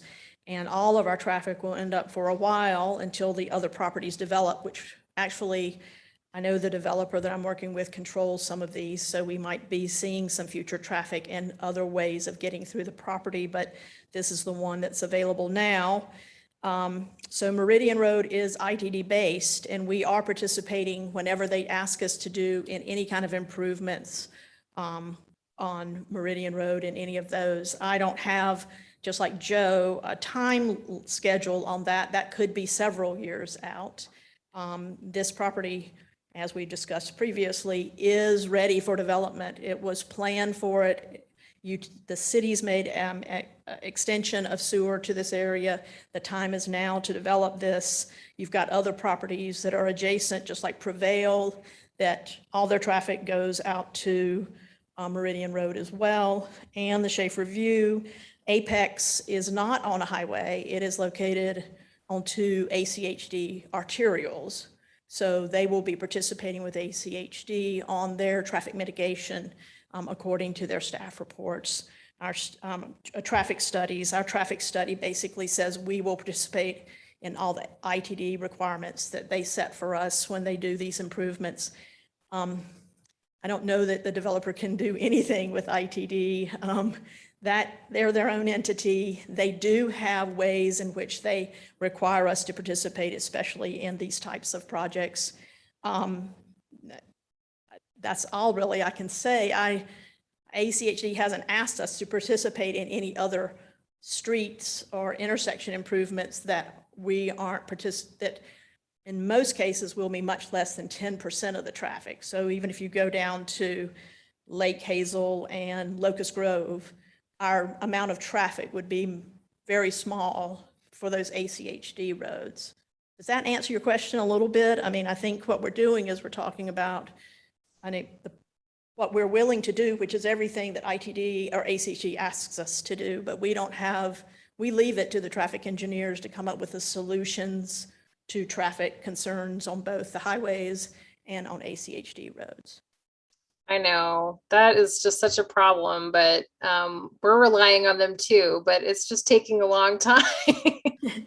And I will say this, I've been talking to Erica Bowen, and Erica is with ITD, and she talked about the money that ITD is going to get, which is over and above what they had been basically planning for. Now, we were talking to her about a project up on Chinden, and she thinks that there are some improvements on Chinden that will be done before we would expect them to be done. Some of the projects that not only in Meridian, but all the way out to Caldwell, because I've been working on projects out there, and they think that now that we have some money and the governor's kind of focus on transportation, that we might see some of those schedules improve. But that's from a conversation with Erica about Chinden Boulevard, not necessarily on Highway 69. But I'm just keeping my, you guys probably know more about those schedules than I do, because you're working with ITD, so. Mr. Mayor. Councilman Pro. I also share Councilwoman Strader's concern. We received a letter from a resident in Schaefer View that really got me thinking, and that is that every time she attempts to turn left when she's headed south, she's kind of, running the gauntlet. And so I would imagine there are not a lot of individuals coming from the south attempting to turn left into Briar Ridge. Most of the traffic's probably going to come from the north, but even with that, just the size of this development, 227 lots, I do have the same concerns about turning left, and there not being any kind of, it could be a long time before that the intersection is done, and they may choose to even change the design before then. That design is being used on State Street. I know there's been a lot of mixed feedback about that design. So I don't know if they'll use it in this location or not, but I just, do you have any thoughts on safety with, vehicles turning? I had very much that same concern. I believe, I understand, and again, Joe may know a little bit more about this, but I believe that across the street from us, they may have eliminated the left turn lane already. There are some recently installed. So, when you're coming out of Prevail, which is exactly across the street, same issue, left turns are the more dangerous turns, and that's hence the R cut, the reduced cross, or the Tell me what it says, Joe, where you have to take a right and then go right to go left. That's what the R-cut will do. And that's what people are already doing in some situations, is because if you're coming out of Prevail, I don't know that you can make a left turn out. And I think that might happen here, is if that becomes an issue, like you say, running the gauntlet. It's won't be now, but it may be that those left turns may be changed. And that's something, of course, ITD does that. We don't say, oh, we want you to do that. That's really something ITD has to do. And they do it based on traffic studies and their continuing things. So I do think that's what an R-cut kind of does. It makes you go right to go left. And that can be done without the full-on intersection, but it could be done with barriers. So it does kind of create a little bit of an access issue, but that's the way sometimes those are handled in the meantime. Again, I wish I could say that there was something magic about getting this intersection improved before we build anything, but I don't have that control. I do know that the additional, that you have approved projects already that access that very intersection. And this area is ripe for development as according to the development agreement, and already the infrastructure that you've extended to this area for development. And as Joe said, there's already people contacting him about future developments. And the fire station will be in place for this. So we're very, very comfortable with our design. And again, this will be phased over the course of, I would say probably, even though it says 1, 2, 3, we have enough units that we're talking about a 5-year build out. So it could be 5 years before we get this many units. They're not going to show up tomorrow. So I think we have a really nicely designed project with phasing that meets all the requirements of your code and meets your comprehensive plan. It's already annexed into the city. Mr. Mayor. Maybe just to touch on that, you're actually underneath what the flume would allow in this area. Underneath the future land use map, the densities that are allowed. Yeah, we're at lower than what could be brought forward. Yeah, we did calculate, I think, our gross density just under 6, and our net density, which is kind of part of the TNR, has to be at least 6. I think our net density is closer to 10 or 11, which is good because of the type of project that we're doing. That's a net density. It takes away all the open space. You'd be surprised on a 38-acre project that the buildable area is about half of that, actually. The rest of it is in roads and open spaces. That gives you your net density. Joe, you were looking at. Yes, sir. Thank you. I just wanted to confirm what Jane said about that intersection. You cannot turn left out of east. You cannot head south out of East Quartz Creek Street from the Prevail subdivision. The ITD already has put that in there so that you can't turn left. And there's very minimal trips coming out of there already because they only have a few homes constructed. So my assumption is that they would do the same for Briar Ridge for the west side very soon. As soon as things started coming, as soon as West Quartz Creek Street got constructed, I assume ITD would do the same to help with the safety concerns. And secondly, yeah, like you just said, Mr. Mayor, the future land use map calls for more density, frankly, than what is here. But staff does appreciate the transitional density and assumes because of the canal, I believe that is the Rawson Canal that kind of splits that property to the south, that splits the corner off. That area may not go commercial just because of topography and access issues. So that may be where some apartments come in or something like that. So staff does believe that the transitional density is a great fit. And, you know, I understand the concerns from council regarding traffic and I guess being out kind of on the periphery in some regards. I hate that there's any negative potential for this project because site design wise, it's one of my favorite projects I've worked on. It just is really well designed. And I appreciate that very much from the applicant. Having that parkway throughout the entire development and detached sidewalk, it just, staff cannot speak highly enough of that and what that does for pedestrian safety and overall just livability of the project. So that's all I wanted to say. Mr. Mayor. Councilman Borton.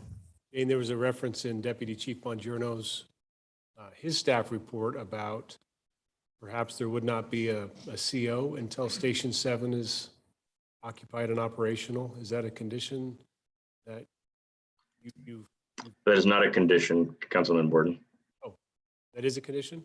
It is not that I saw, no. No, he didn't put that condition on the COs. He just let us know that according to the approved schedule at this point, that we would have an operational about the time that we would have our first houses being built and ready to occupy. He would be having the grand opening of Station 7. So they would fairly coordinate, but we know how projects go sometimes, just like this could be delayed. Already we're seeing, I hate to say it, but a little slowdown in the housing market, I mean, in sales.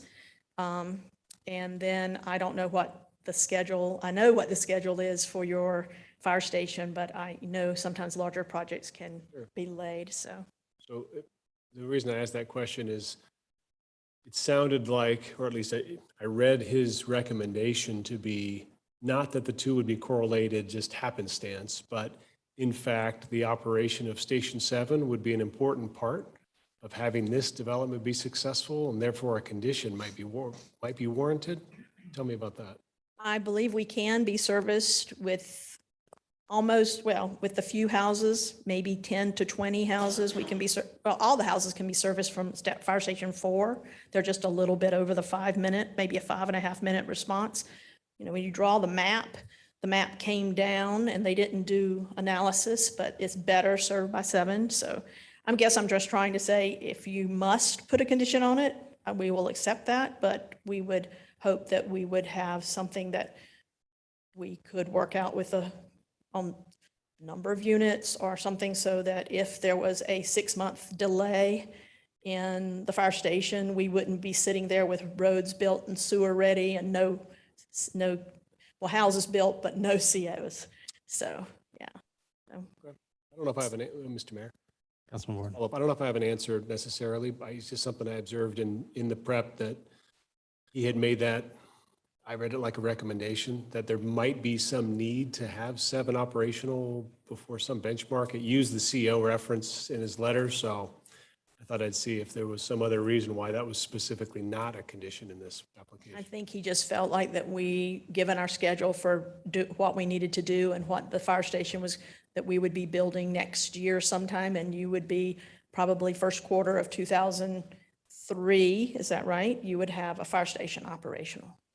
So in the first quarter, we talked about that and when you expected to have that open. So we felt like, well, we'll have our subdivision built next year when we'll be building houses. So that would coincide. July to August of 2023. Right. Okay. We were talking March, April of 2023. So Yeah, I think it's probably a little bit later than okay, that time frame. yeah. In fact, Mr. I think Mayor. when go ahead. Yes, Joe. Sorry, thank you. Yeah, Councilman Borden, that's a great point. I appreciate you bringing that up. My discussions with Joe do coincide with what you're saying. He did not recommend a specific provision, I think, because he frankly just wasn't aware if he could make that kind of a condition to tie development to construction of an offsite building. I think his preference with response times would be to have 7 constructed, because this does lie just outside of the 5-minute response. I think the 5-minute is literally like 400 feet north of the northeast corner. So it is close, but again, obviously we want it to be within, and Fire Station 7 would provide that. So I think your sentiments are correct, your assumptions based upon what discussions I've had with Chief Bongiorno. Mr. Mayor. Councilman Wharton. And I don't know how that would ever work. I mean, COs aren't something we can, I don't know how we would be able to track that. It would have to be some permit issue, which would be a different animal. That would be something like phase 1 only. I'm just spitballing here, right? But like Right. phase 1 only before 7's operational, right? No permits for 2 and 3, but that'd be a tough one. It might take some time to figure out if that would even be acceptable. We just really want to make sure, obviously, that the concern that Deputy Chief has raised is addressed. We don't have this thing fully built and occupied.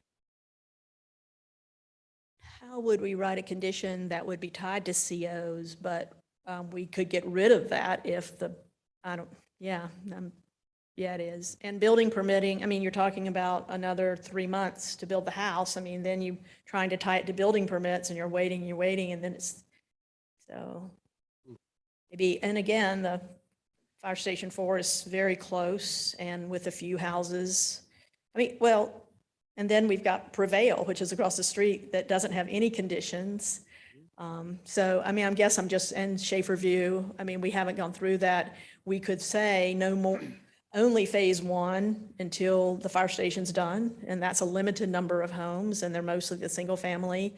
So we could say that, we could put a condition that phase 2 and 3 can't get started until the fire station is operational. But to say no houses, that might be easier because, or have a certain limit on, again, I think there might be at least, well, the first final plat would probably be phase 1, first one. And then you could say no more final plats approved until after the fire station is operational. Boy, I'm going out on a limb there in case y'all don't build a fire station. But I think it's planned and budgeted, which is important. We hope. Mr. Mayor. I know. Mr. Mayor, that the way that both Councilman Borton and Jane has stated regarding the phasing plan, that's fairly easy for myself to track. I don't see a major issue with that, at least tracking it. We do that fairly often, you know, if certain things are tied to a certain phase. So I think that would be doable. There wouldn't be any hiccups on my end, if council sees that as an appropriate condition. Mr. Mayor, Councilman Born. question on that. Joe, is that is it, as Jane described, no permits for phase 2 and 3, for example, in a DA? Is that where it's placed, or how do you? Councilman Borton, I would say a provision within the DA rather than a condition, just because again, that gives us a little more teeth there. And then I would say building permits, I wouldn't be opposed to them having permits and some occupation in phase 1, but also having the ability to plat phase 2 to at least get that started. I don't see any issue with that because platting takes a little bit, especially right now with the county. They have some major delays on recording the plats right now. I've heard like in the realm of 4 months. So after it leaves us, so that's going to delay some things as well. But I think the building permit is fine. I think that would work well.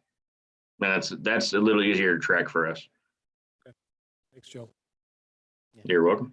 My guess is the station will be up and operational before any of these receive occupancy. If I was a betting person, I would be happy to take that bet. To be honest, from the more difficult part and why I don't have an issue with the traffic generation, it's more the putting the challenges of the right left. I'm actually more concerned about potential traffic accidents doing that U-turn movement, which is further down the road, a little further away for Station 4 to get to. I'm hopeful that won't be the case. I'm just, we're starting to see a few more of these integrated into the area. Victory and Cole has the same kind of got to go down to a U-turn and turn around concept. And I just, Meridian Road, because it's such a high speed, is different animal to a certain extent. So it'll be interesting to see how it impacts, but it is what it is. And that's why the traffic engineers are there. And there's certain things that are out of our control in those regards. We're just going to have to hopefully say it works on that road. Mr. Mayor, thankfully, the project map does show that the U-turn would be signalized because otherwise that would be a disaster consistently. So I agree with you. Mr. Mayor. Councilman Pro. Jane, you had mentioned that the applicant's in agreement with the staff report. In the open space section L, staff had recommended moving some of the lots around, shifting some things around. Is that reflected in the current rendering that we have here? Yes. The open space on the west were lots, two single-family lots, and the staff suggested they thought that actually the police would appreciate the fact that they could see across the park and through. And so we removed those two, but instead of just losing lots, we put two more townhomes down in the townhome area that was originally a parking area. And they said with all that parking, you don't need the additional parking. You already have two on the south part and then one just above it, those little alley loaded parking. So they said you can put those two houses there. So that was a change we made on the suggestion of the staff. So we didn't lose lots, but we did open that up quite a bit. And we appreciate the staff. I mean, they're really good about looking at some little things like that that can make a big difference opening that park up. Mr. Mayor, another question. Councilman Pro. Sorry, I'm thinking of them as they come. My apologies. We've had some recent conversations and questions from the public about communities, denser communities that are going to be all rented instead of sold. And in general, I don't know that that's a factor really for us in deciding these, but that is something the public is wanting us to know. So would you mind sharing that with us? Every one of these lots is going to be platted for individual sale. So none of the townhomes, which you see sometimes they're just built as 6 units in one building. They look like townhomes, but in this case, they're all going to have the firewall between them. They're all going to be individually platted for sale. Now, I have to tell you, that doesn't keep you or someone from buying 2 or 4 or 6 of them. But that's how we like that, because I believe some of these smaller lots and some of the townhomes, in my life, that's how you build equity and wealth. And we're just lucky we have still an opportunity to have this mix in some locations where you're not going to have an 8,000 or even a 5,000 square foot lot. You're going to have a smaller lot with little yard, but you can actually maybe get into it. And you know, as a realtor, how hard that is right now. So no, these will all be platted for sale individually. Council, any additional questions for the applicant? Mr. Mayor, Yes, Pam. thanks. To answer Joe's, Councilmember Joe Borton's conversation in regards to what Joe Bongiorno was talking about in his report, his staff report, he did in fact make the recommendation that that they do not receive a certificate of occupancy until Station 7 is up and running. He did discuss the amount of response, what the response time was for that. So that was a recommendation and that he did make on that. And the fire station that's actually closest to that is station number 6, right? And 6 is 3.6 miles from the project, but that still is over the 5-minute response time for that housing area. Thanks, Pam. Council, any other questions for the applicant? Okay. Mr. Clerk, do we have anyone sign up to provide testimony? Mr. Mayor, we did not. Okay, if there's anybody in the audience that'd like to provide testimony at this time, if you'd like to come forward. Or do you have someone coming forward? Or if you're online, you'd like to provide testimony, please use the raise your hand function. Say your name and address for the record, please. I would not like to consider myself wanting to come to testify, but I am going to. I have the property that is just adjacent to this parcel. Can you say your name and address for the record, please? Sorry. My name is James Percy, 1250 Sigerman Court, Meridian, Idaho. Thank you. I apologize, sir. Good. I'm not very handy at this. Not very comfortable doing it. But I am in favor of this. I was a prior owner of Prevail Subdivision. I know the difficulties it is to try and get a corridor off of Meridian Road because it lies on a property line and you have to create a section so each property owner gives away what it takes to create that collector. It's a very difficult process and these people have gone through a lot. I know we did well on Prevail. And I just want to congratulate them on what I think is a great layout and all the efforts they've gone through to make this happen. Hopefully it does happen. And I want to show my support or voice my support. And I see that it will not create any problem to my farm ground to the north. And it's good to see that this is part of what the plan was when the major annexation happened going to the south east. That was a big project and it was handled really well. Appreciate city council and mayor and the previous mayor and council for doing that. It's nice to see you again. Council, any questions? Thank you. Seeing no one else here or online to provide testimony, would the applicant like to make final remarks? Thank you, Mayor. Again, Jane Suggs representing Briar Ridge. And thank you to Mr. Percy for coming forward and talking about the work that we've done with all the property owners in that area to make sure that everybody is going to be satisfied. I think at the P&Z, a representative of the property to the south spoke, just introduced himself, and we have since spoken. So it's good to know that we have support of the people around us. Again, I just very respectfully request your approval. If we feel like we need a condition on the fire station, I would accept that. The one we talked about with Councilmember Borton, to say maybe phases 2 and 3, building permits cannot be issued until the fire station is operational. And I think that's a pretty good compromise, especially seeing that there are other projects that haven't been faced with one of those same conditions that are like right across the street. So I'm just asking for a little understanding there. And I really think it's a great project. I appreciate Joe, again, working with us, and the fact that we went through a few iterations of this with the staff, like I said, with the different designs, and we think this is one of the best. So thank you, and I'll stand for other questions if you have them. Thank you. Council, any additional questions? Mr. Mayor. Mr. Neary. Members of the council, I know you've heard me say this before. CFOs on residential properties are very challenging for the city to manage. Usually because the person that's asking for the CO is the property owner who's there with a moving truck. And so those are very difficult to manage. The building permitting process, like Joe said, is a lot easier because the city has more control at that point as well. And we do track those a lot closer. I mean, not that we don't track those for residential, but again, most of the time it's Friday afternoon at 3 o'clock and the guy's there with a moving truck and a family. So I prefer if the council's desire is to do that limitation, to do it on the phasing plan as Jane suggested, just because we'll be able to keep track of it better. They'll know it right up front. There won't be any issue of conflicts with property owners. Thank you, Mr. Neary. Mr. Mayor.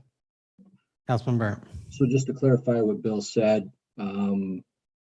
easier to track on building permits instead of CO. Is that what you're saying, Bill? I think that's what Jessica was talking about earlier as well, right, Jessica?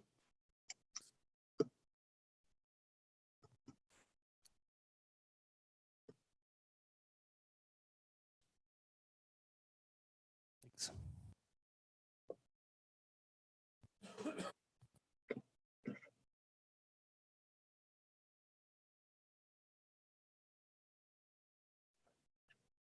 So, council? Mr. Mayor. Councilman Ward. Just kick it off here. I won't bury the lead. I'm supportive of the application. Do like the diversity of design and or the housing options in the design. I think it's a great layout. It is already annexed, so we are just merely rezoning R4 property that's already within our city. So supportive of it, and I appreciate the applicants kind of meeting in the middle somewhat to address the concern that our deputy chief fire raised. And I think that would be an appropriate condition in the DA with regards to no permits for phases 2 and 3 until 7 is operational, to be included with all the other conditions of the staff. Mr. Mayor. Councilwoman Strader. I think I'm in the same boat. I like that condition because I feel like it'll buy us some time. Fire services, like we're committed budget wise. I feel good about that, but that'll buy us some more time also for ITD to try to get their study complete or get as much of that done as possible. I am worried about the traffic. it's a challenge. We can't control our partners and when they do things. But, I would hope that maybe, staff could communicate with them if this were approved, just to follow up with an update like, hey, this was approved. There are a lot of houses, and see if that somehow accelerates anything. But I could see there being challenges here. I hate to punish the applicant for something completely out of their control. It's not like a STARS agreement or something would work here from what I understand. So I'm supportive of it with that condition about the first phase, and then the subsequent phases have to have our fire station done. Mr. Mayor. Councilman Pro. I don't know if this question is for staff or for the applicant, but is there going to be a dedicated right turn lane heading south onto the collector? It doesn't sound like that was a condition that would be required from the applicant, but there's a neighborhood that's technically in Cuna that's just south of here, and I go into that neighborhood regularly, and just slowing down to turn right is dangerous because people are right up behind you going 60 miles an hour. And I actually pull into the shoulder for fear of getting hurt, turning right just a little way south of here to go into a residential area. So you're talking about coming from the north, heading south, a right turn lane, actually would be in the right of way of Mr. Percy's property, who's north of us. So it's my understanding that the improvements to Meridian Road will actually increase the width and have more lanes. So eventually, that's not just putting in intersections to the 2 lanes each way, that it's going to be 3 lanes. But we don't control that property. So, but I can definitely, well, you have a transportation department, transportation committee, right? That probably knows a whole lot more about this than me, but I can get you some information about what their ultimate build out will look like. And that will include that R cut, but it is a much like 3 lanes north and south, and then the turn area that are north and south of this intersection. So, there are additional lanes being planned. I can't build one now because I don't think there's a right of way out there until those properties develop. That happens sometimes if we had a middle, like a street in the middle where they would let us do that, and we could turn in and we could dedicate right of way now to get something in, but don't know that we can do that at this point. But good thinking about that, because I feel the same way sometimes on the highways, just making the right turns on the lighted intersections. So, Mr. Mayor. Councilman Pro. Thank you. I appreciate that. That's what I anticipated you would say. It was about the right of way. It's, if I remember correctly from the staff report, the widening to the 3 lanes on either side is not until the 2030s sometime. So, okay, thank you. Thank you.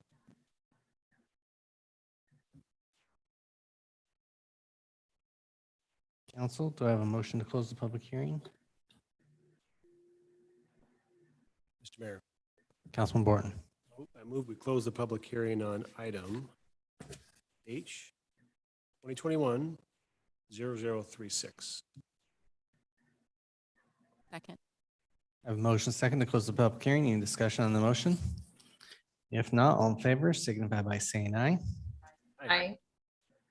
Opposed, nay. The ayes have it, and the public hearing is closed. Mr. Mayor. Councilman Borton. Hearing staff applicant and comment from the public.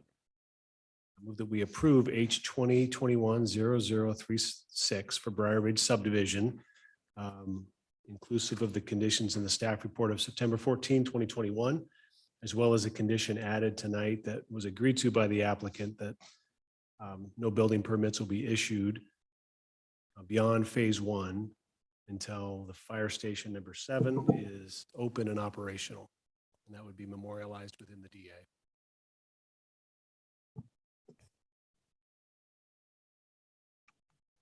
Second. Second. I have a motion, a second. Is there any discussion? If not, clerk, call the roll.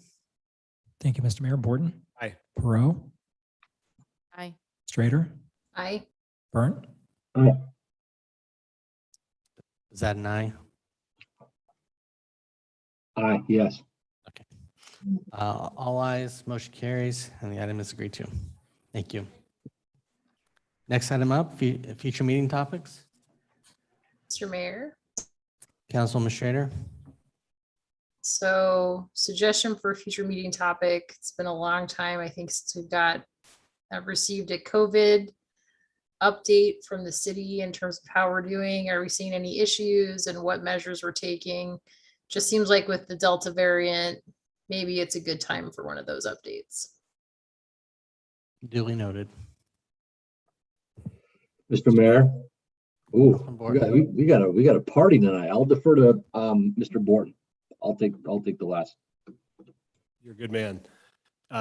It's just a comment. So thank you for folks for participating or attending ArtSIP and supporting the arts in Meridian. So it's not a future meeting topic, but I will hijack that topic just to say thank you for each of you that took the time to show up and support the arts. So much appreciated. Mr. Mayor. Yeah, great night, Mr. Borton. You and your board did a great job. We had a good time as well. So I just one comment as well. I've been recently hit up by a lot of downtown businesses with regard to parking. It probably would make sense in the future workshop to have a discussion on parking, what that looks like, clarify some certain things and just put that on the public record so folks can follow along and understand what expectations are and what the plan is. All right. Duly noted. Anything else? And do I have a motion? Mr. Mayor. Councilman Burke. I move that we adjourn the meeting. Second. I have a motion, a second, to adjourn the meeting. All in favor, signify by saying aye. Aye. Aye. Opposed, nay. The ayes have it. We are adjourned. Thank you. Good night, guys. Good night.